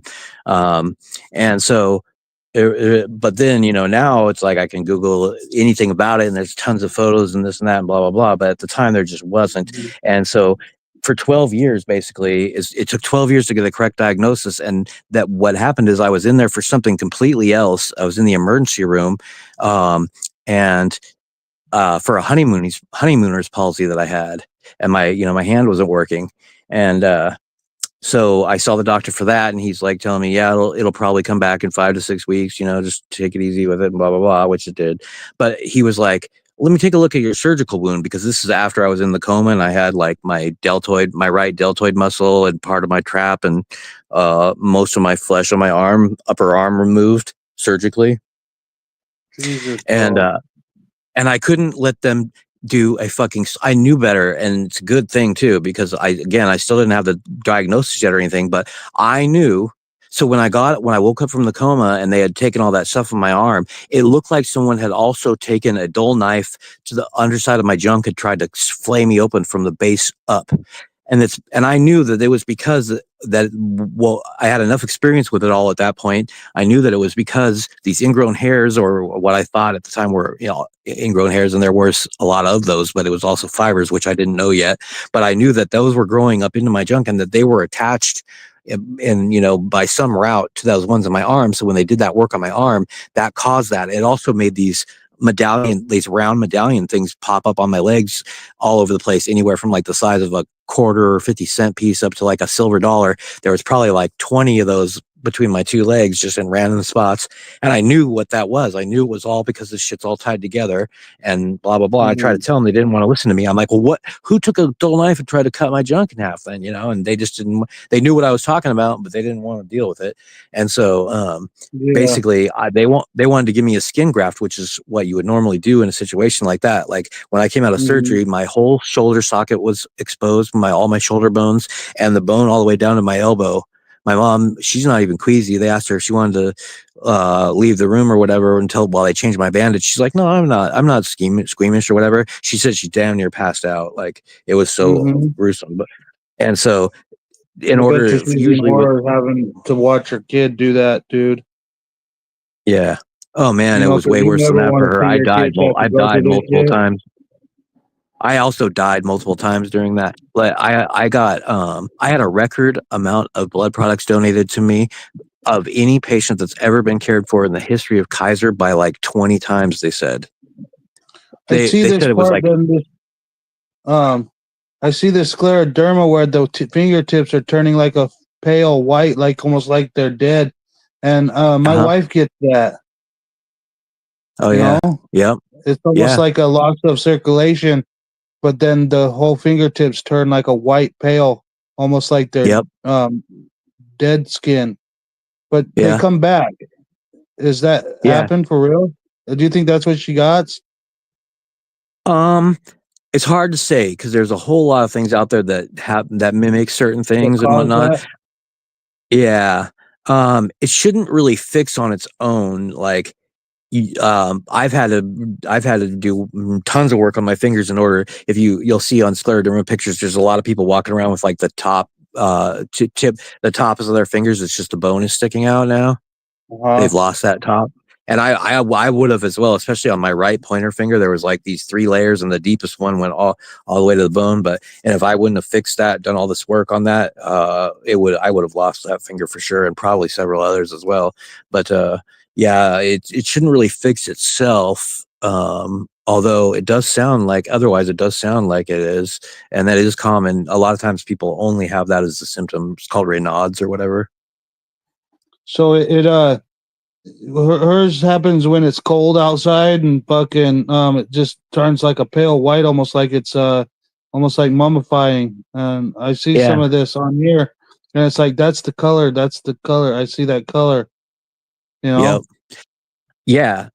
I get a lot of times, especially right at the beginning too. One of the main things that would happen is, so at first, when I first discovered it and I pulled on that hair and made that problem and whatnot, when I started to then work from there on out, what I did is I bent a sewing needle and I fixed it into this handle of a woodworking tool instead of putting a woodworking blade in there. And so what I would do is I would run that across my skin. Now I'd usually only go like 1/100 of an inch or a 1/2 centimeter or whatever. And I would snag a hair and I would pull it up with that hook needle and I would then cut it. And then you just have the 2 ends. Well, then as I was doing work in other places thereafter, those 2 ends would always get sucked back into the mess and just vanish back in there. And and yeah, so that's what I was doing at first. And I don't remember why I was saying this actually. What was my about the whitening on the skin and the yeah. So one of the main things that I would see back then is there would be like white, round, not perfectly round, but like roundish spots. And what that was is there would be all those like all over my skin and whatnot, but those are just areas where there wasn't circulation because there was too many fibers under there. But they would change positions and vanish as I worked on them, and other ones would pop up and blah blah blah blah blah. And it's just as little areas of fibers gotten tightened and whatnot. So yeah, they turn it that white color basically. I'm seeing a bunch. I'm looking at pictures about this stuff, and I'm seeing like there's all sorts of different symptomatic things like open sores, rednesses, whitenesses, crustinesses, anywhere from like flakinesses, swelling in spots. That's what I'm saying. The doctors and my father and whatnot, they were so mean about don't touch it, don't work, leave it alone, blah blah blah blah blah. Well, if I had listened to that advice, I would have been castrated. I wouldn't be able to walk on my feet because of the bottom of my feet, what happened to the bottom of my feet at various points and with the work I had to do there. I wouldn't be able to bend my arm. I still have to regularly cut at the elbow, the fibers at the elbow of my right arm just to keep it where I can bend it. Um, I mean, just all these open sores that have opened up on my face and whatnot, they would have never gone away because when they opened up or whatever, I basically just went to town on them and chopped all those fibers up, and it would take months or even a couple years just for one small area. But I did it. You know, I eventually removed it to where it healed, and I So was no longer. Yeah, it's kind of like your skin is turning to fucking wood or something. You know what I mean? Like yeah, it's getting fibrous, it's getting swollen in areas, it's getting like open sores, blotchy. It makes the bone even. I'm seeing here where it almost looks like arthritis, where it's made the bone swell. You know what I mean? And contort. yeah, yep. It's weird, man. I've never heard of this until like I've never looked for this until now. It's almost like arthritis times 20. You got your whole Oh yeah, arthritis is. huh? Arthritis is Oh, I was what? just gonna say a lot of various disorders and diseases that they used to they're all turning out. I mean, almost eventually they're going to say everything is autoimmune. The diabetes, they didn't know that was autoimmune until fairly recently. MS, arthritis, gout, those are all autoimmunes, and so Yeah. is a whole long list of other ones that they now classify as autoimmunes that they did not classify or know as autoimmunes 5 years ago This even. is this is looking like psoriasis meets arthritis times 510. You Yeah, know, that's a good description. Yeah. what I'm seeing is I'm seeing some of the. I mean, it's causing. I mean, the knuckling up of the fingers, and then the swelling of the bone, plus the flaking of the skin with the open rosacea rash parts. That's all like what's it called? Uh, I just Psoriasis. said it. Yeah, psoriasis. Yes, and Psoriasis? psoriasis is Yeah. now just becoming linked to arthritis because then you got your psoriatic Well, they call arthritis. psoriasis is now classified as an autoimmune as well. Wow. Yeah, it seems like it's all Yeah. linked, but at the same time, this is just like psoriatic arthritis on like steroids. It's fucking crazy looking. Yeah, it's I'm pretty pretty damn bad. pretty sad for you, bro. Unfor- Unfortunately, it's cost me everything, but I mean, I've probably done an average of like 4 to 6 hours maybe of work a day just to keep myself from having any open sores. Again, to keep myself from being castrated, um,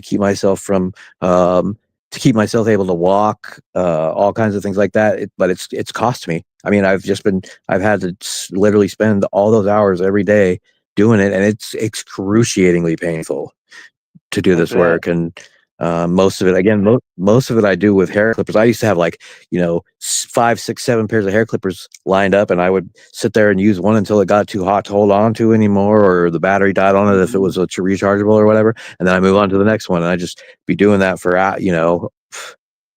endless amount of time.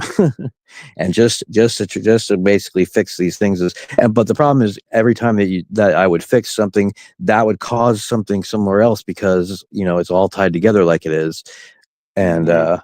it's interesting, like this thing on the tip of my nose kept popping up. It would look kind of like a brain, but it was just these fibers that were tightened around the flesh. And I'd take a razor blade instead of hair clippers, because of the way it was like a ball on the end of my nose. I would take a razor blade and cut that one, and every slice that I would make, this big huge thing of fibers would slip down on the top of my right foot and ankle into my foot. And it was like every swipe, boom, big slippage. Every swipe, boom, sleep. And I could stop for 24 hours and there would be no slipping in my ankle or foot. But the minute I cut on that thing on my nose again, boom, slipping in my foot. So it's just very weird how it's all Whoa, tied like together. it was But when I connecting all left the the way hospital, from your nose all the way to your ankle. Yes. Yes. That's Wow. been that. Yeah. I couldn't feel the connection the whole way. You know what I mean? Like I Yeah. couldn't feel it pulling on this, pulling on that all the way. I could feel it slipping. So that's what I've been saying. Is like I was dipped once and then dipped another 500,000 times because each of these layers, like the deepest layer, is attached to the deepest layer all over my body. Some of these pictures go from mild looking case to horrific twisting of the wrists and fingers, and at the same time skin, basically almost like, looks like you put it in a furnace and charred it up to, and then pulled it back out, and then just like let the, like, hot dog skin heal. That's what, oh man, this is horrible. God. Yeah. Have you been through some of these pictures online about this scleroderma? Derma? You probably been Yeah. through Oh. all Oh of yeah. them. A lot of them. They're like diagnosing this scleroderma as And like I've had. anywhere from necrosis to fucking, um, like dead flesh to dying flesh is basically what I'm seeing. And I've had a lot of those things that you're seeing there too, but I've done the work self surgery that I needed to fix it basically. Hmm. I don't know how I would go about fixing this. I don't with some of these pictures cases. I just don't know what I would do, other than chop. Like these feet right here have been so fully taken over that they're stumps that you might as well just chop those feet off. Wow, Yeah, that's see, fucking there's a horrific. good example. Like I've several times I've taken my feet and soaked them in hydrogen peroxide for literally like 15 minutes and then pulled them out and used like the flat of a blade to scrape off like a half quarter inch even off the top surfaces of my feet. And that's on top of Mhm. like doing tons and tons of work with the clippers and with blades and whatnot over the years as well. But I mean, I would take the drum sander on my Dremel and do my toes because there was so much extra flesh with so many of those fibers on every toe. It always feels like there's this like hood over it that's just tight. And so yeah, I would take the Dremel and just basically sand down the extra flesh on my skin on my toes and stuff. And yeah, I just easy stuff like that. I mean, it sometimes it seems biologically impossible, a lot of this stuff, but but those problems that you're seeing, I've suffered most of them, and I've managed to do what I needed to take care of them and fix it. And I really don't even have like scars in most places. In most places that you wouldn't know that there was ever anything there. Wow. There are That- places where it's caused scars, but mhm. I managed, like my junk, for example, I managed to fix that without a bunch of scarring.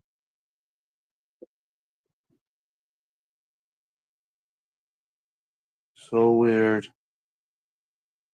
I see this one picture where this lady looks like she had four fingers on each hand. The index finger is like rotted halfway off, and then the knees are like the the thighs are hella skinny, like almost like bone skinny, while the knees are hella like knocked out and swolled up, and then with lumpiness, and then there's like the calf muscles are bigger around than the thighs.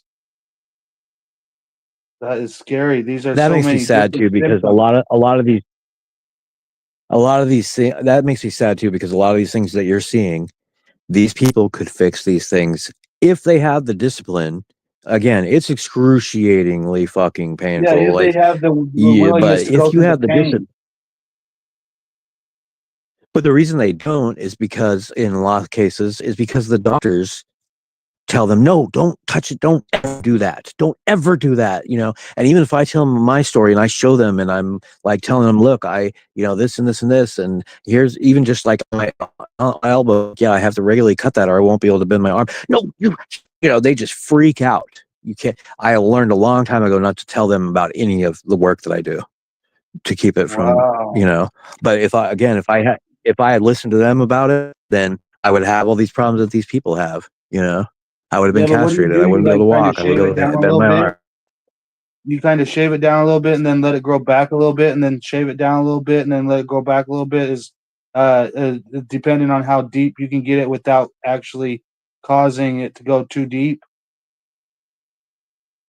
Well, it's basically wherever it is, it's going to be it's usually really a problem from the very bottom of my skin all the way to the top. And so what I have to do is just basically use the hair clippers and chop them up and chop them up and chop them up, and I won't even see them coming out of the skin at that point, but they will later, on their own. They'll work their way out, and then take a break for a while, a couple days, a week, whatever, and then more of it will rise up. The deeper layers will rise up during that time, and then I can hit them with the clippers again. And that's mostly a matter of what it consists of, is just me using hair clippers, because the scissoring ends, like, I need to pick hair clippers that have those triangular scissoring ends that are cutting, because these things are so hard to cut.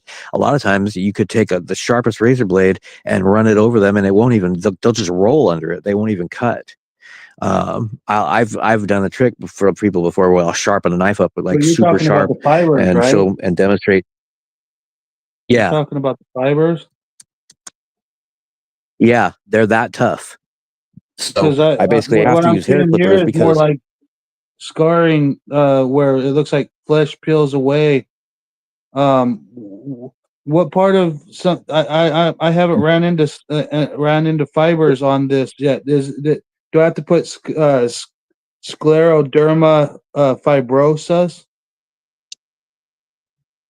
well, or okay, here's the what? thing. So this disease, people that have this disease, the symptoms are extremely varied. So whenever I look at a case of somebody's, I'll see like 2 or 3 things that are identical to what I've got going on, and 7 things that I've never experienced or whatever.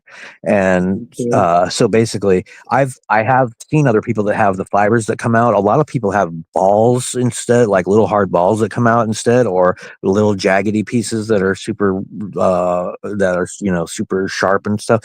I don't have those, so but I have the fibers. But I've seen cases where people have the fibers as well, but not every case do they have those, or at least not that ever come out where they can see them. But it is called fibrosis, and it's considered your skin becoming fibrosed by scar tissue. But as far as the actual fibers being able to be pulled out like mine are, I haven't seen a whole lot of other people. There are other people that have that, but not everybody does. And so in my case, nonetheless, in a lot of those cases you're looking at, it is still a case where the skin in those areas that's peeling and doing this and that, and there's a big open sore, there's just too many fibers in there and in that skin right there. And so the way to fix it is to chop those fibers up and remove them, and then let the skin heal. And then that way there'll be flesh there, because before it'll be like there's so many fibers that there's almost no flesh left. Wow, that's crazy.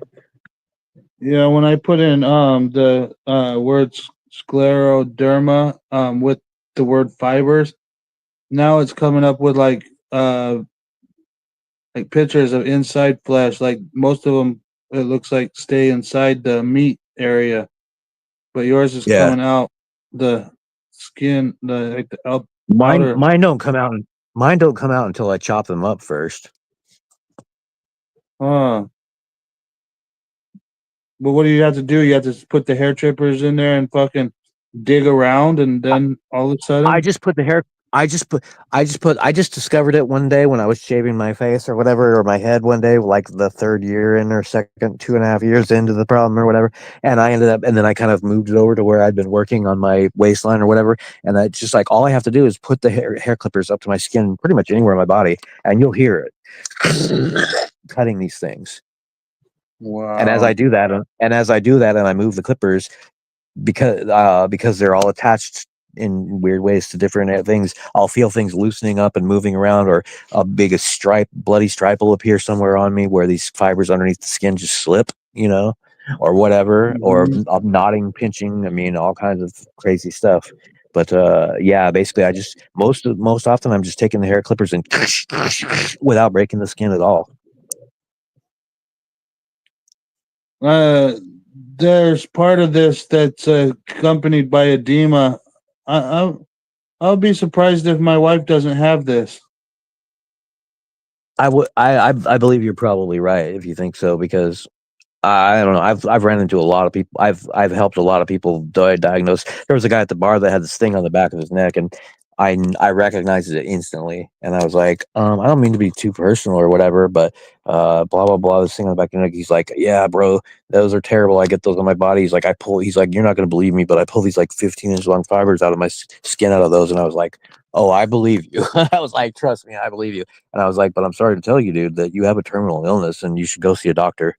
And he's just like, no, I don't want to deal with it. He's like, whatever the case, blah, blah, blah. And I was like, okay, bro, if you wouldn't, I gave him my number. I was like, if you ever need to talk or you have any questions or whatever, I can help with some of the stuff, relieving some of the symptoms and blah, blah, blah. Or if you're just curious or whatever. But I was like, I understand not wanting to deal with doctors. They're fucking awful. They don't know shit. Yeah.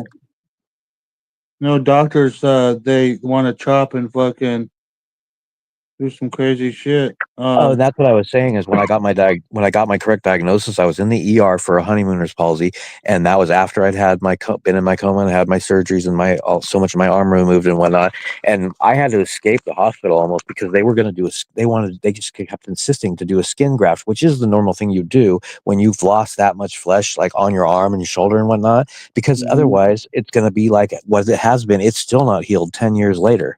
Like I still have an area that's like. So, and I've had to, so basically all these last decade, I've had to constantly change the bandage on my arm and, and take care of this wound. But anyways, so at that point, at that point, it's taken that long to heal. And it's still an area probably like the size of a silver dollar that isn't covered in skin yet. But, so I'm in there. So this it was still way worse than that at the time. Like my whole shoulder was still basically missing its skin and everything.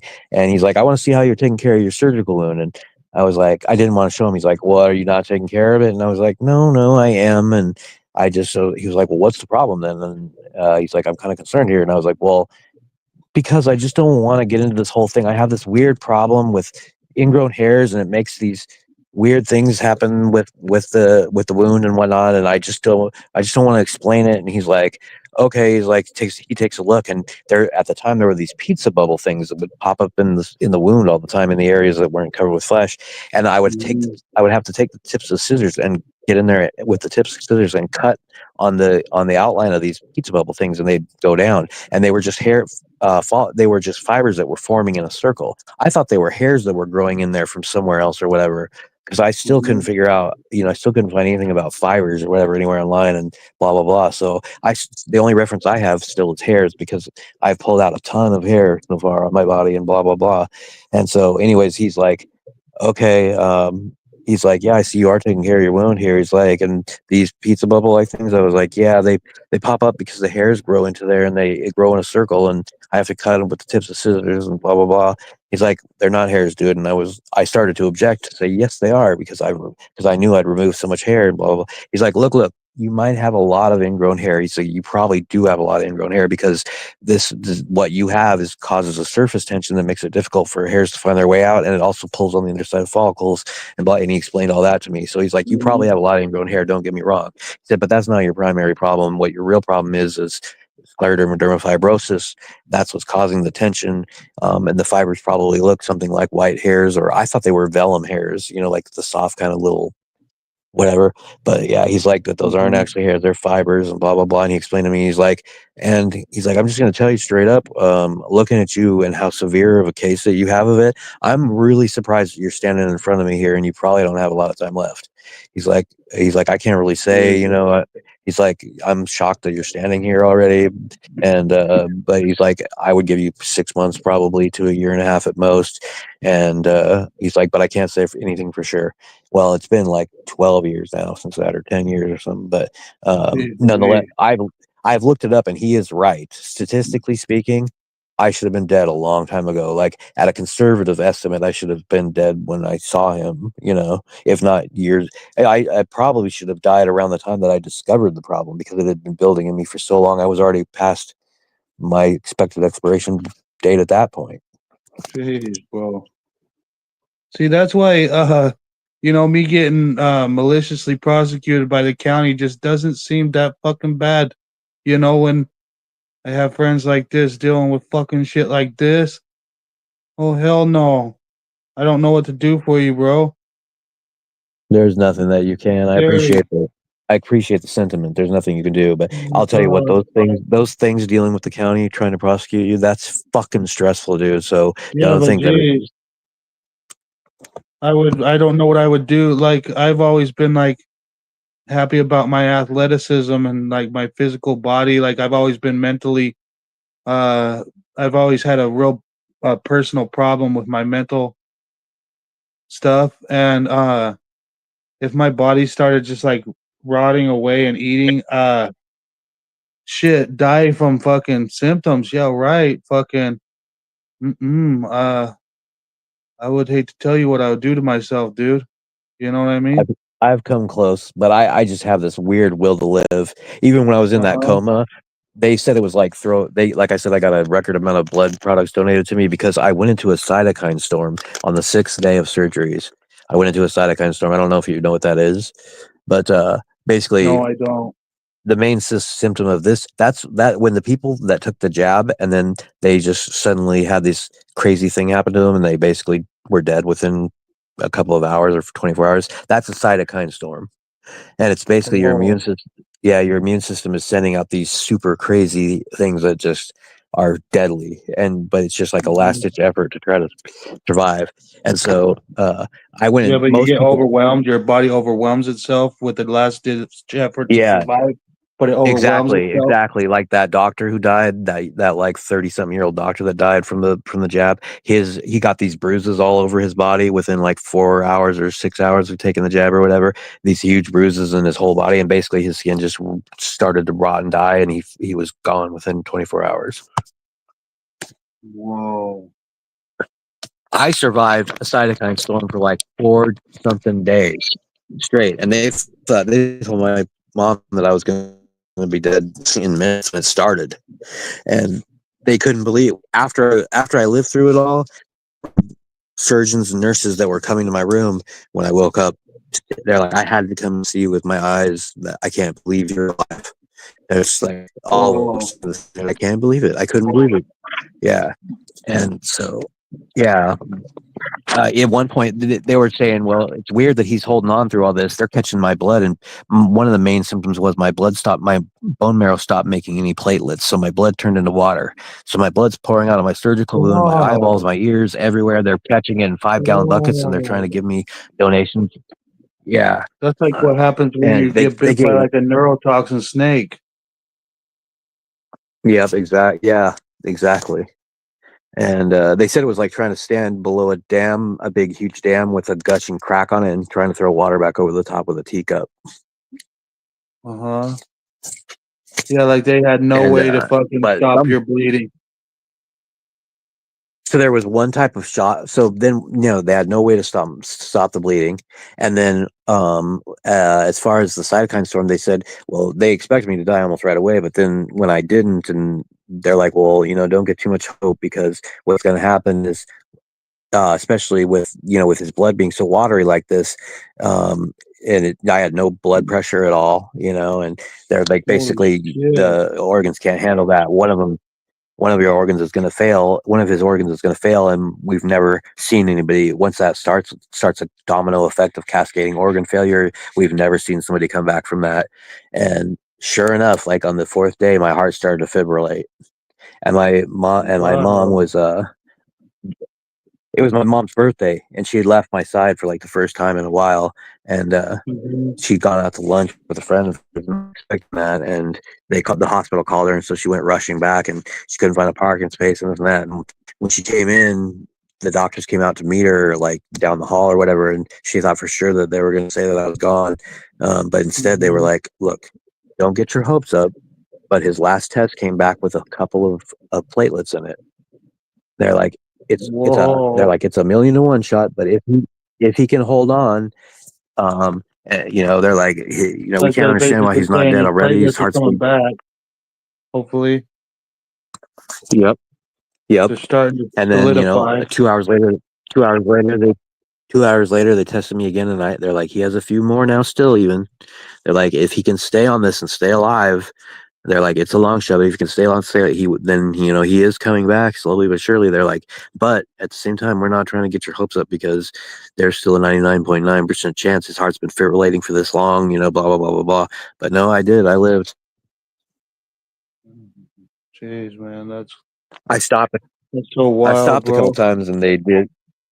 They did resuscitate me a couple times, but then they asked my mom, and I had told my mom, don't resuscitate me with any dramatic, with any extreme measures, because I don't want to live as a vegetable or anything like that, And so Mhm. she had told them just, yeah, actually, that's the last time she was like, okay, no more resuscitations, because they were talking about giving me a shot of this one drug, which they thought could possibly halt the cytokine storm, but they said there's like a 98% chance with this drug that you'll also be stroked out.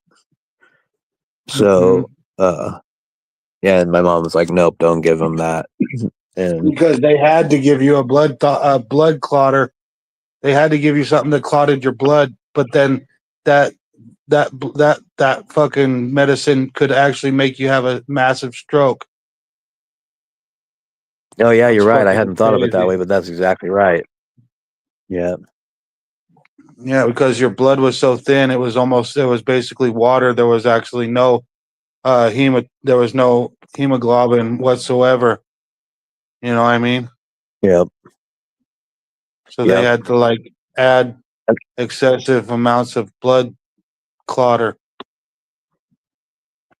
It was a problem too because I have that rare blood type, which not the Anunnaki, rare one, super rare one, but Like the one that, it's the one where I can donate to anybody, but I can only take from others with the same blood type. I don't know exactly what that is, but you were talking about the RH negative is the one that was the other one, but you're Right. like you're like either O negative or something like that, or O you're positive, I believe, possibly. oh, Yeah, O okay. positive, I believe, or O negative, Whichever one of maybe O those negative. I can't. can Yeah, but give I think you're blood to anybody, but you can only take it from the same one. I think it's O negative, exactly. right? That sounds right, Because O positive can go to or anything. possibly, or then maybe it's O positive then. But Uh, whatever the yeah. case, it made it difficult for them to find. They gave me hepatitis too, and I know they did because I didn't have it going in there, and I had it after I came out. But I'm not mad at them about that. They were trying to save my life. I'm sure they cut some corners on donated blood and whatnot. I wouldn't care if they Mhm. gave me HIV if they saved my life, and that made the difference. Yeah, if it was gonna like let you go, like yeah, I get you shouldn't say back. that I wouldn't care, but I wouldn't be angry at them. Well, yeah, you don't really need another I problem wouldn't on be top of what you got going through, but at least these days people live on HIV for quite a long time. right. And yeah, if they took risks in order to get what I needed to save my life, then more power to them. Mm-hmm. Because most people won't. You know what I mean? They won't risk the liability or whatever. I have to give it to them. As much as I hate Kaiser in a lot of ways for their, as far as like your general care provider and whatnot, um, and the way that they've treated me over the years with this and everything, as far as that incident goes and them doing that surgery on me for 6 days straight and the lengths that they went to, I was hooked up to this big gigantic machine. My mom said it was like the machine took up like the whole wall of the room.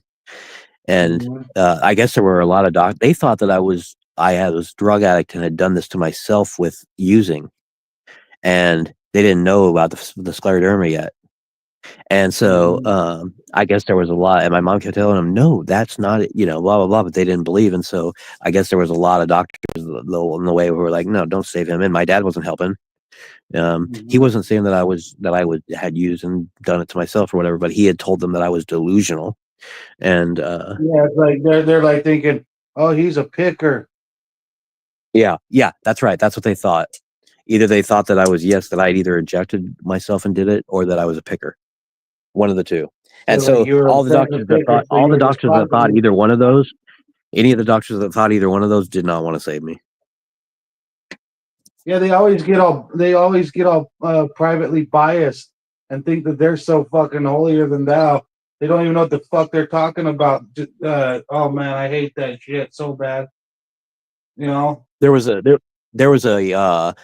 poll that they did. It was kind of like an anonymous poll among doctors, and the results are awful. Like when you see what the vast majority of doctors, the way that they look at obese people or drug addicts or pickers, it's awful. They think of them as subhuman. They don't even want to deal with them, or they're it's when their replies are honest and anonymous and they tell you what they're really thinking, it's awful to see. Exactly. Yeah, they're it's almost like a person with lung cancer that needs a lung transplant, but they like smoking cigarettes. The doctor's just like, you smoke cigarettes. You think I'm gonna give you a lung treatment? It's like, that's what they need. They're dying of a lung cancer or something. They need a lung, so I don't give a fuck if they are smoking cigarettes 20 packs a day. You better fucking change Yeah. their goddamn lung. You know what I mean? Yeah. Yeah. That's what they need. That's Hey, what they need to get. the doctors, the way these doctors answered, they would be like, I tell my patients X, Y, and Z, you need to do X, Y, and Z, and I try to encourage them, but in my mind, I'm just thinking, if you would just stop shoveling food in your fucking mouth, if you could just close your mouth for 2 fucking minutes, like just nasty. It's the same thing with anybody that's Exactly. drug addict. They have no sympathy for drug addicts at all, or Exactly. alcoholics. Um, Yeah. even though, according to their own rhetoric, it's a disease, Mhm. Yeah, whatever. no, But yeah, it very well is a disease, and whether they fucking like it or not, they need to be fucking not fucking little psychopath fucking what do you call that? Uh opinionated fucking shit bags or whatever. That's horrible. I call them Being a jackboot doctor. thug doctors. I call Huh? them jackboot thug doctors. Yeah, Yeah, exactly. Yeah, those doctors are horrible. My there are a lot. The when my parallels when between my them and when we police is shocking. yeah my when my my son's mom was giving birth to our son, my son's mom was all happy about oh, he needs to cut the umbilical cord and all this stuff, and I was kind of like excited about it, but it wasn't like the end of the world for me. So basically I'm getting there, I'm ready to cut the umbilical cord, and then all of a sudden the doctor just fucking snaps that fucker right up, and it was because that we weren't married when we had a baby. You know what I mean? Oh So wow. basically, Yeah. the doctor didn't see me as a real father. Like I should have got married to her if I wanted any rights or something like this. That's Yeah. basically what the doctor basically tried to do. We had a regular doctor that we went and seen the whole pregnancy. But then the week that we were supposed to have the baby, that doctor mysteriously just had a vacation that they had to go on, and all of a sudden this other um, doctor stepped in for them, and the new doctor that stepped in was straight up biased piece of shit. Thought that we needed to be married to have a baby and shit like this, some worldly ass Right. shit, you know. So instead of just being Yeah. cool, uh, he my son's mom wanted me to be able to cut the umbilical cord, but then when it came down to it, we all got ready, but then the doctor just grabbed the scissors and snap and cut it. Like I knew it was because Wow. of the bias of us not being married. You know, Yeah. it was it Of was course. pathetic. You know, it was They've it was treated my pathetic. mom. My mom's been like Oregon's Woman of the Year once, and she was pretty well recognized for work that she's done and everything. And she's just like a 100% like typical like not necessarily yuppie, but like or not even upper middle class, but middle class woman.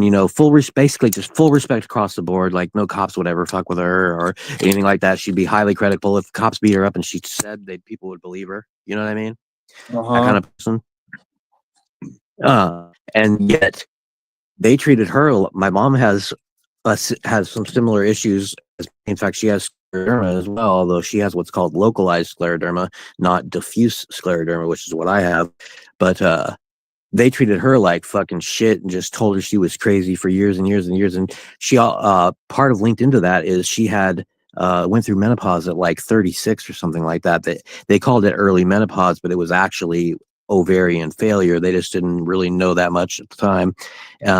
But they wanted to put her on hormone HRT because that's when HRT was super popular, hormone therapy replacement. And what's interesting about that is my mother had come and told me about this and that they wanted to put her on these. And I lost a bet at the university over a foot race, and I had to take an intro to women's studies course. It was me and 49 women. And the one thing I did learn in that class is that estrogen, even though it's women's testosterone and their lifeblood and everything, it's still a terrible toxic poison to them, just like it is to us and everything else. It's an awful chemical. And the more times, the earlier that a woman starts the earlier a woman starts menstruating, or the later that she stops in life, or the more times, if she has a more frequent menstruation, there's a direct relationship between heart disease and cancer. It makes it infinitely more likely. The more estrogen it's kind of a Goldilocks thing, though. Too little of it is bad, or too much of it is very, very bad. But so they wanted to give my mom this hormone therapy. Fucking harmful it is. You know what I mean? It's harmful. What about it? I was just saying that's the weird thing about estrogen is how harmful it is. People don't realize that. You know? Yep. Yeah, I was drinking soy milk for a long time, and I finally realized, no. I was acting like a bitch. I was like all emotional, and I finally made the connection. I was like, and I started to do more research on soy and estrogen, and I was like, oh no, I should not. No man should ever be deliberately eating anything soy. Yeah, I don't believe so either. Because it's full of estrogen. Yeah, especially not men. Yep. It's scary. Yep. The things and so they wanted her to take. Yep. They wanted her to take this hormone therapy replacement, and she told them no. And but before that, she had come and told me about it, and I was like, I had taken this single intro to women's studies class, and when she told me, I was like, no, don't take that. And I told her what I just told you, and she kind of already had somewhat of an inkling of it. This is pre-internet and everything else, so she couldn't just Google it. And but she had done some kind of research somehow or whatever, and blah blah blah. So she had told the doctors no. Well, they had freaked the fuck out on her, and the doctor that she was seeing and stuff had been like, my wife, when she goes into menopause, I have it all planned out for her to have hormone therapy replacement, blah blah. Well, sure enough, not even like a year later, and I had told my mom, heart disease, cancer, blah blah blah. Well, not even a year after this is when they finally made the connection that all these women that they were giving this hormone therapy replacement were dropping dead of cancer and heart disease, and they cut them all off. And women were going nuts about it. They were digging in doctors' garbage dumpsters and begging their doctors for it because it gave them relief from these terrible menopause symptoms. But what it turns out is, if you take that hormone therapy replacement for your menopause symptoms, let's say you take it 4 years and it keeps the symptoms away, the minute that you stop, you start having those symptoms, and they last just as long as they would have if you just gone through them initially. So all it does is put it on hold. It doesn't actually, But that's the same thing whatever. for male. So women were going nuts. If you take testosterone to like supplement for the lack of testosterone, as soon as you stop taking testosterone, bang bang boom, you go like you revert right back to that that beforehand problem. You know what I mean? Being a bitch. Interesting. Weren't you asking about ashwagandha the other day? Huh? Weren't you asking about ashwagandha the other day? Yeah, I was. The new guru was asking me if I've heard of ashwagandha, and then you talked to me a little bit about it.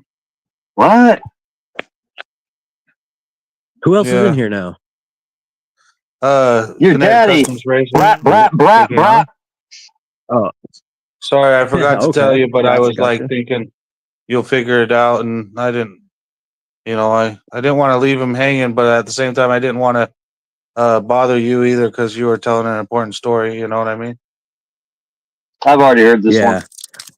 And the only I'm trying to remember. the What only was point the of it bet is that that you the lost? doctors, Like, the I don't think doctors you ever don't know said that. jack. It Sorry. was a foot race. It was a foot race, and I knew I could beat this guy, but he wanted to race this short side of this block, and I had assumed that we were going to do this long side, and I'd been jogging every day like I always did through all my 20s and early 30s, and Wait a so minute. and doing wind Didn't I sprints just and whatnot. challenge So you I to was a sure race I like 3 days ago? could. Yes, you did. Well, now I'm just trying to think of but yeah, what and I class. lost. So that's how I uh, ended up having. That's cool. Oh yeah. What are you going to make me take if I lose? I don't know. How I'm about trying to Asian think about studies? what you would Good make me Asian. fucking take at this point. Now that I'm running my mouth. Well, But I'd have to that's think so about that. funny that literally we just talked about that.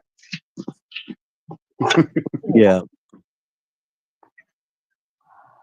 but it's like, how could these doctors have not known that? How could they have been for 5 or 6 years giving these women all this hormone therapy and not understand that? I took one intro to women's studies class, so I understood it. My mom did a tiny bit of research at the library; she understood it. How could the whole Well- medical profession in Europe and America, not one doctor spoke up and said, "Hey, wait a minute, maybe we shouldn't be doing this." But you just answered the question yourself there. You said medical, so drugs, right? Duh, money. Plus, on top of it, they're constantly Right. trying shit. They're like, let's just try this, which is Oh, yeah, they cool and experiment on people everything, all but day, every day. sometimes it's harsh. Look, here's some shit on Yeah. the toilet paper. There's a wall. Let's throw it. Yep. Exactly. And all the ones that don't stick and fall, they don't give a fuck about it. I mean, that's one Me of the and my reasons they're little so messed sister- up, because they are playing God all the time. And they not only have to play God all the time, but they also have to act like it all the time, because they have to maintain this kind of doctor image that they know everything and you know nothing, Yeah. Yeah, that's the important even though part. it's your body. Me and my little sister, we found out that we could fucking take my mom's tampons and fucking pull them out of the little tube thing and then wet them in the sink and then use the string to like do this fling thing where we fling them onto the ceiling and they would do this satisfying little It's like fucking monkeys. stick, right on the ceiling, and then they would stay on the ceiling. And Yeah. my mom came home from work one day, and we did like her whole entire pack of tampons was stuck to the ceiling in the bathroom. She beat our ass, man. Funny. Those are some big spitballs, buddy. Yeah, if you ever get a tampon, grab it by the string and fucking wet it, and then flick it onto the roof, the ceiling. It's freaking Oh, yeah. satisfying as shit. Everybody's done that. When I worked at Gill Window school, at high Company school or on our whatever. breaks, we would take pins in the air guns just to blow off all the material, whatever. But on our breaks, we would put pins in those and we'd shoot them up and stick them in the ceiling like 30 feet up and stick in the insulation. we wouldn't shoot them, we'd throw them, but we do the same thing.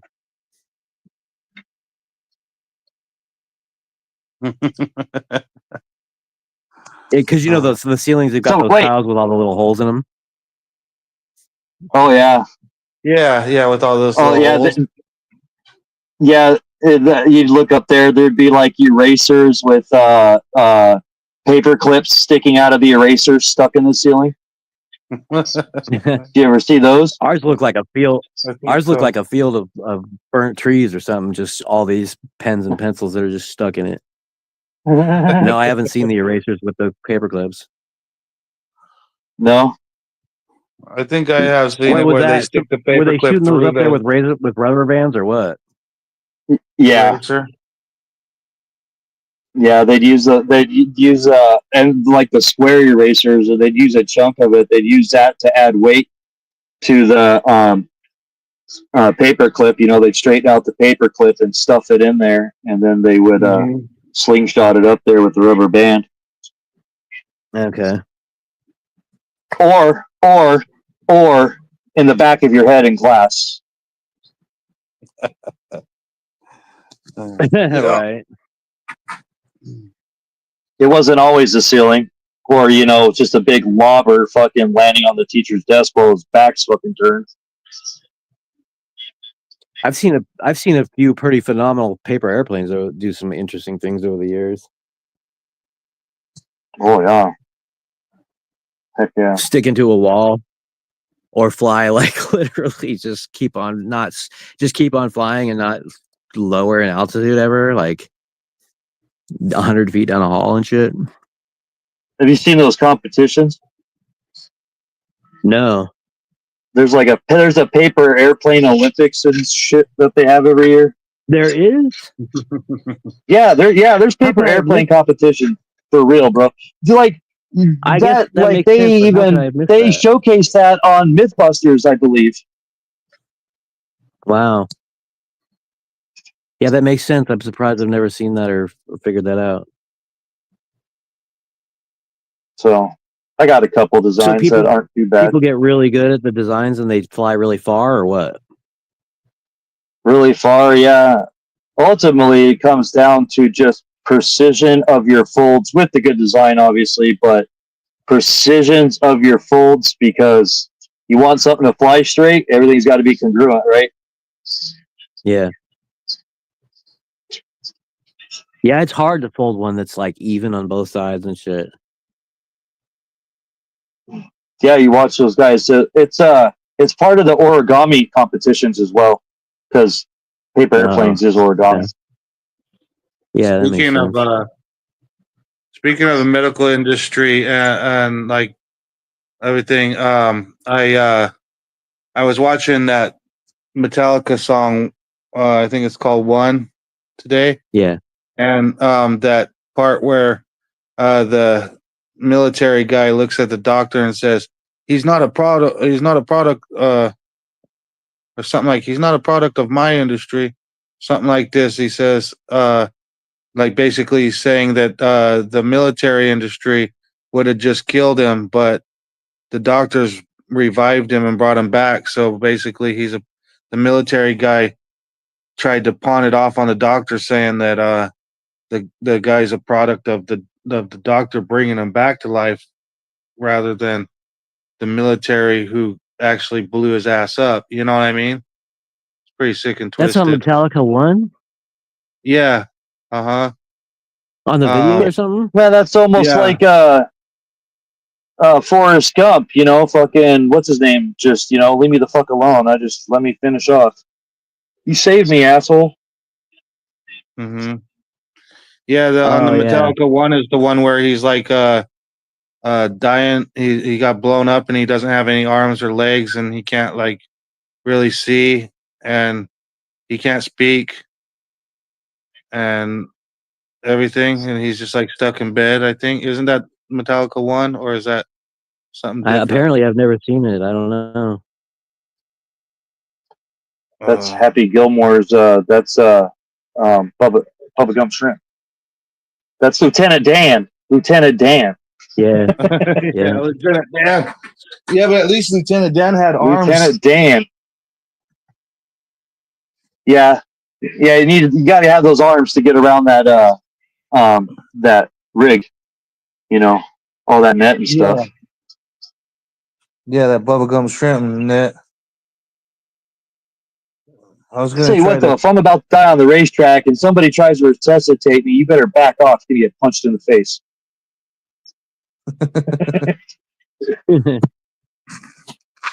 Yeah, it's kind of. Sometimes I'm not giving you mouth to mouth. Well, thank God, because if I'm about to do it for fucking Dale Whitdale and somebody comes and tries to resuscitate me, I'm going to be pissed off.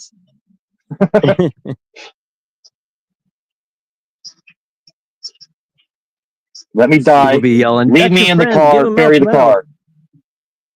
car. Right. People be yelling, "That's your friend, give him mouth Fucking him give out." you Be dick like, to mouth. "Fuck to the nut." I'd be like, Yeah, "Fuck to the nut." He'll it's wake gonna up yeah, and it's beat gonna be my a ass. fucking dick pic in the fucking mouth. Just we got to have a good portrait to put up at the funeral. I'll be like, he'll be happier if you I'd feel like I'd be being given respect if somebody did that to me. Just because at least my view is if you're not smiling or you're not laughing, you're not living. right. Yep, that's why I would be telling them, everybody teabag him.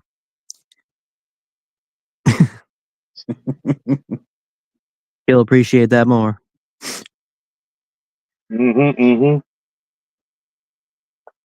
But somebody better have a fucking camera All right. out, otherwise.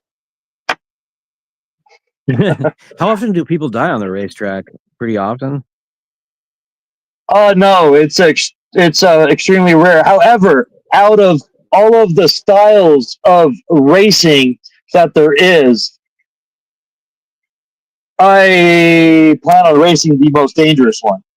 And motocross is considered one of the most dangerous sports in the world by far. The amount, I went through 9 years of racing, didn't break a bone. And my body is way more fucked up than I lead on to. Even like Deegan's, your body takes such a beating. I mean, you have rights. You've ridden motorcycles, like off road, especially if you're riding hard and racing. Those guys make it look so smooth. Even when it's smooth, it's not smooth. Even when I'm by myself out in the middle of the desert, like if I'm on my Suzuki DR350, I don't Nice. go slow. Even when I'm by myself, nobody's watching. I go almost as fast as I can possibly go, without just wrecking out. It's funner. I like it. Go or blow. Yeah, I like to be fifth gear pin. Basically, it makes me feel good. What was the motorcycle you were talking about earlier? Like a something 90 or something? Honda 90 Yeah, or I was something? talking about a Trail 90 with a 125 pit bike motor on it with 4 speeds. Is that one you're The familiar with, 2-speed KKR? on not Grindhard Plumbing. They have one of them on the Goat Kart channel. What the hell are those two guys' named? The older guy, younger guy. Cars and cameras. Thank you. Yes, it was right there. Cars and Camera. They have one of those bikes. Yeah, I'm actually. As a matter of fact, I think on that bike they actually. Isn't that one of the bikes? They actually rode it 300 miles to an event. They didn't just bring it to the event. They rode it. Yeah, something like that. They started buying the. I told them to get the monkey bikes and put the 125 pit bike in there, and I told them you have to put the motor mounts don't match up. You put the top motor mount in, and then it the motor swings. You just shove the motor in as hard as you can in the back, and then make the hole in the frame. But I told them how I was doing it. Wait, you just said shove it in as hard as you can in the back, and something about a hole. I mean, the top motor mount. There's 2 motor mounts on those motors. But the top one always lines up, but the bottom one doesn't. The back one, and you just shove it into the frames. Are always basically stamped frames. You know what I mean? They're stamped sheet metal frames. But yeah, way back in 2000 and 2013 or 2014. They weren't making those, and I told them about how I was making mine. Gave them the basic. I've been watching Cars and Cameras for a long ass time. I'm one of the original watchers. Yeah, What, they stole your design? Well, yeah, making comments in there's the different. Those guys never go live. Yeah, putting comments in the videos. That's where you talk to And they them. Is stole your basically you design? put the comments in the videos. No, this is all fucking redneck garage door shit. The same shit I like doing. The same shit I'm going to be doing when I get to Montana. Yeah. My brother-in-law's already Okay. got like 3 projects he wants me to weld on, making fucking little goat carts. He's like, "What engine we're gonna put on this? An electric or?" Yeah, we're gonna have a lot of fucking fun up there. It sounds cool. Right.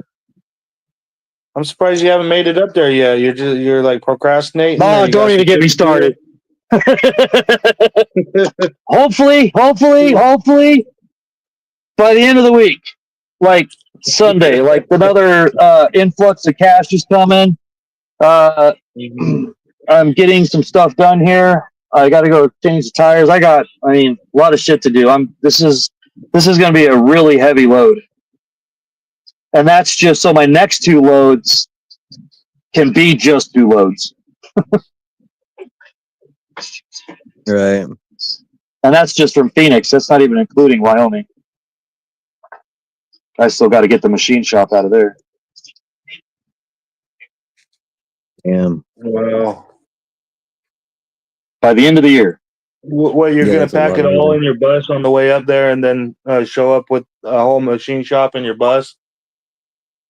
No, I already took the machine shop to Cheyenne because I was originally going to move back to like northern Colorado, but because I don't want to be in Wyoming because that's just too fucking close to home. Well, like right there at the border, but not where I'm from in Wyoming. But then Colorado's gun laws, like I just don't even want to be a part of that Califuckication clown show going on now. I mean, I love Colorado, but politically, they've gone to fucking. Don't even want to be there. So, got invited to a happy medium that satisfies Wyoming's requirements and Colorado's requirements.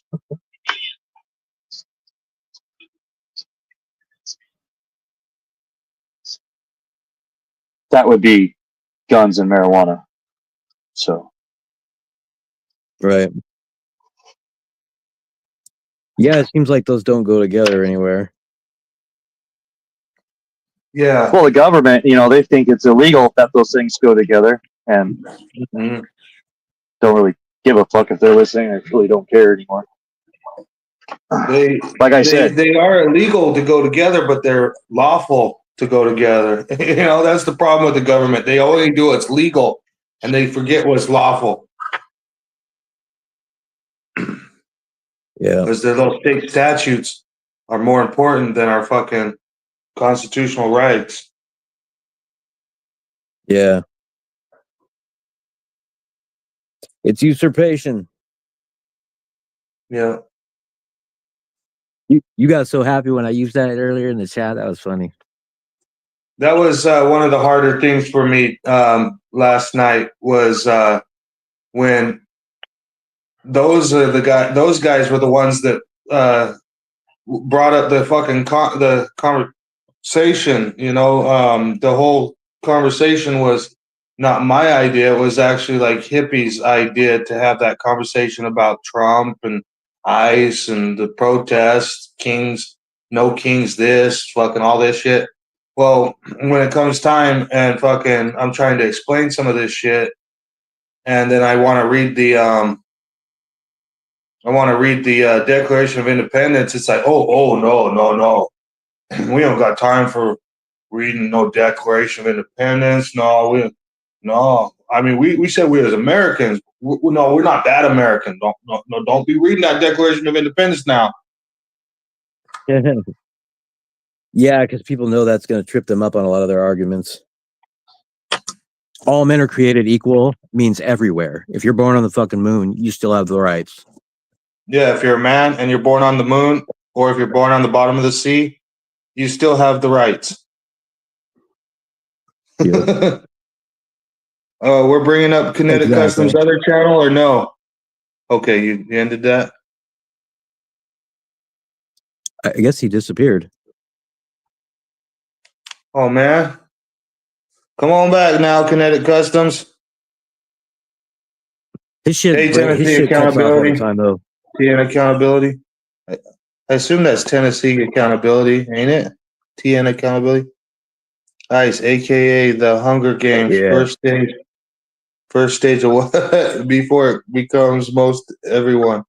Oh, I know exactly. You know what I mean? They're like practicing on the lower group of what the Americans will think are the undesirables, and then when they figure that oh, look at how many heads we put in our private prison industry, they're like all ready and gung ho on.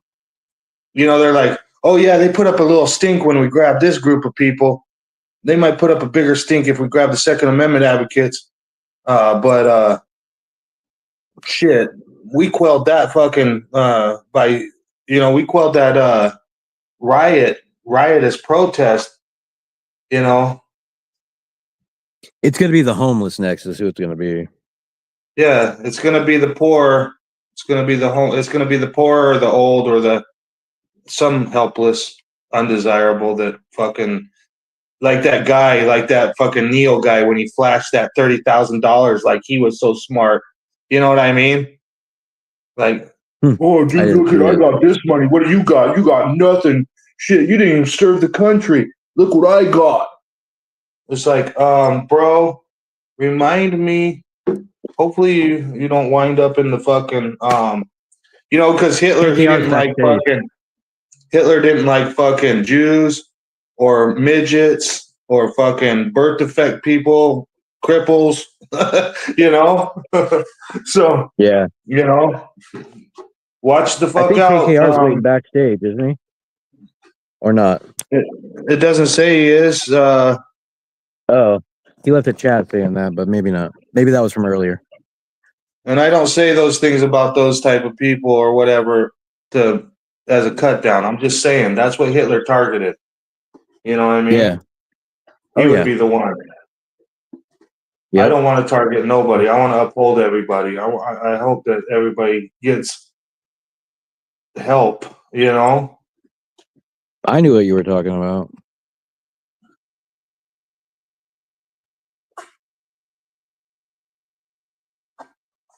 I can't really stand this world right now. It's breaking my heart. Especially after I've went through so much with this supposed auditing community, cop block community, with people saying, I don't have to ID unless I'm lawfully arrested.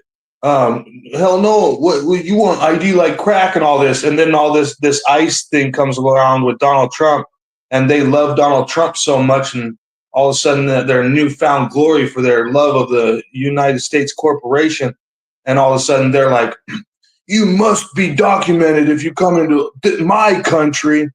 It's like, what? So now you're begging for ID.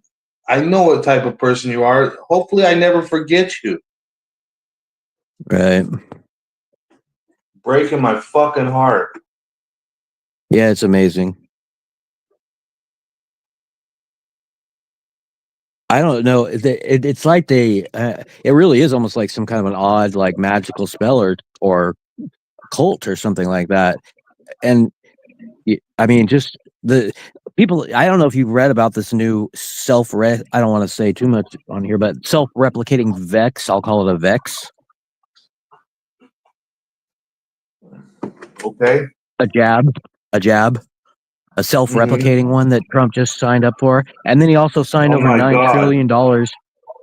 And also he signed over $9 trillion to the wealthy, already unimaginably wealthy. That's going to come out of everybody else's pockets, including the poor. I mean, it's just like there's so many things that are even beyond this ICE thing, and they just can't see any of it.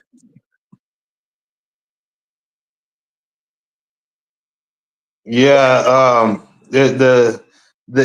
They are not seeing the part where they can't see the part where it's anti-humane rights violations that could possibly be against their protest for their important issue in the future, because all they can see is the what they consider undesirable.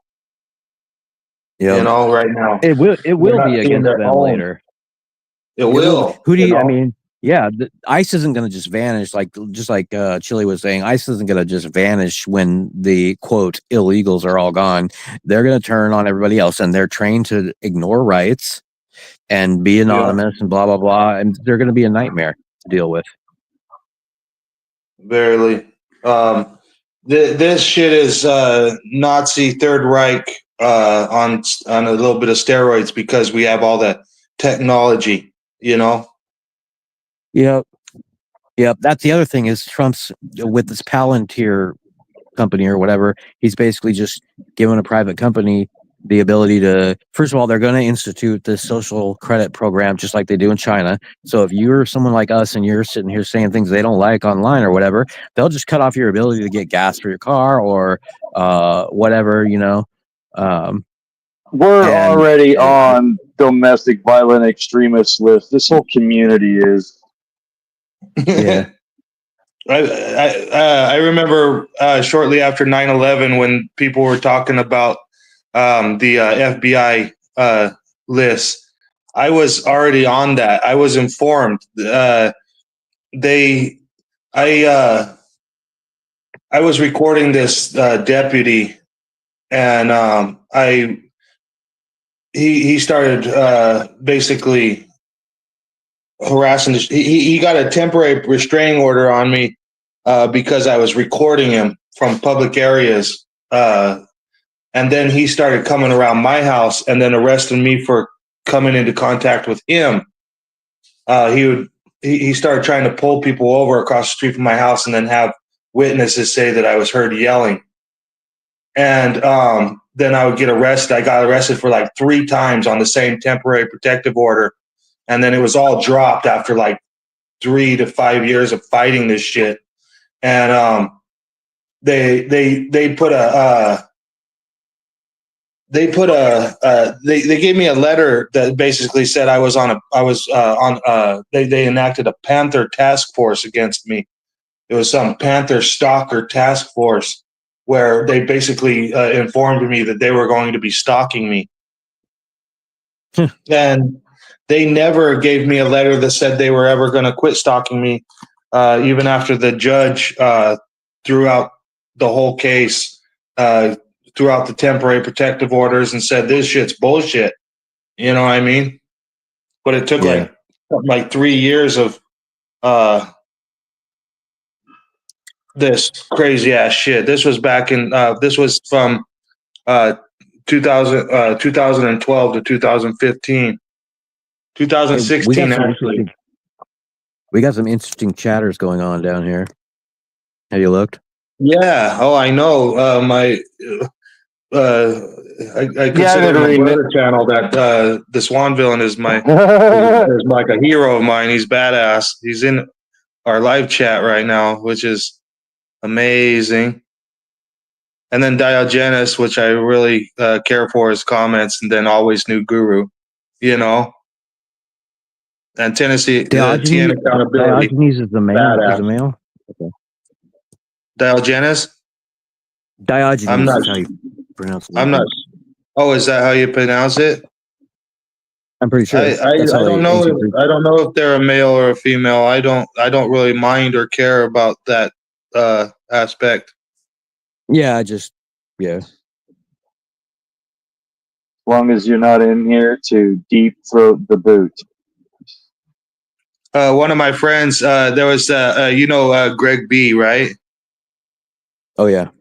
Yeah. One of my other friends was like, "You have rights. You need to know about Greg B. They're liars. They're actually a female." And I was like, and you know, like, what, I was supposed to stop being their friend because they're a female saying their name is Greg B? I don't get it. You know, yeah, like, that'd be stupid. he was treating me like if I don't stop being friends with Greg B because they were a liar, that I couldn't be friends with them no more. And I was like, wow, I'm feeling really torn right now. You guys ever notice that his thumbnail is almost a reverse picture, but of his car? Of mine? Oh, yeah? No. Yeah, you look at his thumbnail. It's a black. I can't remember what kind of car it is, but it's black, but it's facing the other direction, but it's a picture of the back. He doesn't have the NOS model like I've got in the back of my booty here, but Uh-huh. That's a pretty badass car. That's like a Nissan Juke with a NOS bottle. that is the fastest Nissan Juke in the world. That's not a Juke R. This is the car I'm building out to rally. Man, that's cool. I love those Nissan Jukes, man. Ever since the first time I ever saw one, I wanted one so bad, but it's gonna be a quite a while before they're a $300 hoopty that I can purchase. Yeah, I'm probably going to need like a dozen of these damn things because I plan on wrecking them. Hell yeah, Diogenes. They say you have rights. I'm an autistic illegal trans. Hell yeah. ¿Cómo I'm a, sabías, papicito? I'm a 5'3", 185-pound black woman who loves her kids. He is puro verga. You know, and you don't want to fuck with a black woman who loves her kids. Right. That's why the black women I dated didn't have any kids. Well, you're lucky there. Otherwise, you might get stomped.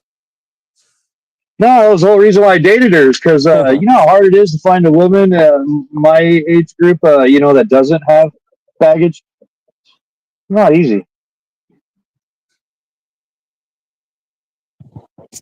Yeah, not easy at all. I'm not sure, Swanee. Especially ones that like to or good at polishing.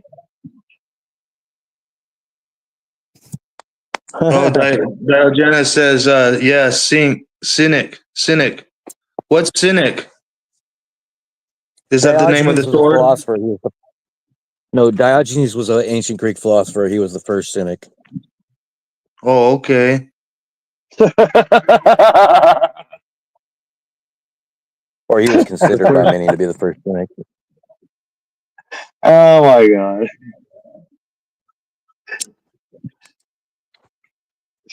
But not Cynic, necessarily a dog-like. narcissist. Oh, shit. Oh yeah, I like is you Diogenes guys. the one?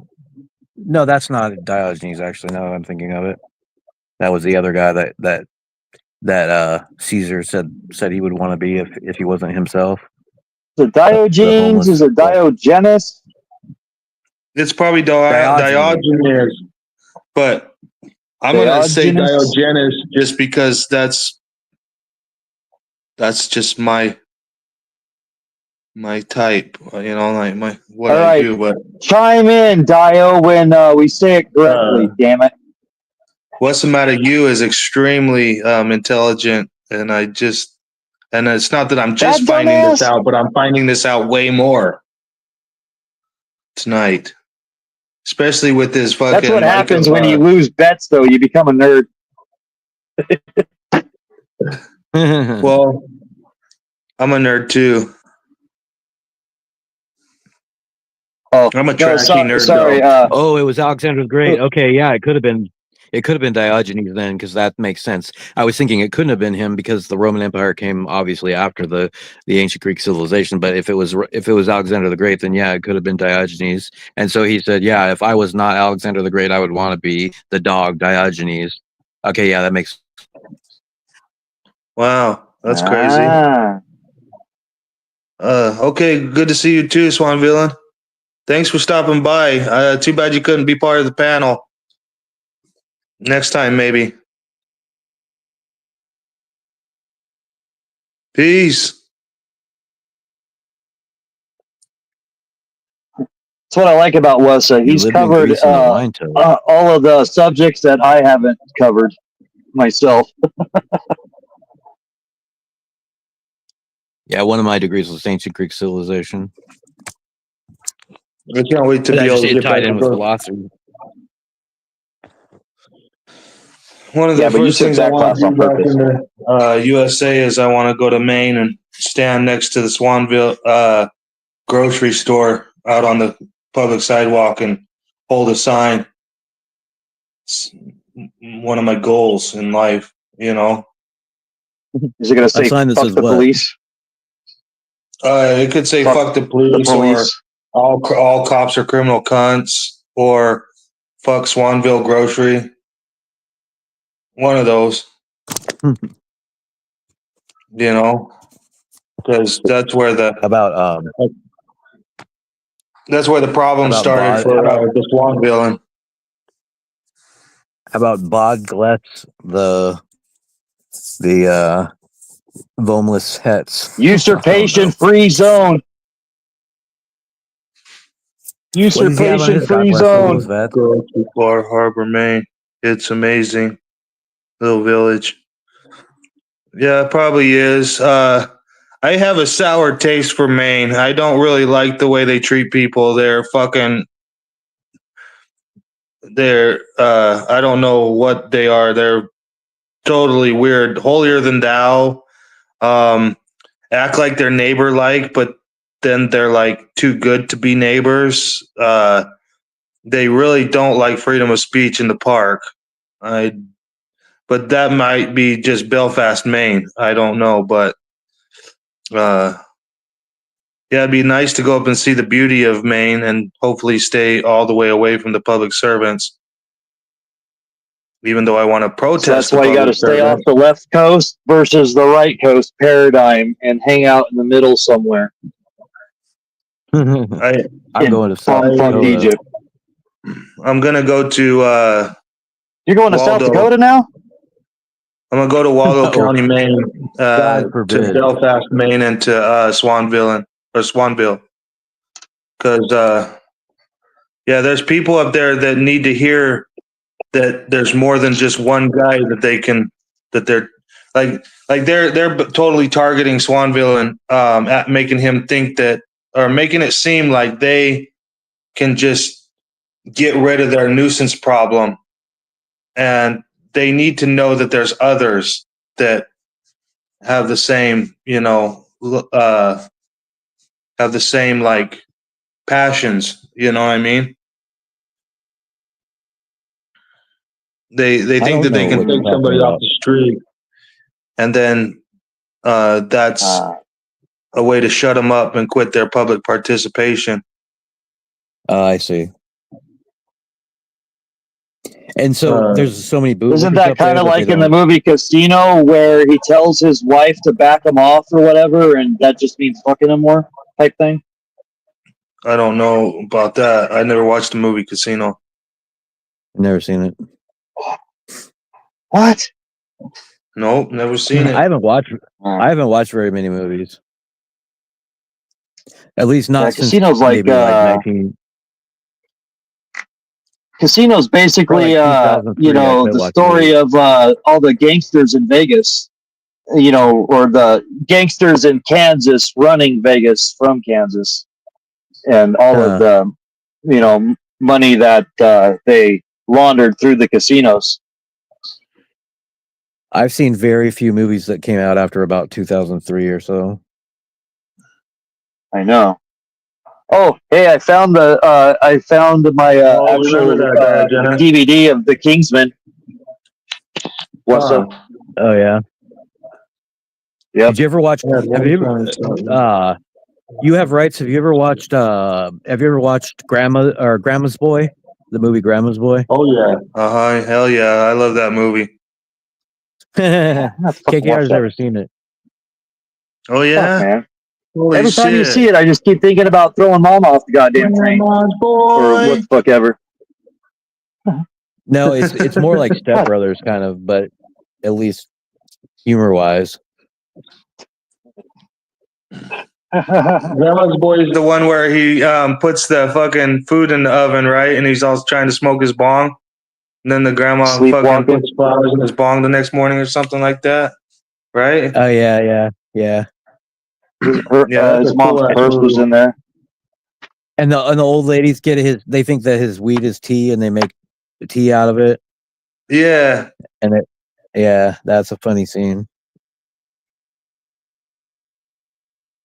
Fuck you guys. I ain't hanging out no more. Is Grandma's Boy the one where he's I'm got that looking where it up. the nerd is like he tried to make fun of the nerd the way he talks or something like my name's JB, something like that, isn't that? Yeah. Yeah, Gosh, I remember that scene kind of, yeah. it's hard for me to remember exactly how it is because I haven't seen it in a long ass time. But man, that movie's so good. Yeah, it's so funny. He's a video game developer, basically. TN And at accountability first- says he got. Oh, sorry. He Go on.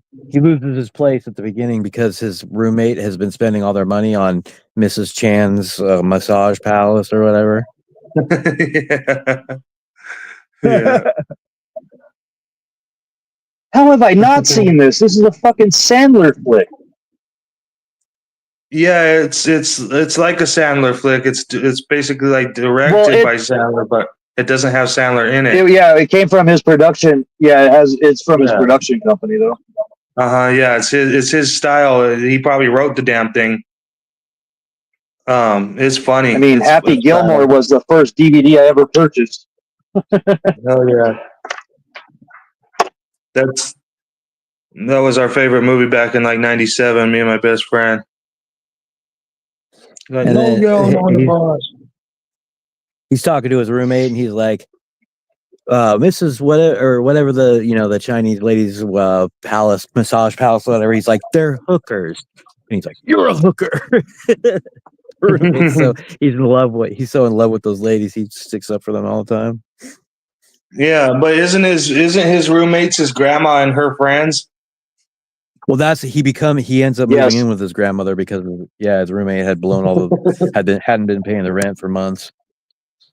Yeah. Hey, shut the fuck Yeah, up! that's You're ruining it. fucked Spoiler. Yeah, you better get to watching that video so that we don't spoil your shit. I'm gonna watch it again too. Yeah, well, I was in the middle of reading the goddamn summary, but then I was still even being spoiled on that shit. Fuck, I may as well be watching Cinema Sins right now. What's that? Man, TN YouTube accountability channel. is going through some shit. Cinema Sins. It's a YouTube channel that goes and reviews all the big movies and sits there and has a sin counter and just counts all the dumb shit that doesn't make sense. Like, they'll go and sin the whole movie in like 20 minutes and point out, like, he hates the Fast and Furious franchise. I do too. Well, I I've only like the seen one. ones where it's about cars, but I stopped watching them when what's his name died. So 7 was kind of the last one I really watched. But in the last 2 weeks, I've started watching some of the other ones, and I haven't been able to finish any of them, and probably never will. Like for me, Fast and Furious ends at movie 7 for sure, and that's only because Brian died.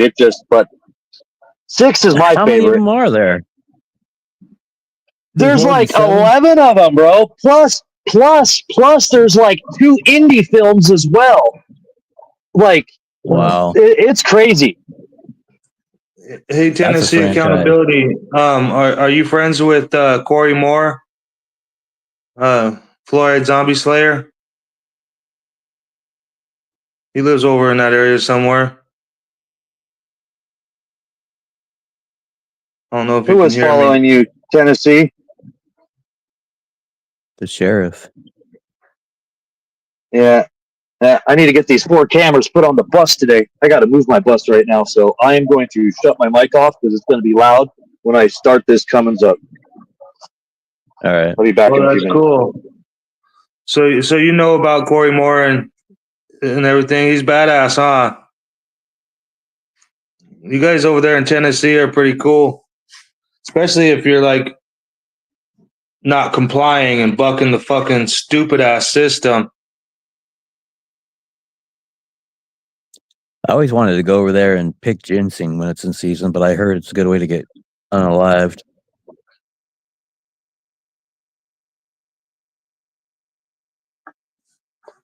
Double tap, brap. But man, some Yeah. of those people that go around and get the ginseng and see at that season, they make $50,000, $60,000, $70,000. Yeah, but that's why that's why it's so popular and people get all butthurt over it.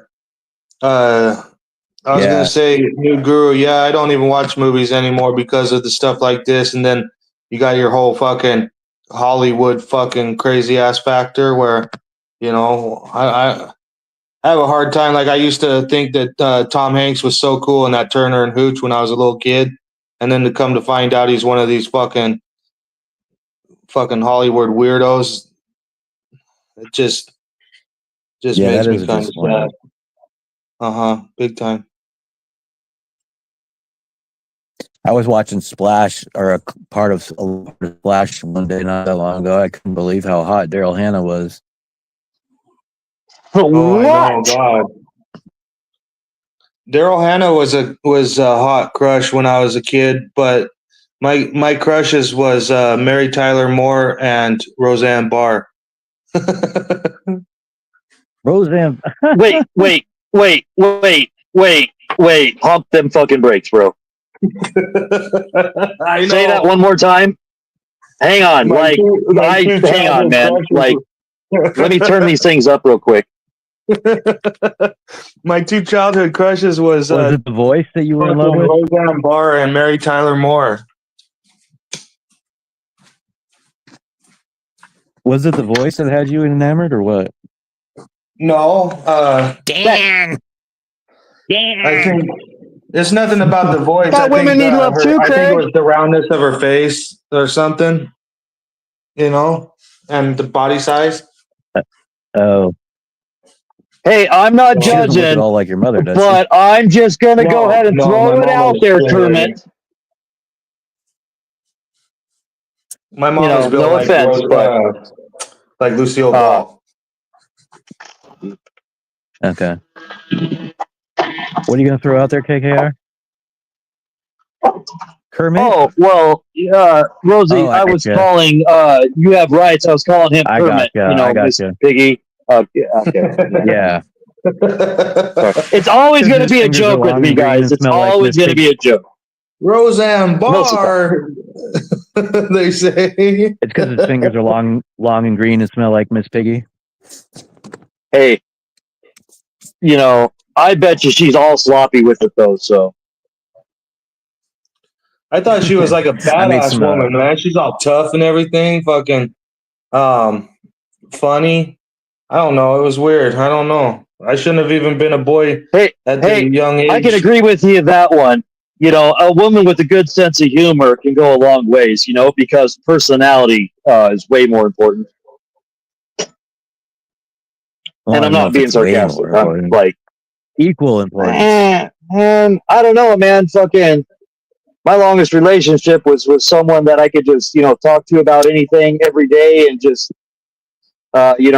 became friends way before, it was about a physical attraction, really. I mean, other than God, that would Tennessee accountability or TN accountability. I can't. I don't understand what I'm having a problem with that for.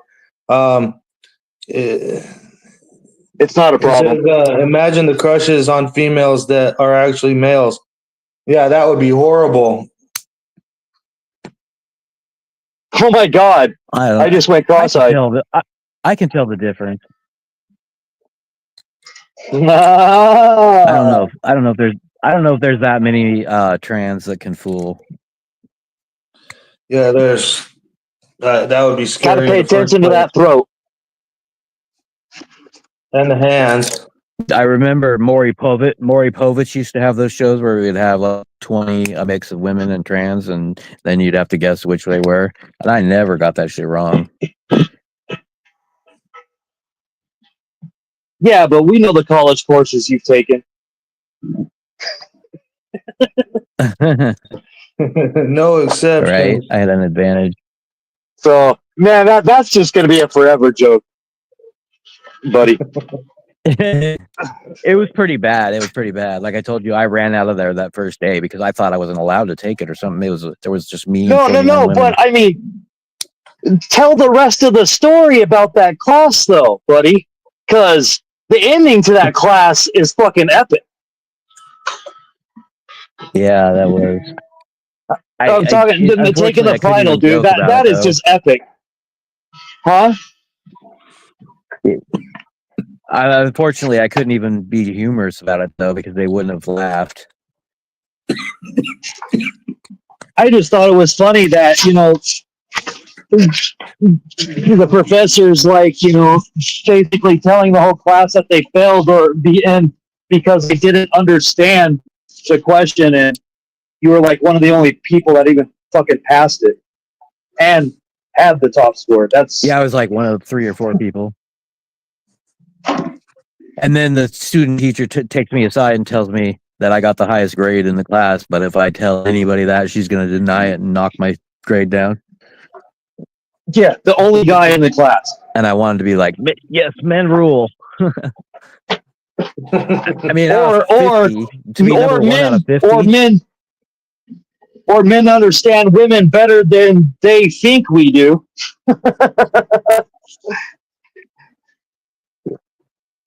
Right. I don't know about that, but better than they think we do. Yeah. Yeah, I think I said that right.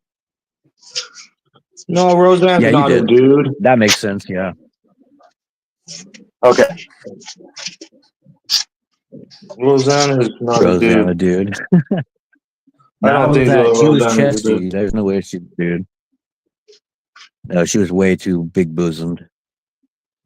Yeah. I mean, I like big booty, but it's gotta, the rounding has to stop at some point. I liked her face the most out of every part of her. I liked her face. Since you said, I've been sitting here thinking of if I've ever had any weird crushes like that. I just can't think of any. You know And who he's was a thinking big about crush of Roseanne mine was Barr. that redhead off of Willow. You know, the Val Kilmer's girlfriend. She was hot. Oh yeah, I was talking about her the other day. Actually, with KKR, I was talking about her. Yeah, she was hot. And also that one chick from Legend. Oh, I was never definitely. that big Yeah. into big boobs, but she was. Yeah. Yeah. What is her name? I was just saying it the other day over and over. I can't remember her name. Can't remember. But yeah, she was freaking hot. And then I don't know what Debbie Gibson at one point I thought was hot, but it was mostly just from one poster. I'm not sure if I remember who Debbie Gibson is. What's she from? She sings, "I think we're alone now. There doesn't seem to be anyone around." She was just a music star. I heard that song a lot, remember but I that haven't song. seen the singer. I actually was a huge, and I guess Madonna's kind of a weird one. She's not that good looking. And when I was young, real young, like when the True Blue album came out, I was all about that. I thought I was So going to grow what? famous just because I wanted to marry her. Dude, she was dirty as fuck. I mean, who would you replace her with today? That would be what's his name's daughter? God damn it, the girl from Disney movies. I don't know. From what movies? Her dad is a country singer. Oh, Billy Ray Cyrus's daughter. Yes, Miley Cyrus, that dirty. Yeah, I never really was that yeah. attracted to that girl. Her teeth are like big for some reason, but that's just superficial bullshit. I just maybe don't like her You're attitude or complaining something. about her teeth, Roseanne Barr. Yeah. You're never letting that one down, buddy. You like Roseanne Barr? That's funny, Kinetic. Like you actually like that. fantasized about making love to her? Who, the Roseanne Barr? Yeah. He's singing I'm not about it sure. right now. I think she's $100. pretty. I think she's pretty. I don't know if I ever fantasized about actually doing anything with her. I was too young. I mean, I was a young boy. I was That'd probably been like funny if you. between 7 and fucking 10 years old when I thought she was pretty. That would have been funny Same if with you would Mary have said, Tyler Moore. myself right now. I don't know. I guess when I was in first grade, I had a babysitter who had a teenage son, and they allowed him to have a subscriptions to like Playboy and Penthouse. And I would do nothing but sit down there in his room and look at these magazines all day. And he would come and he would bring his friends over there as kind of a joke. I didn't realize it at the time, but he would be like, "CD, what do you want to do when you go?" Say, "I want to be a Playboy photographer." And they would all laugh. But I kind of Yeah, you got know what this the fuck like you wanted. yeah, I got a taste What's for a that? particular type of woman, I think, at that point. Playboy That's model cool. type or whatever. Uh-huh. Yeah, those are a little high class for me. I don't know if, they seem like it anyways, but I mean, you never know. Yeah, I think they range the full spectrum on those ones. I don't know Yeah, if you've ever probably. watched any of these of them talk about life at the Playboy Mansion, but boy, there was some really crazy stuff that went on there. Mm-hmm. Hugh Hefner, though, he's a god. Though he was pimping it all the way up to like 80, like 4 women in a Yeah. hot tub at a time, 4 Playboy bunnies and shit. A lot of people talk bad about Joan Hugh Jett. Hefner, but I think that he was a pretty kind man. You know what I mean? He was like extra kind. He liked to party. That was Yeah, one sure. I of haven't the heard things. either. So The what? only thing about Yeah, it is I that haven't heard either way. He must have had. Yeah, I'm he going was to the gas station, fueling up. he was one of those. He was part of Joan that Jett. Hollywood scene. So I don't think that he was. I bet you he was like an Epstein Trump fucking friendly, Hollywood scene fucking weirdo probably.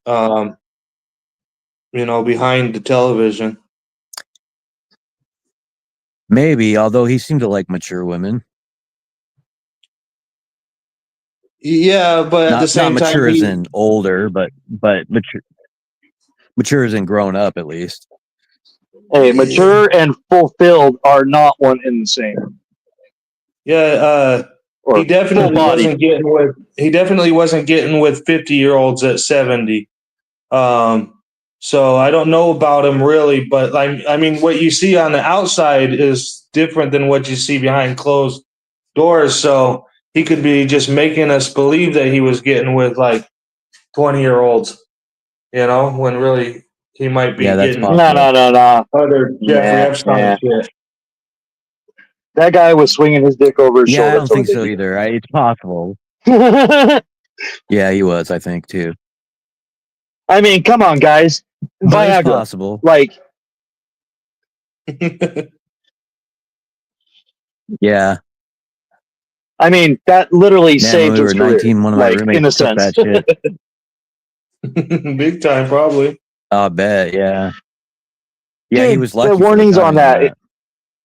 If you have an erection lasting longer than 4 hours, you need to go see a doctor. Like, I should go see a doctor every time I go fuck then. And I'd never even taken one of them fucking pills. When Viagra came out, I was just gonna say one of my roommates. Howard Hughes. I mean, what am I saying? Howard Hughes. When we were 19, one of my roommates took that shit. He got a priapism and had to go to the hospital. I forgot the dude's name that we were just talking I guess it about was for not some funny. fucking reason. Howard Hughes? No, not Howard Hughes. It was Hugh Hefner. Hugh Hefner. Sorry. Oh yeah, I'm sorry. What the fuck am I thinking? Yeah, I said Howard Hughes. from? That's Oh why yeah, because you brought up I Howard confused Hughes. you. Yeah, that's right. I meant Hugh Hefner. Weird. Yeah, that's totally. Yeah, that Viagra he probably was like, I went to oh God, find I got a new life. Thank you, Lord Jesus. Thank you, baby Jesus. Tennessee Accountability. I went to look the other day.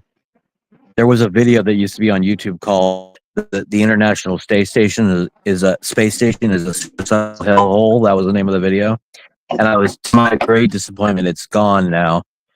It was a great video though. They showed all this proof that all these live broadcasts and stuff that they've done from the International Space Station have all been faked.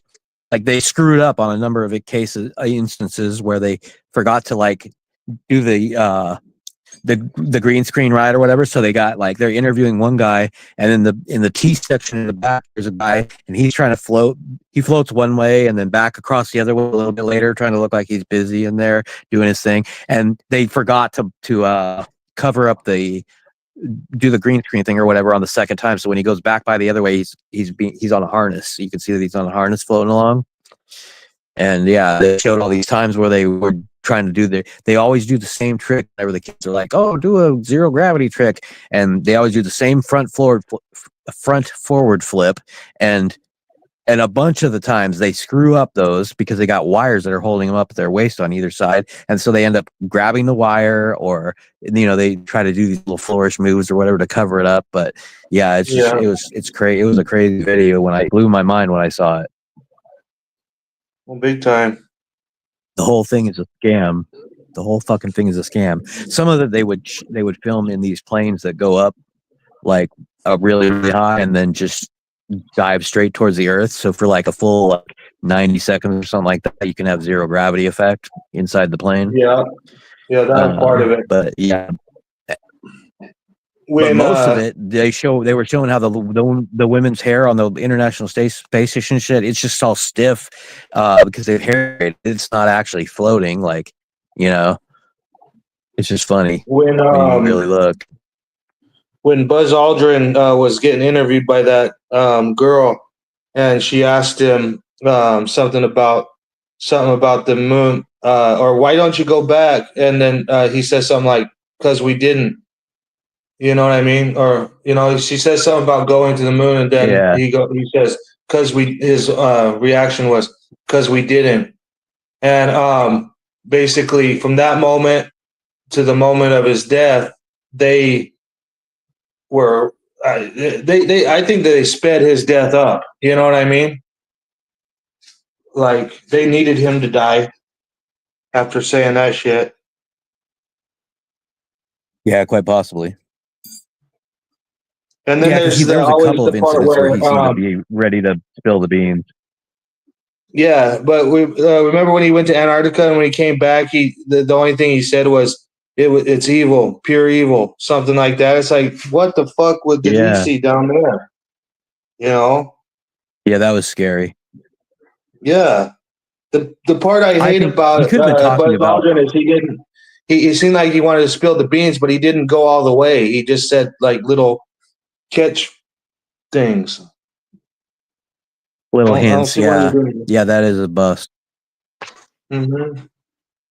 That is a bust. But he could have been taught. There's a number of weapons down there that are pretty much well confirmed now, because there's been a couple of whistleblowers that have come forward from down there, and they're credible people, and they definitely work down there, scientists, and why they'd be telling these stories, if it's not true. But they have weapons down there that can basically incapacitate everybody on the planet.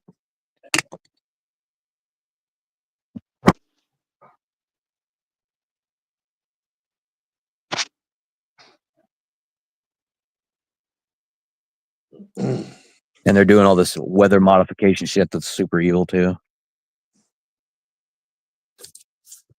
What happened? Everyone disappeared? No. What the fuck? Oh, okay. I got scared. I thought I was alone in the dark. Yeah. No, I don't know if you've listened to those two engineers that are whistleblowers from Antarctica, but what they're talking about is freaking scary. Like, they've got weapons down there that can basically screw up everybody on the planet at once, or they can aim it, and they can cause earthquakes. And it supposedly was a couple of these big recent earthquakes have been caused by that weapon. Well, it's already been known for a while that the HARP can cause earthquakes because they beam radio waves into the crust, and then it causes vibration, and then it makes the crust slip or whatever. And then they use heat. They use heat and vibration. Yeah, that doesn't surprise me.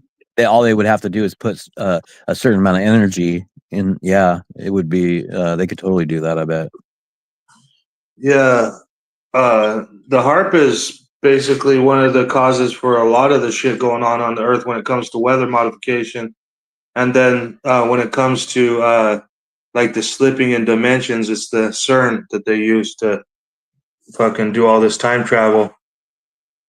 Yeah, KKR is a They, big believer in the Mandela effect. well, yeah, but it's more than just the Mandela effect. The Mandela effect is just the symptom of what's actually happening. They already knew that to time travel, you don't have to get in the time travel device and then go back in time or forward in time. All you have to do is like Quantum I can't entanglement. remember. I can't remember exactly how they explain it, but they explain it as like the particle. They need is one little particle, and then accelerate that particle to 99.9% of the speed of light, which is relatively small compared to the actual speed of light. And the dimension will attach itself to the particle um, and then skip. And that's what they've been doing with that Hadron Collider. They've actually been accelerating a tiny, minute particle to 99.9% of the speed of light, and then the dimension that we're in attaches itself to the particle, and our time skips. We don't notice the time Really skip; it just happens. It's explained in interesting. the book, "The Chariots of the Gods." If you've ever read that book. I've read sections of it. I haven't read the whole book.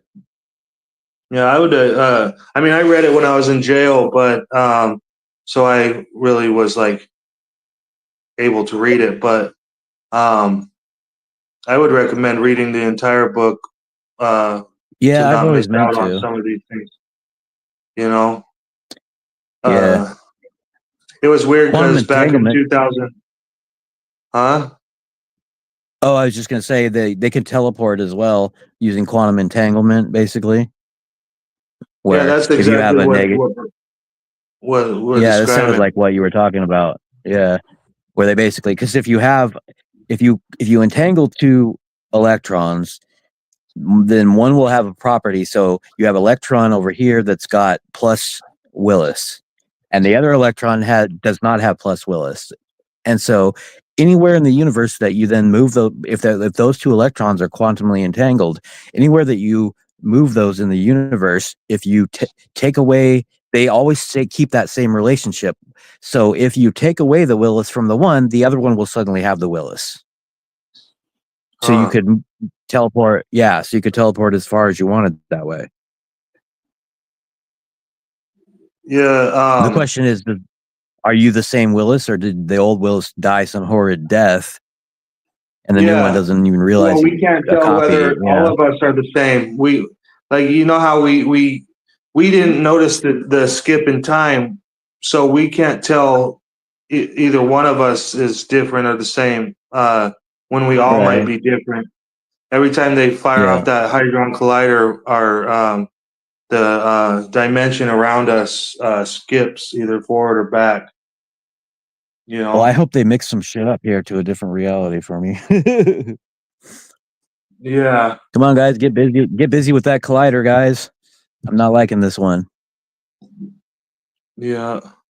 Hopefully, I mean, uh, that's the beauty of nature, though, because God or whatever, whoever God is, what the God is already doing that for us. Uh, we're like you'll soon, like not. I'm not saying soon, like in as a week. I'm just saying soon in your time, you'll be free from these tortures, and you'll be set into the dimensions where you are able to be free. You know what I mean? And then maybe reincarnated as some other thing. You know, like I would- the test is very tall for you, so maybe you might have something highly gloriful waiting for you. You know what I mean? or maybe they're planning. I'm planning on bringing me back as a slug or something. if Yeah. I'm being punished. If I'm being punished. Yeah. We don't. The best thing about being brought back as something totally wrong that we wouldn't want to be brought back from is that we don't actually know how that thing feels. It could feel better than we do. You know what I mean? To be that actual Some of the creature. cultures that Yeah, that's true. Some of the cultures that believe in this stuff too, they or I should say, are more involved with the belief in it. They believe that you actually choose before you come here. So even if you're going to choose to be like the victim of a horrific murder or something, you know what I mean? You're actually Mhm. choosing an experience before you step into Yeah, the simulation or whatever. Yeah, exactly. or It's I don't. the past life regression, and we choose our test. Is Yeah, basically how they explain it. But or our um, experience. yeah, the crazy part about all that is that you say something like those people that believe that, but in reality, it is because it is, and we don't even have to.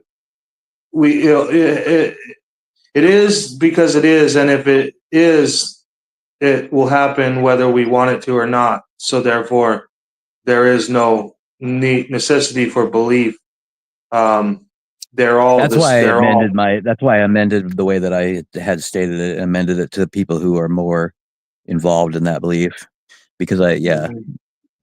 I don't know if you've seen, like, there's The Boy Who Lived Before. There's a documentary called The Boy Who Lived Before, and there's a few other cases as well, like, that are just so incredibly. Yeah, I mean, they're very, yeah. you There's a seen lot of that people case where involved that in these. kid he started saying at an early age that his friend was 5, and then when the mother was wondering who is this 5 that he's talking about, but actually when they found out who he was in a past life, his name was actually his friend's name was actually Fife, like Fife instead Oh of wow. Fibe. No, I haven't Yeah, seen that and one. I thought. Go ahead. the kid took his family to the place where he used to live in Hollywood, and they looked over his backyard fence, and the kid was describing where he lived before and everything. It's pretty damn crazy. You know what I mean? Yeah. So And they was The looked Boy it Who Lived up. Before, Yeah, they looked it up, and they actually because found out that the guy that he said he was actually did have a friend named Fife. Fife. Oh wow, It's interesting. pretty trippy. You know Yeah, how The that Boy can Who Lived happen. Before, he was born somewhere in Scotland, or I mean in I'm not sure, somewhere in the UK, and he started to tell early on, talk about his other family and his other mom and whatnot, and he was so young and he hadn't even watched TV or anything, so they're just like, where is he getting this? And then he started to talk about planes landing on the beach, and they didn't know of anything about any no planes landing on the beach. They didn't think that was possible, so they're like, okay, this is just some kind of weird fantasy that he has or whatever. Then they come to find Mhm. out that there's an island right there in Scotland where there's a airport where the planes land on the beach, regular planes, and it turns out that ends up being the island that he lived on in his past life, and I don't know if they ever really figured out exactly what happened. I guess there was a car accident or something like that that had killed his family or something. But the way that he Mhm. said it was that at one point he'd fallen into a hole, and then he woke up and he was being born to his new mom. But there's also that Yeah. case of those twins. There was the couple had twin daughters that died in a car wreck, and then they ended up having a new set of twin daughters, and they had like the same exact birthmarks and shit in the same exact spot. And they started to ask for their sister's toys and stuff that they couldn't have known about. They started to ask for them like really early and stuff. Which that case, there's not as much documentation for as like The Boy Who Lived Before, the one I was just talking about, but it's still very interesting. And the woman from ancient Egypt, that's a trippy one. The woman who believed that she lived a former life in ancient Egypt, and she found the garden that they couldn't find, the hanging gardens or whatever. She found that. She told them where it was, and she was right. Wow. Yeah, that's pretty trippy how this shit happens. I mean, after I had my out of body experience when I landed on my head in my BMX accident,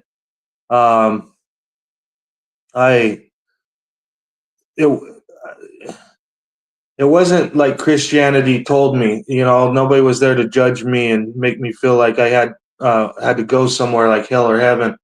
So I went looking through all the different religions, basically studied all the different religions, and I didn't really learn much from going through all those different religions, by the way, but I came across that old lady that does past life regressions where she hypnotizes people, and she was like the best at it, Dolores Cannon. Oh yeah, I studied her for quite a long time, and I always wanted to go get hypnotized by her, but she was right there in New Mexico. But she passed away. So the only thing that bothered me about her is the number of her clients who supposedly were like famous people in past lives and stuff like that. That one bothered me a little bit that way. I never really seen how. I need to study some more about her, obviously, because I never noticed that a lot of her clients were famous in the past life. It appeared that way to me, that there was an abnormal number of people that were something. You know, they could never just be some, Some farmer regular, somewhere. some regular somebody from out in the field. There is a reason for that though. What's the matter? Is because we have so many past lives. We could be on like our 87th. One in all of those 87 could be Abraham Lincoln or the Wright brothers or. And there, I can actually think of hypothetical reasons, other reasons why it might be that way. Like maybe people who maybe it's only the people who tended to have like a more of a karmically impactful life in the past can be accessed by her to even see what they were, or just even go searching. They're like destinal. Their fates caused by destiny is so impactful that they're just driven. Yeah, that's a good point. That could be.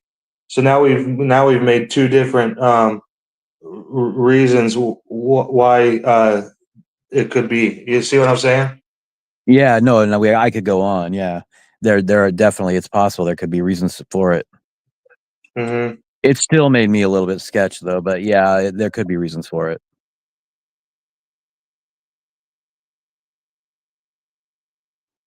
Yeah, Tennessee Accountability says a corporate slave system polished is still a corporate slave system. Way I look at it, yeah, it's hard. It's so hard in this world because we should just get rid of the whole damn thing.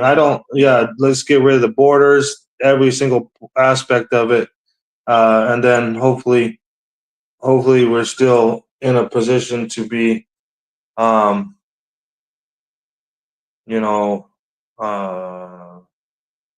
our neighbors know that there are neighbors and our people know that there are people. Hopefully we're still in that position.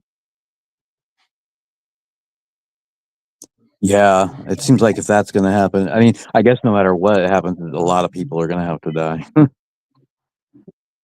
Yeah, well, that too. But we're going into another reset. So for all intents and purposes, we very well could be looking at a bottlenecking effect in human population recent, in the coming times. It's a very likelihood that we probably are going to be depopulated by some fucking Masonic fucking secret brotherhood bullshit. Oh, all they have to do is turn the power off for 1 week, and like 80% of the people in this country will be dead. Yeah, killing each other and other mayhem, Yep. getting all pissy because they can't get gas out of the fucking electronic pumps Yep. and other things. Yeah. Maybe not a week, but yeah, a couple months. Yeah, that's going to be like 80% of the population gone.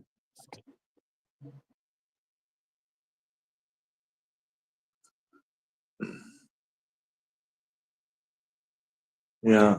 Well, shit, it's gotten late on us. Yeah, it is. I got like 40 minutes before I can go and get some burritos from across the street and fill my belly and go to sleep. That sounds good, actually. Yeah. Yeah. Plus, they sell like 7 different types of burritos. They sell this one that's steak and potatoes. It's kind of spicy. Oh, you bastard. It's called in Spanish. It's bistec con papas. And then You bastard. I usually get they got this one that's eggs and scrambled eggs and ham with tomatoes, and they call it huevos con mexicana. And then I usually get that one I get one of those and then a beans and cheese one, and then I just like put them together and eat them as one. That's freaking hella good. But then there's one I haven't tried, but that's the chicharrones one, and that's basically chicharrones and beans, refried beans. They might have cheese in there, but I don't think they got cheese in there. I think it's just chicharrones and beans. And then they got one that's chorizo and scrambled eggs, and then they got one that's it's like hot dogs and scrambled eggs, but the hot dogs are like chopped up into little tiny rounds. They call it huevos con chichos. And then they got a couple more, but I haven't tried them all. The only one I tried was the huevos con chorizo and frijoles con queso, or the huevos con mexicana and frijoles con queso. And then I get one of those if they don't have the other, and then or if they don't have that, I get the biscuit, the steak and potatoes. But I can always get the steak and potatoes or either one of those other ones. But it's just sometimes I get out there late and they've already sold all their good ones, so I have to go with the next best one, which is the steak and potatoes one. Hey, Tennessee accountability. Yeah, that sounds good. You're making me really hungry. Tennessee accountability. Make sure and lock that thing up, because I had a really dope electric one, and I didn't think even people could steal it because it would be so heavy, and it barely fit out of my gate. It was one of those fat tire ones, and it had an alarm on it too. Although the alarm wouldn't go off just because you rolled it; it would only go off from vibration or whatever. But yeah, I rode it home at like 3 a.m. one day. Came inside. I turned the alarm on and everything, came inside, and I ended up snoozing for a little bit, but I wanted to charge it for the next day. So I went back out an hour later and it was gone. And so, yeah, just make sure and lock that thing up really well, dude. That sucks, bro. Fuck. Yeah, because he just got an e-bike, so I'm just telling him lock it up really good, even at your house. I love the e-bikes. I want to get one so bad, like a newer one. This was just a scooter. It wasn't really a bike. It was, but it would do 46 miles an hour at top speed on flat ground, Dang. and it was. I mean, it was powerful. Yeah, it was powerful. It was zippy, fast. Just it was awesome. It was super dope. Usually when they can do like It was the top speed of, sit down one. they usually can do their top speed for about an hour. So that means that they can go like that many miles in an hour. It's crazy. Man, How they work. I rode mine a lot of miles. I mean, it's like 7 hour on a charge or something like that. This one was. It was. This was like a $4,000 one or whatever. The electric that's scooter. But, badass. yeah, but in fact, as soon as I can figure out how to get this, I had a phone that I had a bunch of footage of me riding it on and whatnot. But that phone, the screen on it died. But as soon as I can figure out how to get my computer fixed the rest of the way and hook it on there, I'm going to get that footage and I'll post it online. You'll be able to see it. It's dope. It's really dope. But yeah, I mean, I wasn't allowed to claim it on the insurance, so Dang. it's gone. I've never had $4,000, so if I had $4,000, I'd have a hard time not buying a Camaro. It was kind of my mobility thing too, because my driver's license is being suspended for 15 freaking years, and I couldn't get around or what. So it was kind of like with my feet and everything and all my problems. It was like my mobility thing. They stole it. Really was a bummer. Wow, that bike must have been sweeter than hell for $4,000, man. That thing, like, it might have not been the highest performance, but it lasted for 7 hours, which is the key. You know what I mean? Yeah. Yeah, I rode it a long, long ways over a whole day, going many, many places, and I only used like half the battery.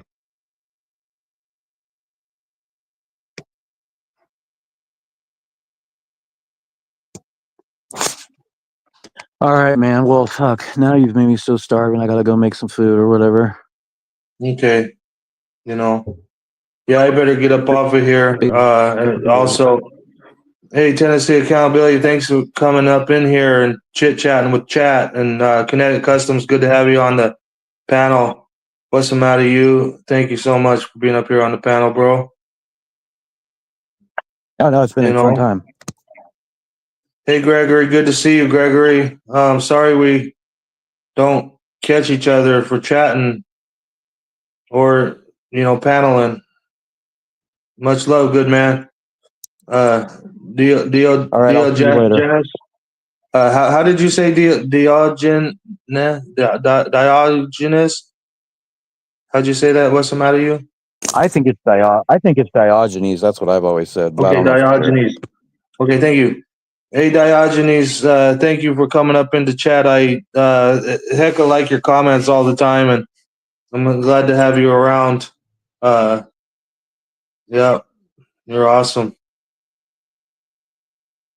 New Guru, you're always awesome. Thank you so much for all the love you show me. All right, what's the matter, you? Thank you so much. Thank you for having that long conversation with me about all that cool ass shit, and then telling me more about your stuff, bro. I wish I could take it away from you. It's harsh. Makes my shit seem insignificant. I'll see you. Have a good night. A good day. Have a good day. What's the matter, you? Hey, Denizen, if you can hear me, if you're there, see you later, bro. It's been real. All right, guys, bye.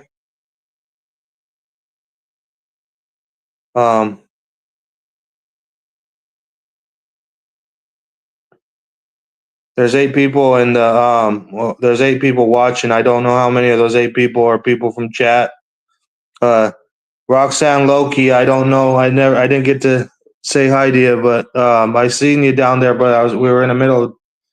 That title sounds depressing, so I was coming to give random words of encouragement, but you guys seem to be doing just fine. Thank you so much, Roxanne Loki. If you ever see this or if you're there to listen, if you're still listening, Thank you so much. That's pretty powerful. That's hella powerful. Yeah, I wasn't feeling the same now as I was when I came in. I'm pretty depressed over this treatment of human beings of the uh, Nazi, ICE, Trump, Hitler, Doge, SS regime that's going on. Like them to go the fuck away. The Swan Villain, thank you. If you see this, thank you so much. You're cool as hell. I'm so glad to have you in the chat. Everybody watching, even if you're like the cops, if you're a tennis or if you're a Nye County public service agent and you're watching this, do what's right. I was using my words. You might not like those words, but I have the right to use them. They were actually threatening me. They were actually harassing me. They actually put their hands on me. They were actually menacing me. Gets out of his truck, comes at me, telling me he's going to stuff my camera up my ass while he's walking at me. If I was doing that to you, you'd probably defend yourself. And now you're charging me with a crime for my lawful defense. If you're watching this, Nye County public service agents, do what's right. Stop fucking with me. If you would have just stopped the fucking Jim Basinger dude from coming around my house fucking with me, actually threatening me, I would have not protested you. I would have congratulated and encouraged you, thanked you, and honored you.